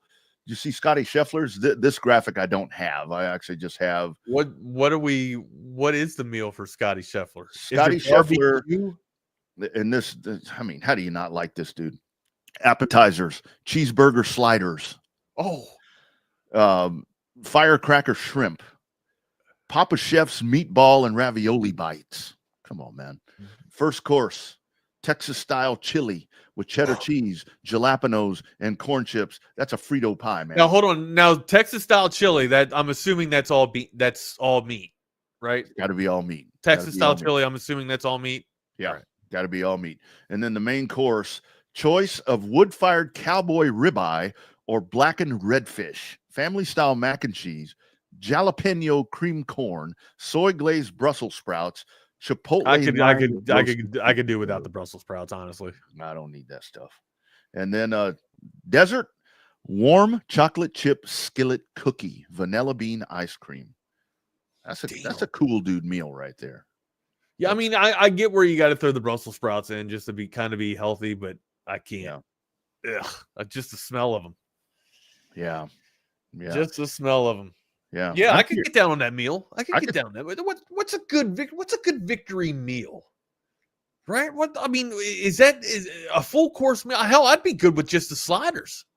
I'd be good with the chili pie or Texas. I don't know, chili. Like the Texas chili. I gotta add some beans in my chili, man. It's just got to be filling. I gotta be able to have more than just a meat taste, right? Yeah. I'm curious to see because not that all meat chili is bad. It's just what I prefer. Yeah, that's where I'm going. So if you don't throw beans at me in Texas, please. All right, don't throw beans at me. I prefer a little bit of beans in my chili. That's all. Tomorrow, I circle the earth for another time. Tomorrow is the B what day are you talking about? Of Double R. Tomorrow's Double R's B day, and so your birthday tomorrow. So my wife and kids. Hold on. I've never heard that phrase before. Circle the earth for another time is your birthday tomorrow. I made that up. So what are we? 56? Come on, man. 4. 54. I don't know, man. I've been conditioning my skin. But so the story with this is looking at this menu, because this would be a perfect birthday meal for me. But I know my wife and kids are always like, because the girls come around and they want to take me to do stuff. But like now, I've been trying to eat less. So I'm like, take me to Texas Roadhouse. We don't need to go to all these fancy whatevers. Just give me a simple meal. Texas Roadhouse is good. I'll usually go Jack Allen's Kitchen. Oh, Jack Allen's Kitchen. Jack Allen's Kitchen is where I've been getting the ribeye there from Jack Allen's Kitchen. I'm usually not a ribeye guy. Usually I'm a strip guy. Club? That too. I like the club. I like the club sandwich. I like the strip and I like the club. I meant strip club. No, that too. No, actually, no, I don't. I am not a fan of the strip club. I'm not. It's a good way to go broke. Unless they're a sponsor of the show. But I'm really not, man. I think it's kind of irrelevant. Like you're nothing. You're not getting anything out of it. You're just throwing money at a girl dancing, and one, you got your wife at home. So yeah, I don't know, man. They've just never. Gentlemen's clubs have never done it for me, and I've been to a couple. I was a Marine, like I've been to a couple, and maybe it's the crazy ones that I went to that kind of just ruined it for me, right? I mean, also too, like whenever I've gone, I wasn't going to stare at ladies dancing. I was going to just kind of have a good time with my friends, and I really didn't pay attention to too much of the dancers, honestly, except for the one show that I saw that I really didn't want to see. What was it? A dude? No, it was a woman. Pregnant. Ugh. Yeah. Just yeah. No, man. Yeah, there's things and I support women in college, absolutely. But there's just things that you shouldn't have to watch. Yeah, no, that's I do like Chippendales. I like Hangers too. Hangers was a male gentleman's, or I guess it would be a woman's club, right? A ladies club. What was that one? There was one in Dallas that they opened up. I forget what it was called, Boondoggle or something like that, where it was dudes in the banana hammocks and shit. Bojangle? Was it Bojangles? No, that's chicken. That's a chicken place. You can call it what you want to call it. I don't know if it's chicken. I tell you, our man CB sent us a message on the X, and we might have to have Ashley. Peter's Hangout. That's a great name. Peter's Hangout. That's a great name. Peter's Hangout at my house when the bathroom was down. Peter's Hangout was in the backyard, for crying out loud. But our man CB with the Twitter, we might have to tomorrow have an athlete, because Haley Van Lith of TCU basketball fame. Apparently in the SI swimsuit issue. I didn't even know they still did this swimsuit issue. But yeah. Oh, I know who you're talking about. Yeah. I mean, to each their own. I don't. She's pretty. But I don't know. Right. To me, like athlete should have sex appeal, and I don't find her like hot. Like she's pretty though. She's beautiful. And I guess that's a weird difference with me too. Like you can be pretty, but I don't necessarily think you're hot. Right? Like it's weird. I don't know how to articulate that or how to actually describe that. Like there's just a difference. Like you can be a beautiful woman, but I don't know if you're hot. Right. Like right. Yeah. She's not a, Sydney Sweeney or Sabrina Carpenter. She's not quite along those lines, but she is an athlete though. In culture news, in reference to Sydney Sweeney, you guys know how big of a Gundam fan I am. I heard that Sydney Sweeney is going to star in the Gundam live adaptation. So, I mean, maybe God is listening to prayers. So maybe my prayers are being answered. I will have to come on here and save face. Maybe this is happening. Speaking of hangers, yes. So Bevo Lance Jason Hangers was a ladies club. I guess that's the terminology of it. It's where men dancers go, right? For the ladies, where they go, or what do they call them? The bear show. I don't know. The dancing bear. I don't know. Yeah, they had that in Austin. I don't know what they are. It gets a little crazy with that dancing bear stuff, though. Yeah, they have the bear back here. If your wife's telling you that she's going to a dancing bear show, that's not a good thing. Let's just say that. But Hangars was this place by Andrews Air Force Base, which was an air hangar. So they called it Hangars, which kind of played off of words there. But yeah, that was the ladies' club back around the Washington D.C. area. Yeah. Yeah, they had LeBaire here, and I think it was over there in that Riverside area before Riverside got all jacked up, and they took the Hooters out, and Run Tex was across the way. That whole strip right there where the Magic Time Machine and all those different things was.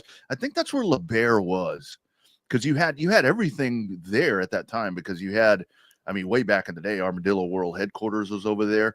And then you had that Magic. I wouldn't know about it. I wasn't here. These were all. Then you had a Mexican club in there. You had Club Carnival that was in there, and you could go drink cheap in there, and risk getting stabbed on a Thursday night. At the places where the dudes were dancing. No, I think it may have been in that same place where that. I thought Rodney. I'm sorry. I for 10 seconds there, I thought you were going to places where dudes were dancing so you could get cheap beer. I mean, I probably would have. Oh my God!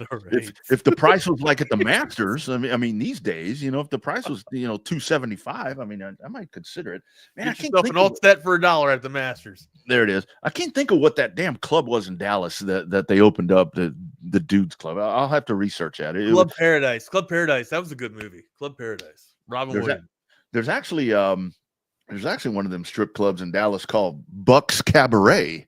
So I don't know if our man Bucky's got his own little side deal going on over there in the Dallas area.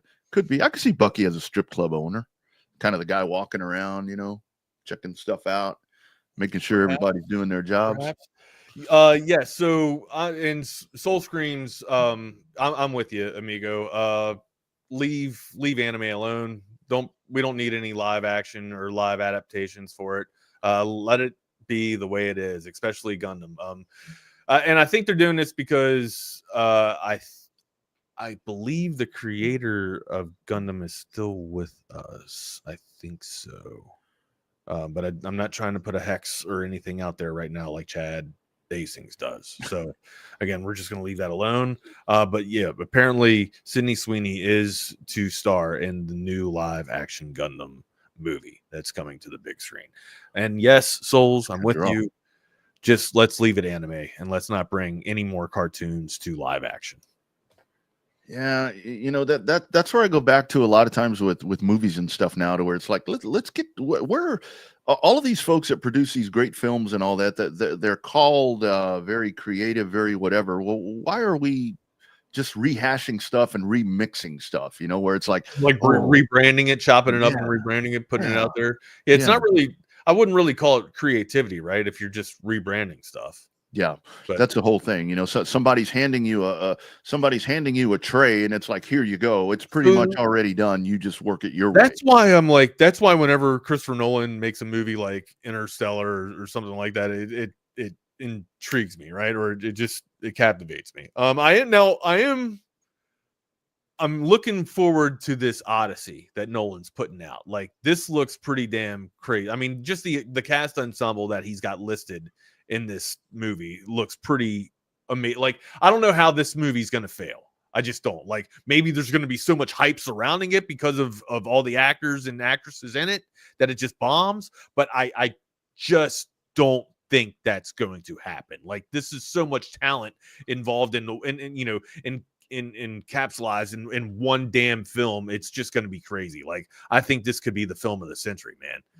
And I'm sure that's a little hyperbolic to say, but I mean, with a star-studded cast like this, in an epic being told, such as the Odyssey, like how can this fail? Honestly, how can it fail? There was a commercial last night, and you guys will have to tell me, because I saw it, but I wasn't really paying a lot of attention to it, where Tom Cruise is remaking something else. Top Gun? Doing Top Gun? No, it was something else. It wasn't Top Gun. It was a different one. And then I think at the same time, they're also doing a follow-up years later to Days of Thunder. So it's like, I mean, that's great. Whoa. Like, Days of Thunder getting redone? Yeah, they're supposedly doing a remake, or not a remake, but doing a follow-up to it all these years. Is Tom driving? I can only, Top Gun 3 is being made. I would only assume I would only assume that what's going to happen. Tom Cruise on the show. I would say Tom Cruise is probably going to NASCAR. go. I'd say Tom Cruise is going to go the route of Jeff Gordon, where Gordon gets out of the car, he becomes like a majority owner in Hendrick, the team that he owned for. And now, when you turn on a NASCAR race and they're talking about Hendrick, it's Jeff Gordon that's sitting up there as the main man. That's kind of. I would assume that's what's going to happen. I'm sure there'll be a love interest and everything else. He'll probably have some little cocky young driver, you know, that you're sure. There's got to be an antagonist and a protagonist, right? He'll have to get that dude in line, you know, kind of live through me or whatever. I was like that, like you. That's what I would assume it's going to be about, which is like, okay, I'm telling you what's going to happen, and I have no idea, and that's probably what's going to happen. So, well, I mean, it would fit the narrative. Yes, like Mission Impossible. Thank you, Jay. That would be a more realistic narrative, I would think. Mission Impossible. We can get let's reach out to our sources. Let's see if we can get Tom Cruise on the show. I'm serious. Like I will do whatever I can to get Tom Cruise on the show and talk about NASCAR and I guess their new spin that they're going to have with Days of Thunder. I love the original Days of Thunder. But I mean, hell, when did that come out? 1988 or 89? 88, 89. Yeah, maybe 91. Maybe it was early circa 90s, but it was around that time frame though. But yeah, man, I remember having going to Hardee's almost every day for the Happy Meals, just to get the damn the movie cars that were in there, like the Chevy Lumina, the Superflow, the pink car that he had, the City car was his first sponsor.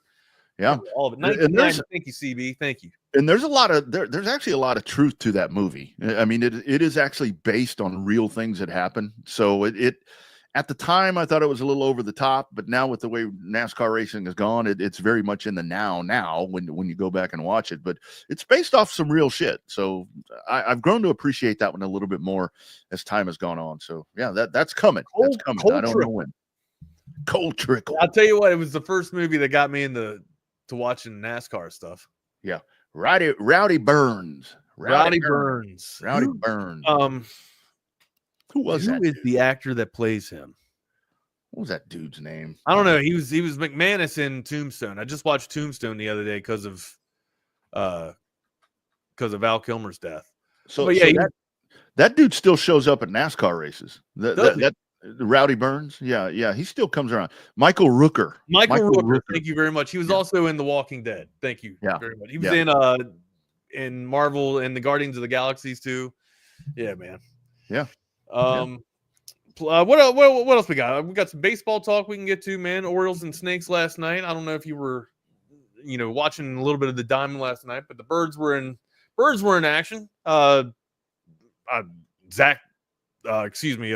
Henderson was emphatic in action. He was getting it busy on at the plate and then on the base paths as well. 2 stolen bases. If there's a stat out there besides home runs that kind of wow me, it's stolen bases. Like if you're aggressive on the base paths, you're probably going to be must-watch TV for me in terms of baseball, just because I like to see the small ball get implemented a lot. Hit them on or get them on, get them over, get them in. That old adage.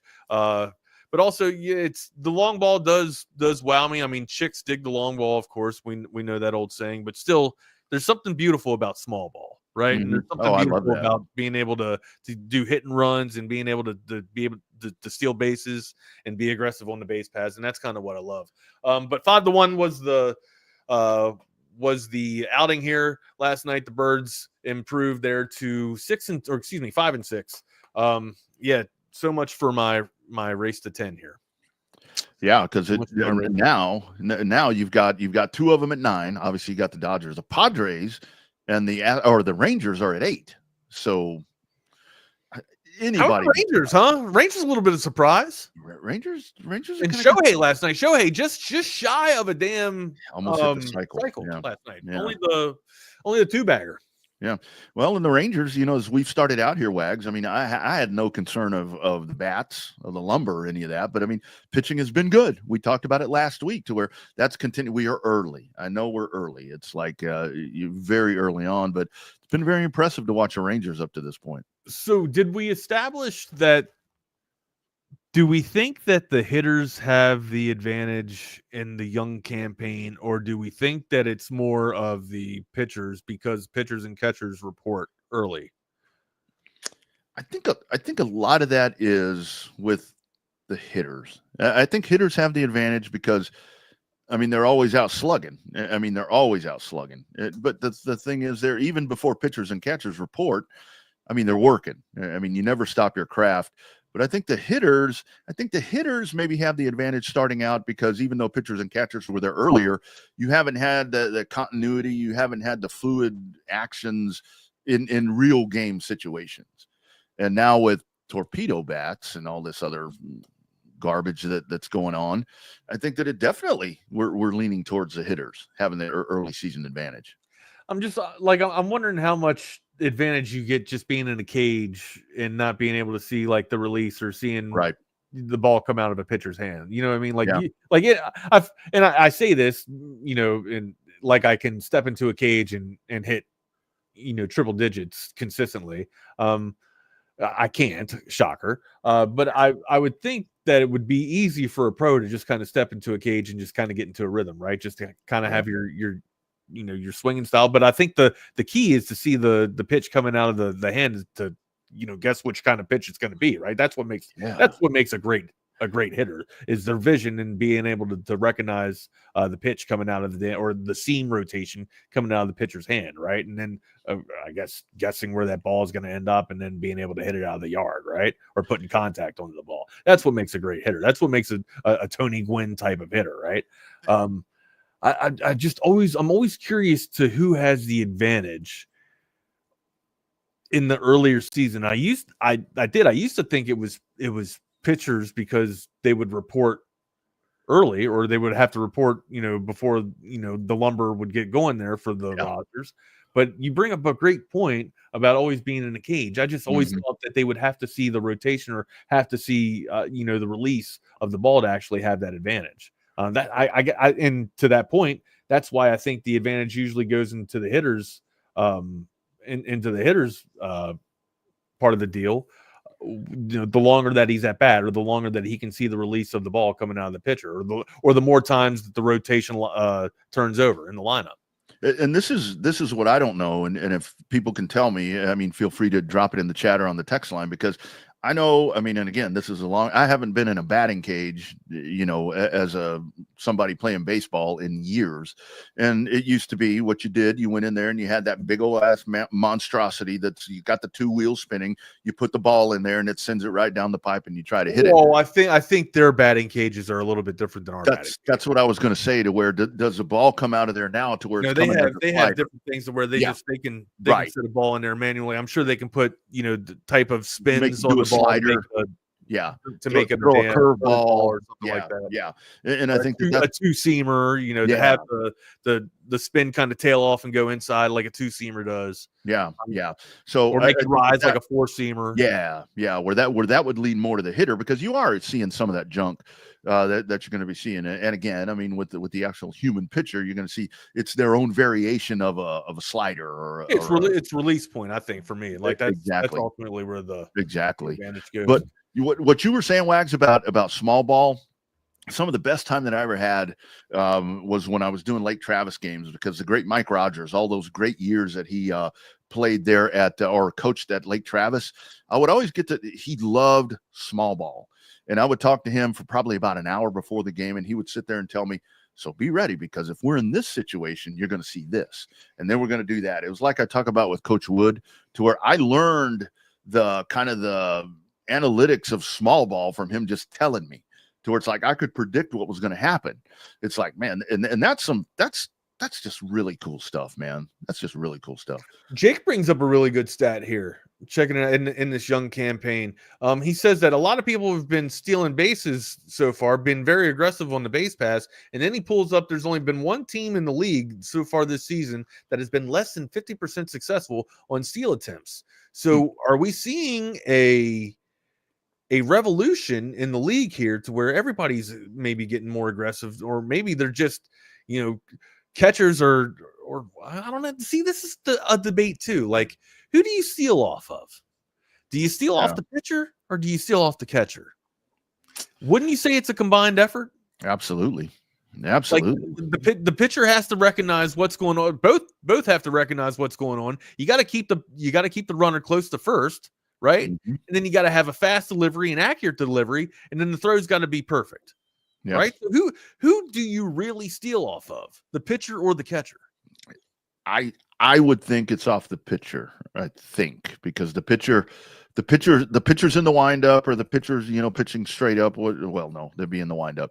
So that's a good. I agree. I mean, we all know the terminology. I agree with it's the pitch, but I mean, the throw's got to be good. But if it's a slow, shitty delivery to the plate, you can expect a rushed throw to the bag, right? Yeah. So no, that all comes hand in. I think it all ties hand in hand. And as a catcher, I'm putting it on the pitcher. Absolutely. I'm absolutely putting it on the pitcher. Isn't that what makes baseball so great? I mean, all the shit that we're talking about. Game of failure. Say it all the time. It's a game of failure. It will humble you in a heartbeat, man. And that's why people that tell me I don't like baseball, it's too slow, it's too boring.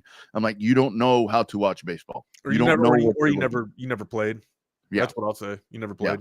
Yeah. All they do is pitch and hit. Are you kidding?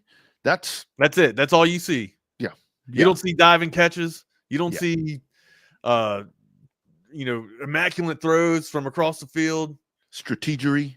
I don't know. You're also talking to a guy that was a fan of the shift. So, and I say I'm a baseball purist.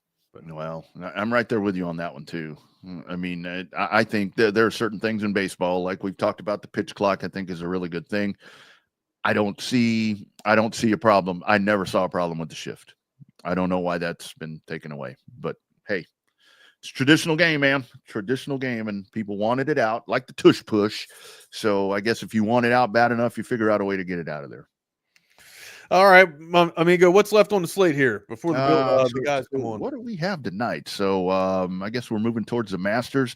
Man, I think we got it probably a good time as we're coming up now into April.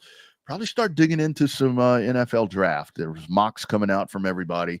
You're getting all these different, depending who you look at, you're seeing a lot of different scenarios, draft value rising, dropping, whatever the case is. Maybe start digging into that. Man, I wish we still did those. Remember those pluckers parties we used to do at the Horn? Oh yeah, they were fun. Those were a lot of fun. They were fun. You could bet on eating good for one night at least. Yeah, you ate really good. Like usually your food got taken care of for you. Yeah.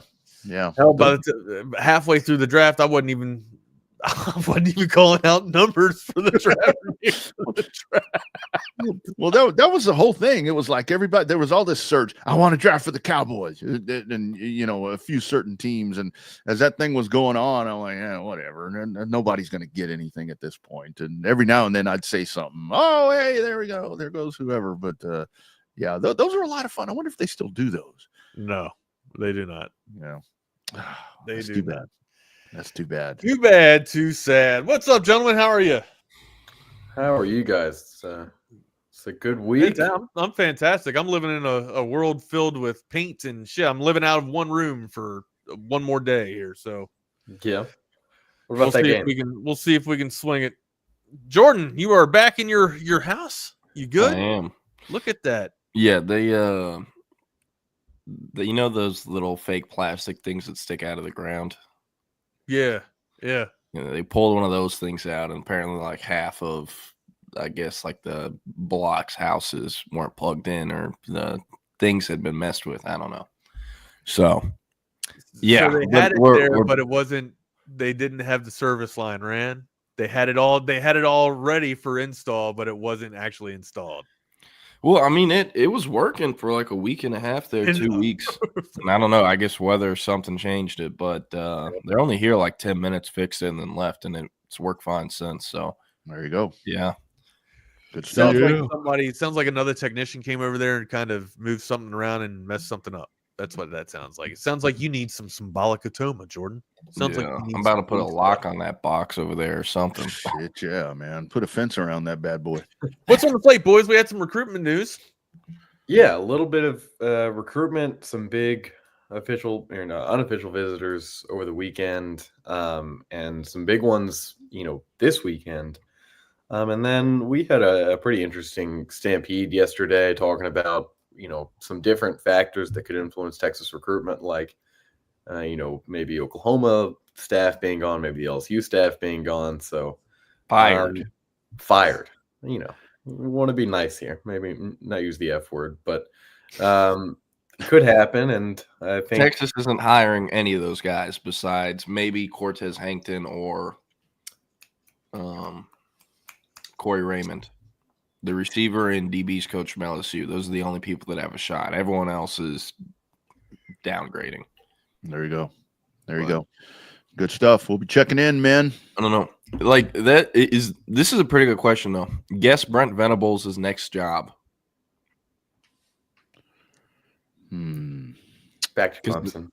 Does Dabo take him back and fire whoever the active DC is? Or the active DC gets another Well, job. that's is he looking for another head coach, or is he gonna go back down to be a defense coordinator? Not sure who takes him at this point. I mean, I think I think great guesses, guys. Sure, y'all are not too far off. No, I think you would either go DC. The only people that are going to give him a head coach job are like stupid G5s. Like probably FAU. If FAU will hire Tom Herman after what he did at Texas, they can hire Brent Venables easy. Yeah. Someone can. Yeah. Would no. Incarnate Word.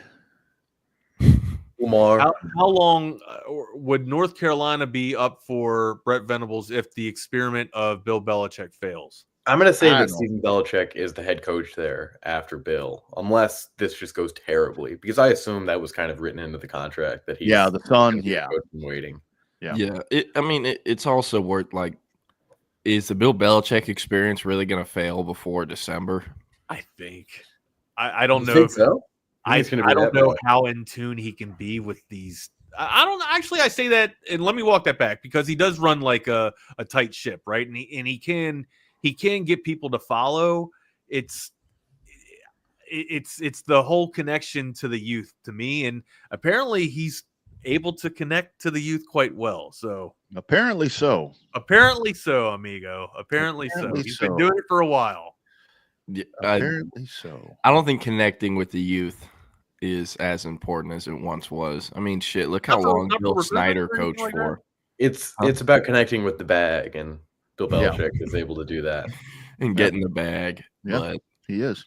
I don't know. I think that's big, and he'll win the parents. I think he'll win the parents, and he'll win the dads immediately. Absolutely. Absolutely. Yeah. Probably not the moms. Probably not the moms, right? No, no doubt. But no doubt. I don't know. With North Carolina, though, like you say what you want. Statistically, I'm almost positive is statistically the greatest coach in NFL history, right? And it's a little different. It's college, but with how much money and how much time and energy you invested to even set this thing up, they're not going to fire him or clean house if he goes even 3-9, and he won't go 3-9. They're going to beat. I don't know who their non-conference games are. I know they play TCU. The three others are probably. I know they play because it's Scott Frost and Bill Belichick. Okay. So they probably have two duds, two guaranteed wins. If those are two of the non-conference games, and then they play in the ACC. Right. Like you're telling me Bill Belichick can't find at least one conference win in the ACC? Shit, I know Florida State couldn't. But I have more confidence in Belichick than I do in Norvell. So yeah, I think so too. And also, it looks like they got like a UCF game. I gotta go, guys. See y'all tomorrow. All good. We'll see you later, Rodney. They play Stanford. So that could be a game that they could win too. Frank Reich versus Bill Belichick. Yeah, we went through the Stanford schedule after Frank Reich was hired, and that was interesting because we found out that their floor is not winning a single game. And Charlotte, they can beat Charlotte. So Richmond, they play Richmond. They could very well be have an 8-win schedule or an 8-win year, as a matter of fact. Yeah, and I'm sure. I mean, that was part of North Carolina's pitch. Is like, look, the ACC sucks, and it's why they're trying to get rid of the auto bid in the playoff. Right. But until they do, you have like the easiest path to a guaranteed playoff spot than anyone in the Power Four. Looking at this right now, it looks like TCU is their toughest opponent. Wow. I'm sorry. A lot of people are expecting to walk that back. Clemson's their toughest opponent. Oh yeah. Clemson's their toughest opponent. But after that, it's TCU. And I think North Carolina has them late in the season, so by then we'll be Heisman lock, Cade Klubnik, and probably So they have them week 5 rather. Week 5. Hey, fun fact. According to several sources in Westlake at the time, if Cade Klubnik didn't get offered by Clemson, he probably would have gone to North Carolina to play for Mac Brown. And you're probably like, how? Well, Klubnik is a really interesting kid, at least in today's day and age. Very, very, very, very, very religious focused, and goes to church like multiple days a week. And NIL was never a factor in his recruitment. I mean, I don't know. I know he goes to church a ton. Yeah, he one of those guys. And I'm not trying to act like there's anything wrong. I'm just like that's devout. Like yeah, and I don't want to make it seem like I'm shitting on him for that. Like, there's nothing wrong with that at all. No, I'm just like that's a lot. That's a lot of devotion. It's impressive, yeah. So for the way his recruitment was going, he had a bunch of offers, but didn't really have a favorite or favorites. He felt like no one was really genuine or authentic or really like creating real relationships with him. And then Clemson started realizing they weren't gonna. It's not Gunner Stockton. They weren't gonna get Ty Simpson. And Clemson offers one QB at a time, where kind of like Texas does, where if they don't get him, they offer a new kid and move on to him. So Ty Simpson commits to Bama. The next day they offer Klubnik, and like 3 days after that, he publicly committed because he had visited a few times and they told him, hey, if we don't get this kid, you're going to be the guy. And he didn't care. He was like clearly the second option because Clemson was his dream school because of how religious he was and their whole program. But up until then, that's got to be a pull with Dabo too, right? Like, oh yeah. So and I mean their QB history, it's hard to ignore that too, especially at the time and what would have been. He was 22 class. There would have been 2020 and 2021.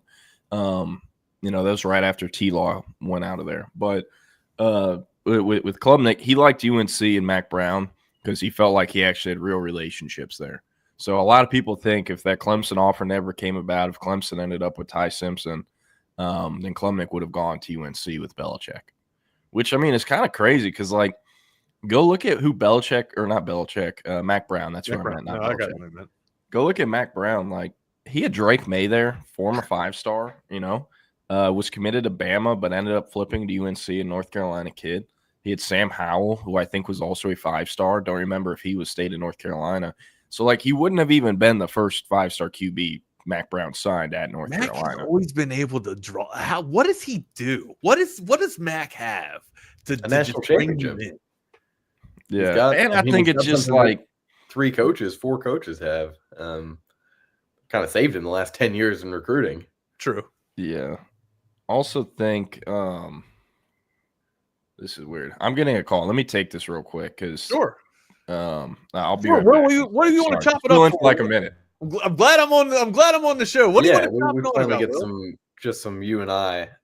Did you watch the game yesterday? Oh yeah, absolutely. I mean, so you got to feel for Sharp, right? Like, I mean, he's trying to make a play and trying to get it, and it's like that old adage: it's what your coach tells you just from PVYA ball. You can't get up in the air and not know what to do with it, right? You got to have an outlet. You got to know where you're going with it, and then he gets up and trying to make a half court, almost felt like a half court heave at that point, but you had to know where the outlet was going to be if you get up in the air and put yourself in a bad situation. And of course, we kind of talked a little bit about this.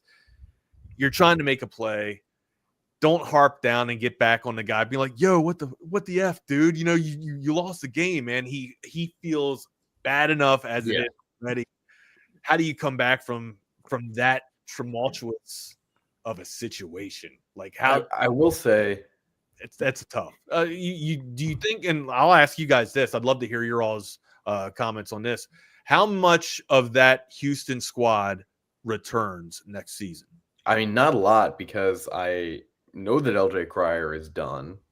And that would have been such a cool story if he had won 2 national championships, 2 different teams. I'm assuming that Juwan Roberts would no longer be there. Yeah, Roberts is gone. Roberts is senior.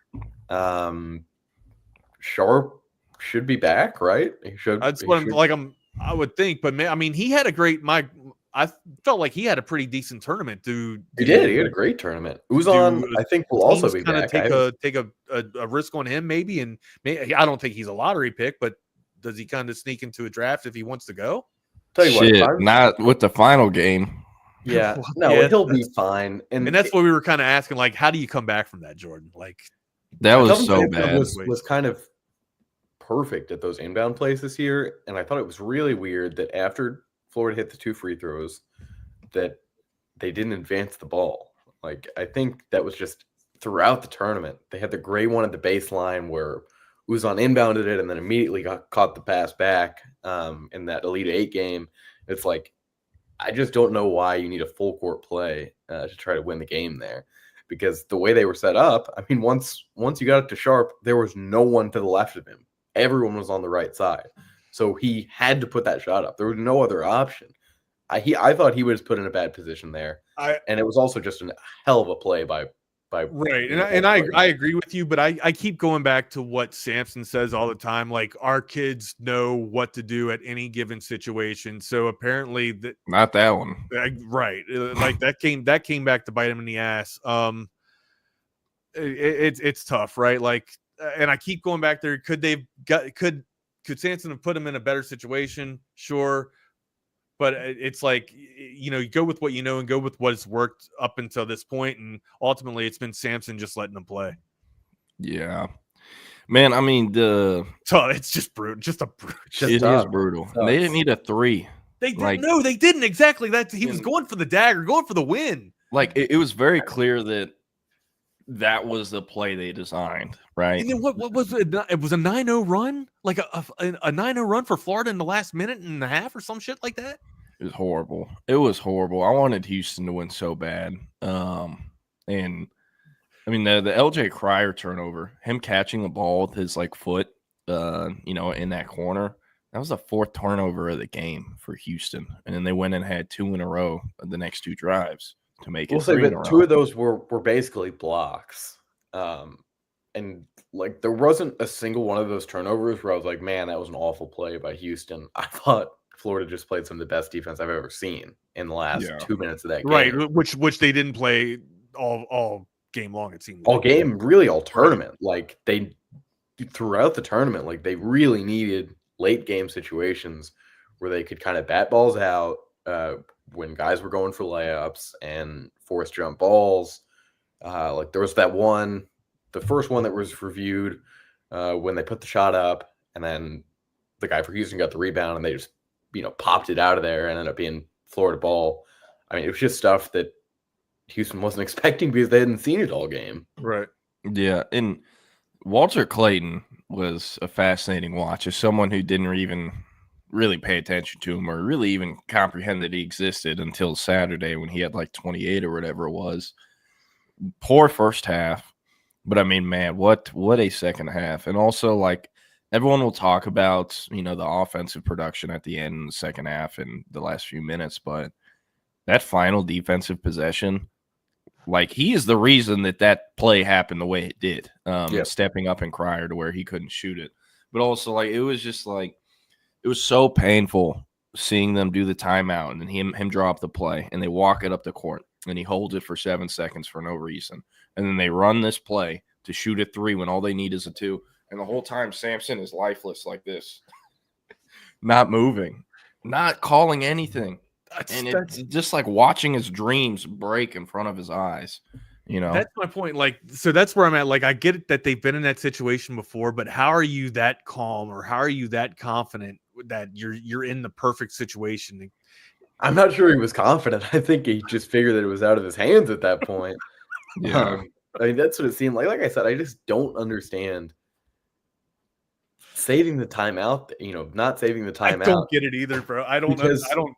And even what I thought they could have done is Sharp could have picked that ball back up. There were 5 seconds left. There were, maybe it would have been 3.5. Take the turnover. Was there enough time? I think there was enough time. I'm pretty sure there were 4 seconds left. Even if there's only 2, you still have the opportunity because they make both free throws. You're only down by 3, right? They were up by. Yeah, that was just the absolute word, and just how it ended. Just brutal. You don't even fire. You don't even take your shot. Yeah, it was almost like submission. There was some. It was bad. It was some bad. of the memes that have come out of this have been hilarious. Though I don't know if y'all saw. You just really feel bad. This one had me dying.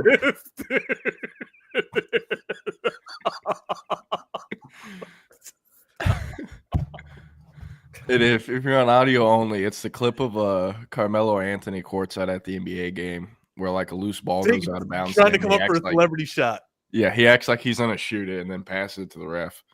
And someone said Houston did that in a real game. Where is this real quick, gents, before I get out of here? Brian Alejandro was the winner of our bracket challenge here. So congratulations and shout out to him. We will take down your information and make sure that you get all that is intended for you for the prizes. All right, guys, I'm going to step out of here. You guys wait, Wags, last one. You'll appreciate this one. Walter Jr. and that one.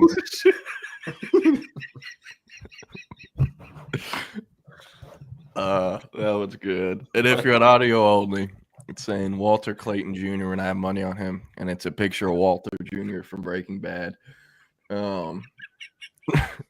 Happy Tuesday.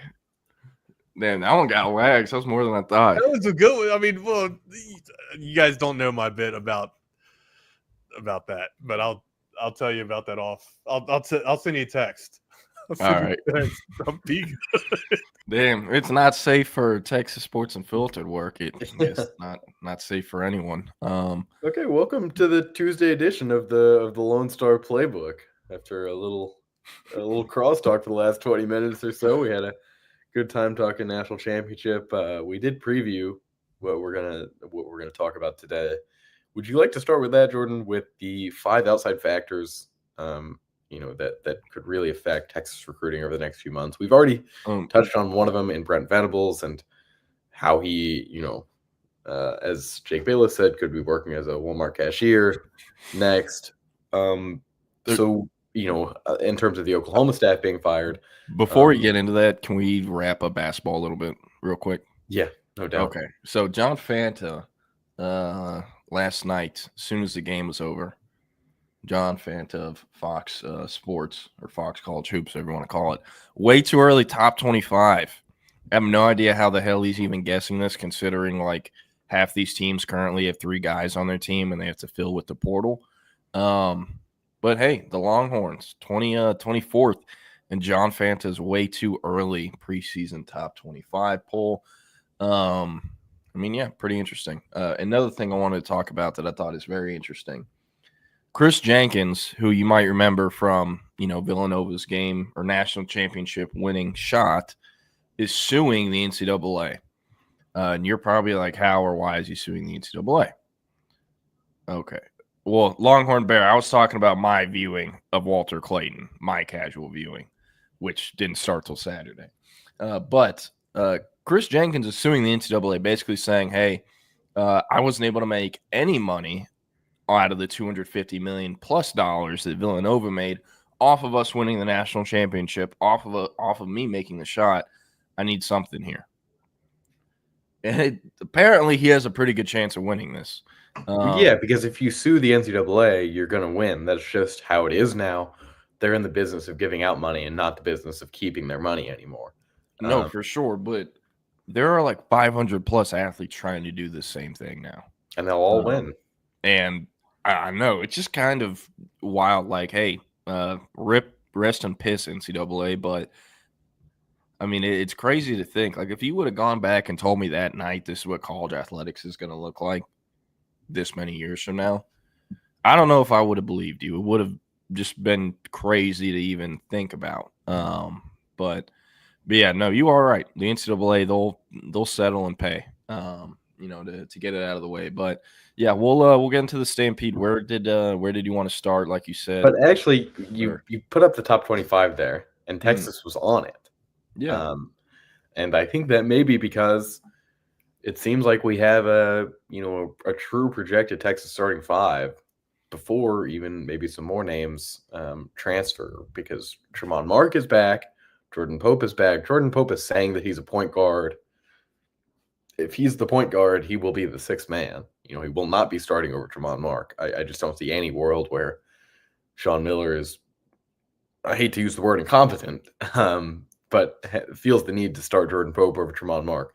So right now I would say Tremont Mark, Jordan Pope, At the 3 is Kendall Weaver. So it is a small group, but then you get Dalen Swain, the Xavier transfer at power forward, and then at the 5, Matas Matas, who is the $1 million plus man, no secret, in Austin.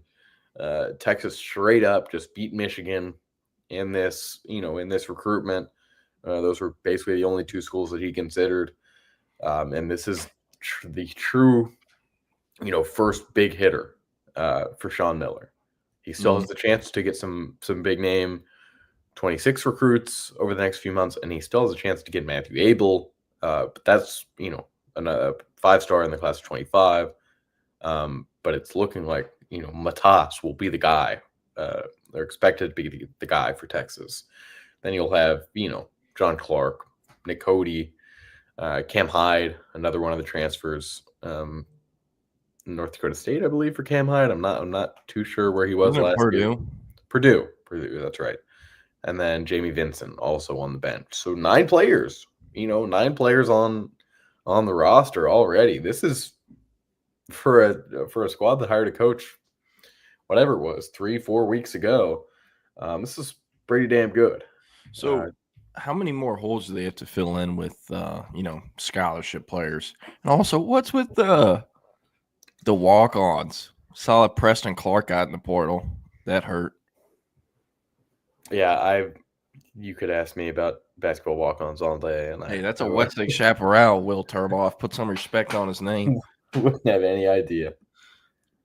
No, I grew up playing. I'm pretty sure we were in the same grade. In middle school, I'd play him when he was at Westridge Middle School. I think is one of the 2. And it's the non-Hill Country Westlake Middle School. And then he obviously played at Westlake High. But I don't know. It was just a guy I always knew about because I played him, kind of like a less successful Michael Taft, I guess, where I just grew up playing against them, and that's kind of how I know about them. Yeah. No, how do you know, though, how many scholarship spots there are left for them to fill this portal window?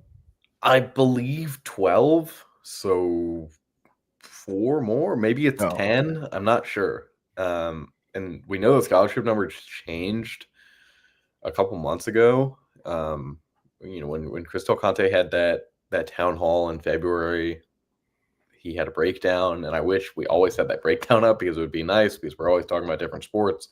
But I think basketball stayed the same at either 10 or 12. I'm not too sure. Last little basketball thing here. You got a couple of good memes in earlier. How about this one? From Title IX to Title I, the Todd Golden story. I saw that one as well, but I wasn't going to put that one up there. Yeah. Let's get the 30 for 30 rolling. There's in that exact same tweet, there's a pretty good comment of someone like doing a fake 30 for 30 intro. Yeah. What if I told you? See that one now. Say this Title I started with the Title IX. Hey, there you go. And how is Florida ever going to operate with that if they ever find true evidence, Because then they have evidence that they literally swept everything under the rug in order to win a national championship, which they did. They did, yes. So, I don't know. Kind of hoping someone comes out with some real stuff on that. I love the chaos and would love to see basically all of Florida's brass get exposed. And I'm sure some of their football fans will be happy with that. They hate the way that athletic department's run. Yeah. And even with the way they finished the year, several Florida fans that I know still wanted Sunbelt Billy, as they call him, fired. And they didn't fire him. They're running it back. So we'll see. But I don't know.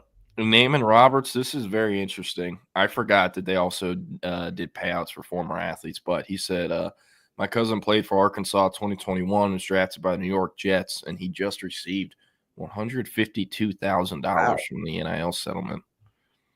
Damn, probably like 3, 4, 5-year player at Arkansas. Very curious how did the NCAA come up with a model to decide how much money we need to give to former players? Because, some guys start, some don't. Some are on the bench as the 12th guy in basketball the entire career. How does that get decided? I would love to see that. But any other memes you got for basketball? I don't, but CB just showed this. Orange got a new NIL deal. I don't know if you saw what it is. It's I'm probably gonna butcher it. I know it's pronounced one of two ways. Vory. Yeah, I've never seen that brand before. What even is that? I only know it because I believe he is the second athlete now contracted to the company, and the first is Livy Dunn, who kind of helped like jumpstart the brand. So he gets in there with, for a while people were like, oh, there's no big arch NIL deals, and now within the last couple months we've seen this one, Vory. We've seen Waymo. He did Waymo one. Red Bull. He did Red Bull. He has a Panini one, right? Mm-hmm.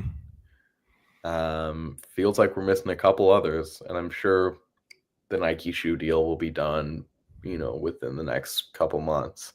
I don't know if he can announce that as a. Can he announce that as a college athlete? Yeah, they can. Because I remember Kayvon Thibodeau, I think, was like the very first, and it was before he had finished his final year at Oregon. Texas is also a Nike school. Like if he was at, I don't know, Texas A&M, for example, which is an Adidas school, and he tried to get a Nike NIL deal while in college, I think he legally could do it. He would have to be very careful with how he posted about it, or like the certain advertising. Couldn't wear the shoes in game, right? Yeah, I don't think he could. But because of Adidas's contract with A&M, you're right, couldn't wear shoes. And I assume he would just like tape over Adidas cleats so there's no Adidas logos, but I'm sure that would also piss off Adidas. I'm really not sure. But it is interesting. And speaking of Waymo, I saw Michael Terry posted a video on Twitter the other day of him just in a Waymo. And it was just I think it was an ad. Oh, yeah. Michael Terry has a very fun Twitter because it's like a lot of things. Most of his posts are just like all the other players, where they're just promotions for their NIL deals, promotions for charities, and things like that. And then occasionally, like I remember a post by Sleeper College Football a couple weeks ago when it was like, name a player that's going to have a breakout season. And for some reason, Sleeper said Texas tight end Spencer Shannon, which it's a fair answer. It's a fair answer. Okay. But anyways, they went up and down the Texas roster and went, oh, yep, he hasn't played at all going into year 3. Let's do him. Yeah. It's the same thing ESPN did. There's a reason anyone in this market who covers it full time is not named Spencer Shannon as a breakout player. But that wasn't why that post was interesting to me. It's because the first comment I see says Michael Terry, Texas. And I'm thinking, well, there's a big Michael Terry fan here. And then I look at who posted it, and it's Michael Terry. So Michael Terry is just going through Twitter, just seeing if there's anything kind of related to him and commenting on it. I occasionally get like likes from him on like baseball things. Same with Jonah Williams. He's funny. I remember sometimes, some parents log into their kids' accounts, and a few of his tweets, I'm like, yo, is his dad tweeting this? And he doesn't realize he hasn't switched accounts. That's what I thought for the Sleeper thing. But I mean, if you spent time around Michael Terry, he's an awesome kid, like a total sweetheart. Yes, sir. Yes, ma'am. Was raised the right way and is a great young man. But like interviewing him and covering his recruitment was kind of weird because like he was such a nice kid and it was so straightforward and it was so obvious he was going to Texas like past June. But like you could never get him to actually say anything of substance. Like you could never get him to be like, yeah, I'm committing by the end of summer, 1,000%. I know where I'm going, and it's going like you could never get him to say anything like that. Be like, probably the end of the summer, but could go into the season. And it was like 8 months of that. Like it felt exactly like the Kobe Black recruitment, where everyone and their mom knew he was going to Texas, and it just kept getting dragged out. And Kobe Black's went all the way to signing day. Same with Michael Terry, and both of them had been silently committed going back to August. So, I mean, it was what it was, but those recruitments are just annoying to follow and cover because everyone on the board is like, why isn't he committed yet? What is happening? Did we mess this up? And you basically just have to tell them the same thing you've been telling them for 6 months. But with Michael Terry, he's also like still tweeting like he's in high school, kind of. Yeah. Like he's like, it'll be like a practice photo and it'll be like blessed by the best. And it's like at half the Texas recruiting market. And I'm like, hey man, I'll give you a retweet still. Let's read off the last few tweets. So the Waymo one that you first started talking about, the reason why I'm not sure that it was an ad because he says I was a little nervous, but the smoothest ride ever at Waymo, #Waymo. Then it's a picture of him catching a ball, #new profile pic, #blessed by the best, #focused, #locked in. And then a day before, there's a video posted by Texas Football that he's like very briefly in, #blessed by the best, and then ats basically everyone in the Texas market and Alamo Heights. Couple retweets here, a couple NIL deals. There's a lot of #blessed by the best here. Yeah, but you're right. He does. Some of the here's I'm going to put this one up. Go ahead, but keep going. One of my favorite Twitter moments from a Texas player was shout out Will for sending me this. A few weeks ago, Kobe Black posted a photo of like one of their NIL things. And the tweet said, insert caption about how excited you were to do this. And it's like, dog, you copied and pasted the text from the PR person and put it into the tweet thinking like that was, you know what I mean? Because all of them say the same thing, like had a great time helping out at this thing. And, they're kids. I don't. But I don't think this on my PC really does justice for like how great this emoji is. But if you know what it is, it's like, the one where he's blushing. I think a couple years from now, like once Michael Terry really pops off, this is going to be a fun one to go back to. It's like one of those tweets that, and I hope that he realizes that he tweets like a player would have 10 years ago, because we need more of that. We need less of like the professionalism, and we need more of the I didn't come here to play school, because this is a pivotal point for college football. They need personalities, and they don't just need aura guys. Like I think college football is trying way too hard to just get like guys that have aura, whatever. And we need more goofy 18, 19-year-olds, because that's what has always made this game great. Need more people who are cool with being themselves and aren't trying to be others. I think that's part of it. But man, what was it? The NIL posts are always just so funny to me, because it'll be like 5 kids in a photo, and one kid is like a 4th or 5th year player who's been there forever, and he's wearing like slides and like team issued gear and like slides with no socks, just like, he's there to get that NIL check, no doubts about it. And then right next to him is like one of the true freshmen that's been on campus for like 3 months, and he's wearing like purple jeans and like Louis V shoes, new sleeve he just got tatted on him. And he's like wearing the, what's it called? There's someone in the market who likes to make fun of the players and call them man purses whenever he sees them in person. But yeah, the little side bags. Yeah, wearing one of those. They just got the bag. They went to the store and cashed out. And it'll be them like posing super hard for this photo for the NIL post. And then the 4th or 5th year player is just like looking at the camera like, yo, can you take this shit already? I'm not going to put this one up there, but there's one that Michael Terry posted where it's like, I think it's all true freshmen. I see Lance Jackson, I see Michael Terry, I see KJ Lacey, Wingo's in there, Lockett's in there. All these guys are throwing the horns up, and then in the corner, Cade Phillips is wearing sweats and slides and a hoodie, and just has his hand up like this, like no horns up from me. Like he looks like he's my glorious king. Tired. I'll say that he looks like he's tired. Yeah, he probably is tired from strapping shit up. Wanted to say, yeah, Cam Williams 1000% wasn't there to play school. A current recruit whose Twitter activity I love, Felix Ojo. Like once a week, he's like, look, I don't care what anybody says. I'm the #1 offensive tackle in the nation, and I'll stand on that. And I'm just like every time, I've been on the Felix Ojo bandwagon for some time. I also just like love the confidence. And you ask him in person, like, yo, why do you tweet this so much? He'll be like, well, because I believe I am. And I'm like, yeah, good job, Felix.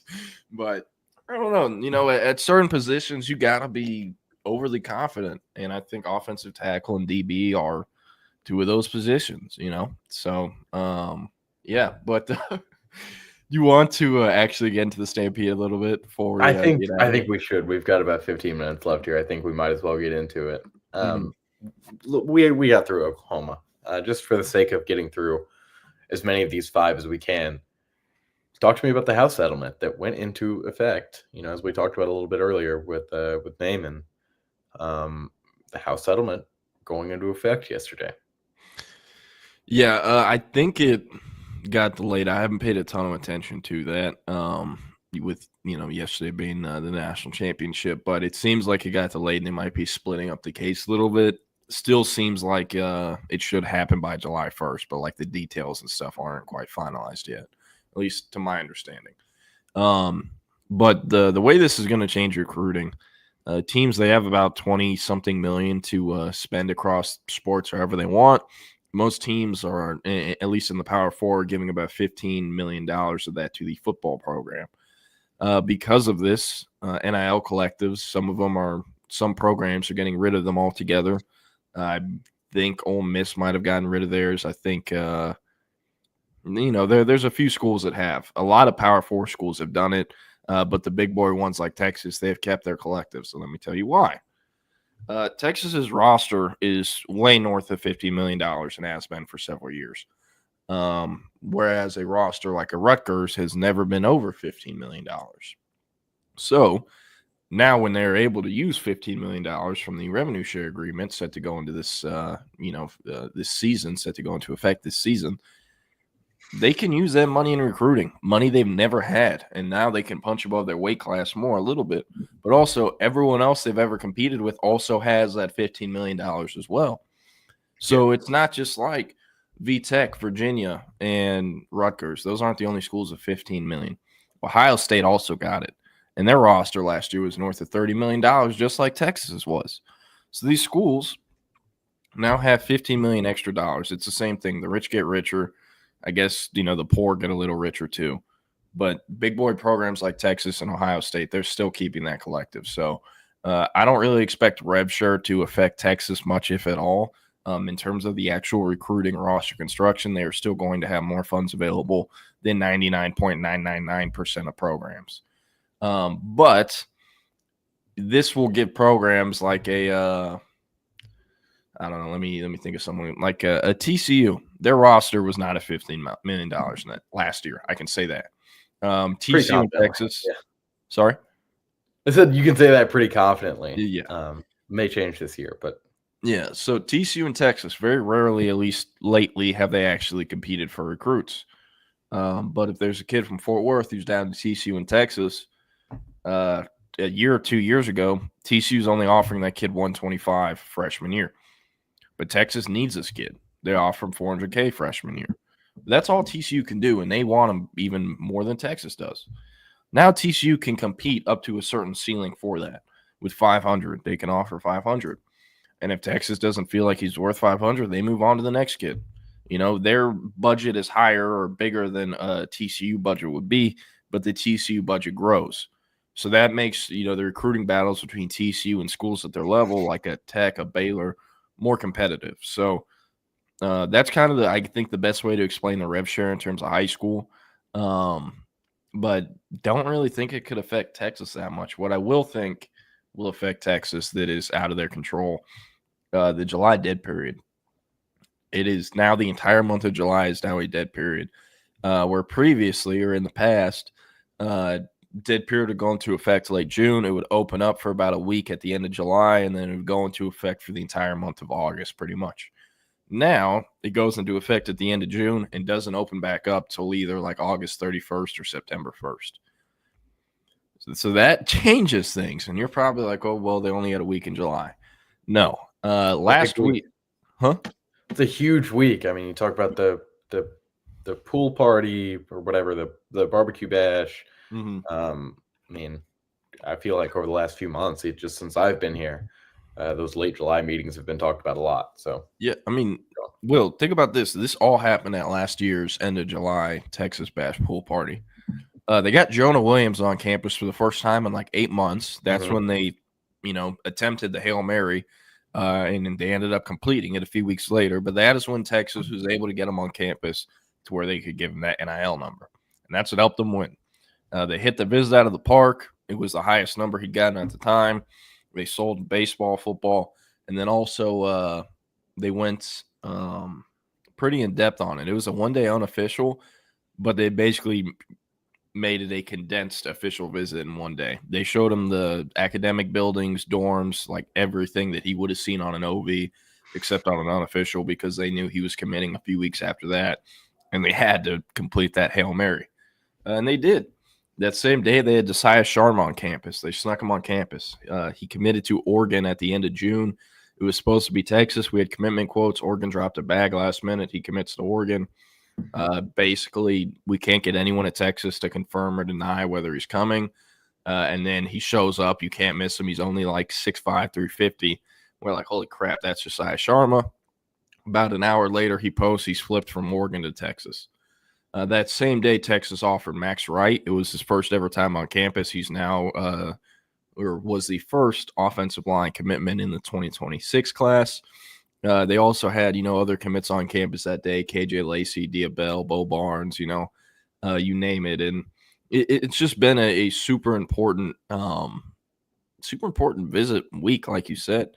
And you go back to what would have been summer of 2023. That was Jonah Williams' second time on campus ever, like they've gotten a lot of use out of that over the years. So that's going to have to change the strategy a bit. You've never been able to do official visits during that July period, but it changes things because go look at Texas's schedule. They have 6 true home games because they have 7. One of them's in Dallas for Texas OU. 3 of those home games. What do you say? They can also host recruits there, but yes, not the same as the other 6.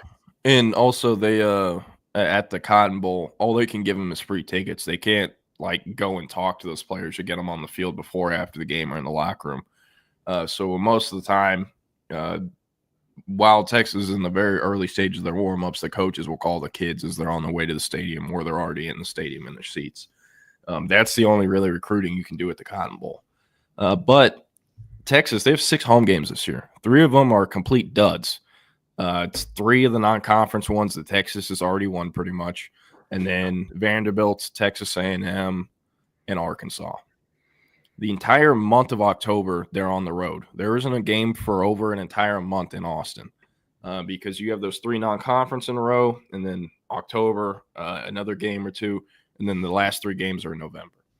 So your first 3 games, no one really cares about, and also it's the beginning of the Texas high school football season, so getting kids at campus there will be a little challenging. It'll also probably be, hotter. It's closer to the summer, earlier in the season. And then at the end of the year, I doubt Vanderbilt will have the same season they did last year. Who knows? Maybe they could do it. Pavia comes back. Won't be too exciting. I don't think Arkansas will be very competitive by then. And then we'll see about A&M. So you really only have one marquee home game this year to get visitors there, and it's Black Friday. Mm-hmm. I was going to say, and the big part of this is Texas does not have a home game from, they've got September 20th against Sam Houston, and this is the reason why they decided to push this game up a week, or back a week, I guess, because you get to September 20th, and then you have a bye week, you're at Florida, you're in Dallas to play Oklahoma, you're at Kentucky, you're at Mississippi State. So for 5 weeks in a row, you don't have a home game. And then you play Vanderbilt, who very well could be a good team. But the month of October is always great for some of those finishing pieces in a class. And it seems like this year Texas may need more than some of those finishing pieces, by October. So being able to get guys on campus in the middle of the season, in midweeks is very hard. Just because of the way that the practice schedule goes and the school schedule and everything. So I think if we're talking about, combining this dead period in July and the schedule that Texas has, it's maybe the most impactful because more than ever, Texas has to have this class, at least 85, 90% locked up by the time that they're in Columbus on August 30th. Yeah. And I mean, Texas, they've always made late additions, but they haven't really been in a situation like this before. Because, previously it was, all right, let's decide whether to host this kid in June, try to close on him later in the summer, or let's host him in the season, try to close on him in the season. And usually they try to get both those situations or both those types of recruitments to get to campus in July for that end of July pool party. That no longer exists. So, and with the in-season schedule being the way it is, Texas kind of has to decide, do we get a guy on campus this summer or in the fall? And in the fall, the 3 non-conference games are not much to come to Austin for. And then, so if you push it to the other ones, then you have to wait till November. And signing day is only going to be early December again, December 4th. So, like, they're going to have to host kids during the bye week or do midweek visits during the season. They're going to have to figure something out. Like, they can't only get buy-off game day visits, I don't think. Yeah, the only other way they can make this happen is convince Jeff Lebby that, we'll give you an assistant job if you let us host official visitors as we whoop you in Stark Vegas on October 25th. Yeah, they'd be better hosting official visitors in Fair Park than in Stark Vegas. Yeah, no kidding. One more is what the LSU staff no longer being there and how that could affect Texas. Seems like just like we see it every year, there's a lot of big battles between Texas and LSU. This year we've got Booby Feaster, who seems like more Texas than LSU at this point, just based on how things are going in that LSU receiver class, which leads us right into Jabari Mack, who's currently committed to LSU and has definitely considered getting back to Texas. Was supposed to chatted with him over text last week. Was very receptive to Texas still reaching out to him. Seemed like he wanted to say a little bit more, but maybe someone in his camp, maybe a parent, is waiting on him saying anything positive about any other school other than LSU for the time being. But he will still be on campus. He was on campus this past weekend, I believe, and he will be back on campus at the end of the month for what would have been the spring game, and then we'll be back for an official visit, unless LSU or someone tells him he can't. It seems like he's very interested in Texas and wants to let it all play out there. Dylan Berriman, there's a few other names here where Texas and LSU are just kind of battling, but I think it's a much bigger impact. Just apart from who could Texas get in the 26 class? If that LSU staff were fired, I think LSU has a lot of players that Texas would be very interested in the transfer portal. A whole lot. I think there's a lot of guys who had that speed that Chris Jackson likes. I think the defensive line obviously is built in a way that Texas, would have done their own. Finally end up in Austin. Yeah. To be able to get some DBs from a school that I still consider to be DBU, you could take legitimately, I think, 15 players from that LSU team. And no way that happens unless you were to just hire everyone away from that staff. But I think there are at least 5 or 10 guys that could play a really big role on a Texas team. The real interesting one is, what if Harold Perkins doesn't have a phenomenal year and he decides to spend, I think he has a medical red shirt.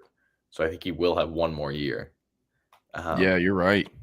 I consider to be the greatest high school football player that I've ever seen, and would love to see him, as a Texas Longhorn. I'm not saying that will happen, and I do think he will end up being a first-round pick in the 2026 draft. But LSU has done a piss-poor job with him.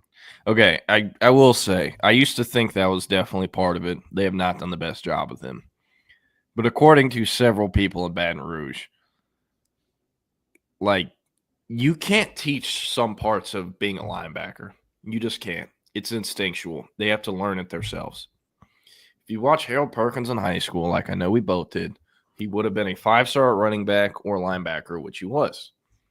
But his linebacker tape is I am an NFL level athlete. I'm just going to chase the ball down and it'll work. He, don't need a ton of technique or actually nuance at the position. LSU, people are like, oh, they're playing him out of position. He needs to be an edge rusher. Yes, I agree with that. I think he is most effective at the college level as an edge rusher. But he can't play edge in the NFL. He just can't. The problem is, if you stick his ass at linebacker, he has no idea what he's doing. He doesn't make reads. Why does that happen? because he doesn't show up to every practice, and when he does, he's not super locked in, according to multiple people in Baton Rouge. In fact, there was actually a time when he was considering going in the portal, or actually several times, and it got very close to happening this past window. And I talked to someone like, hey, what would go on here? Do you think like Texas would be interested or what? And he's like, no, Texas would like get some word from someone that LSU staff that they shouldn't touch him. And I was like, what do you mean? And then I heard stuff about what happens at practice or when he's not at practice. So I do think like in terms of who to point the finger at for what's happened with Harold Perkins and the situation at LSU, yes, LSU, it's very much still on them. But you can't lead a horse to water and expect him to drink it every single time. It's just not how it works. So with Harold Perkins, I loved him as a high school player just like you did. And I looked at him like there's no way this kid isn't a first rounder in 3-4 years. But the injuries and the fact that he doesn't know a ton of actual linebacker stuff after the 3-4 years he's already spent at LSU, it's not a good sign because he can't play edge in the NFL.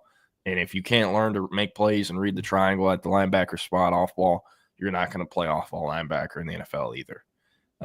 So I am going to be fascinated to see what happens this year with him because I think at this point he kind of is what he is.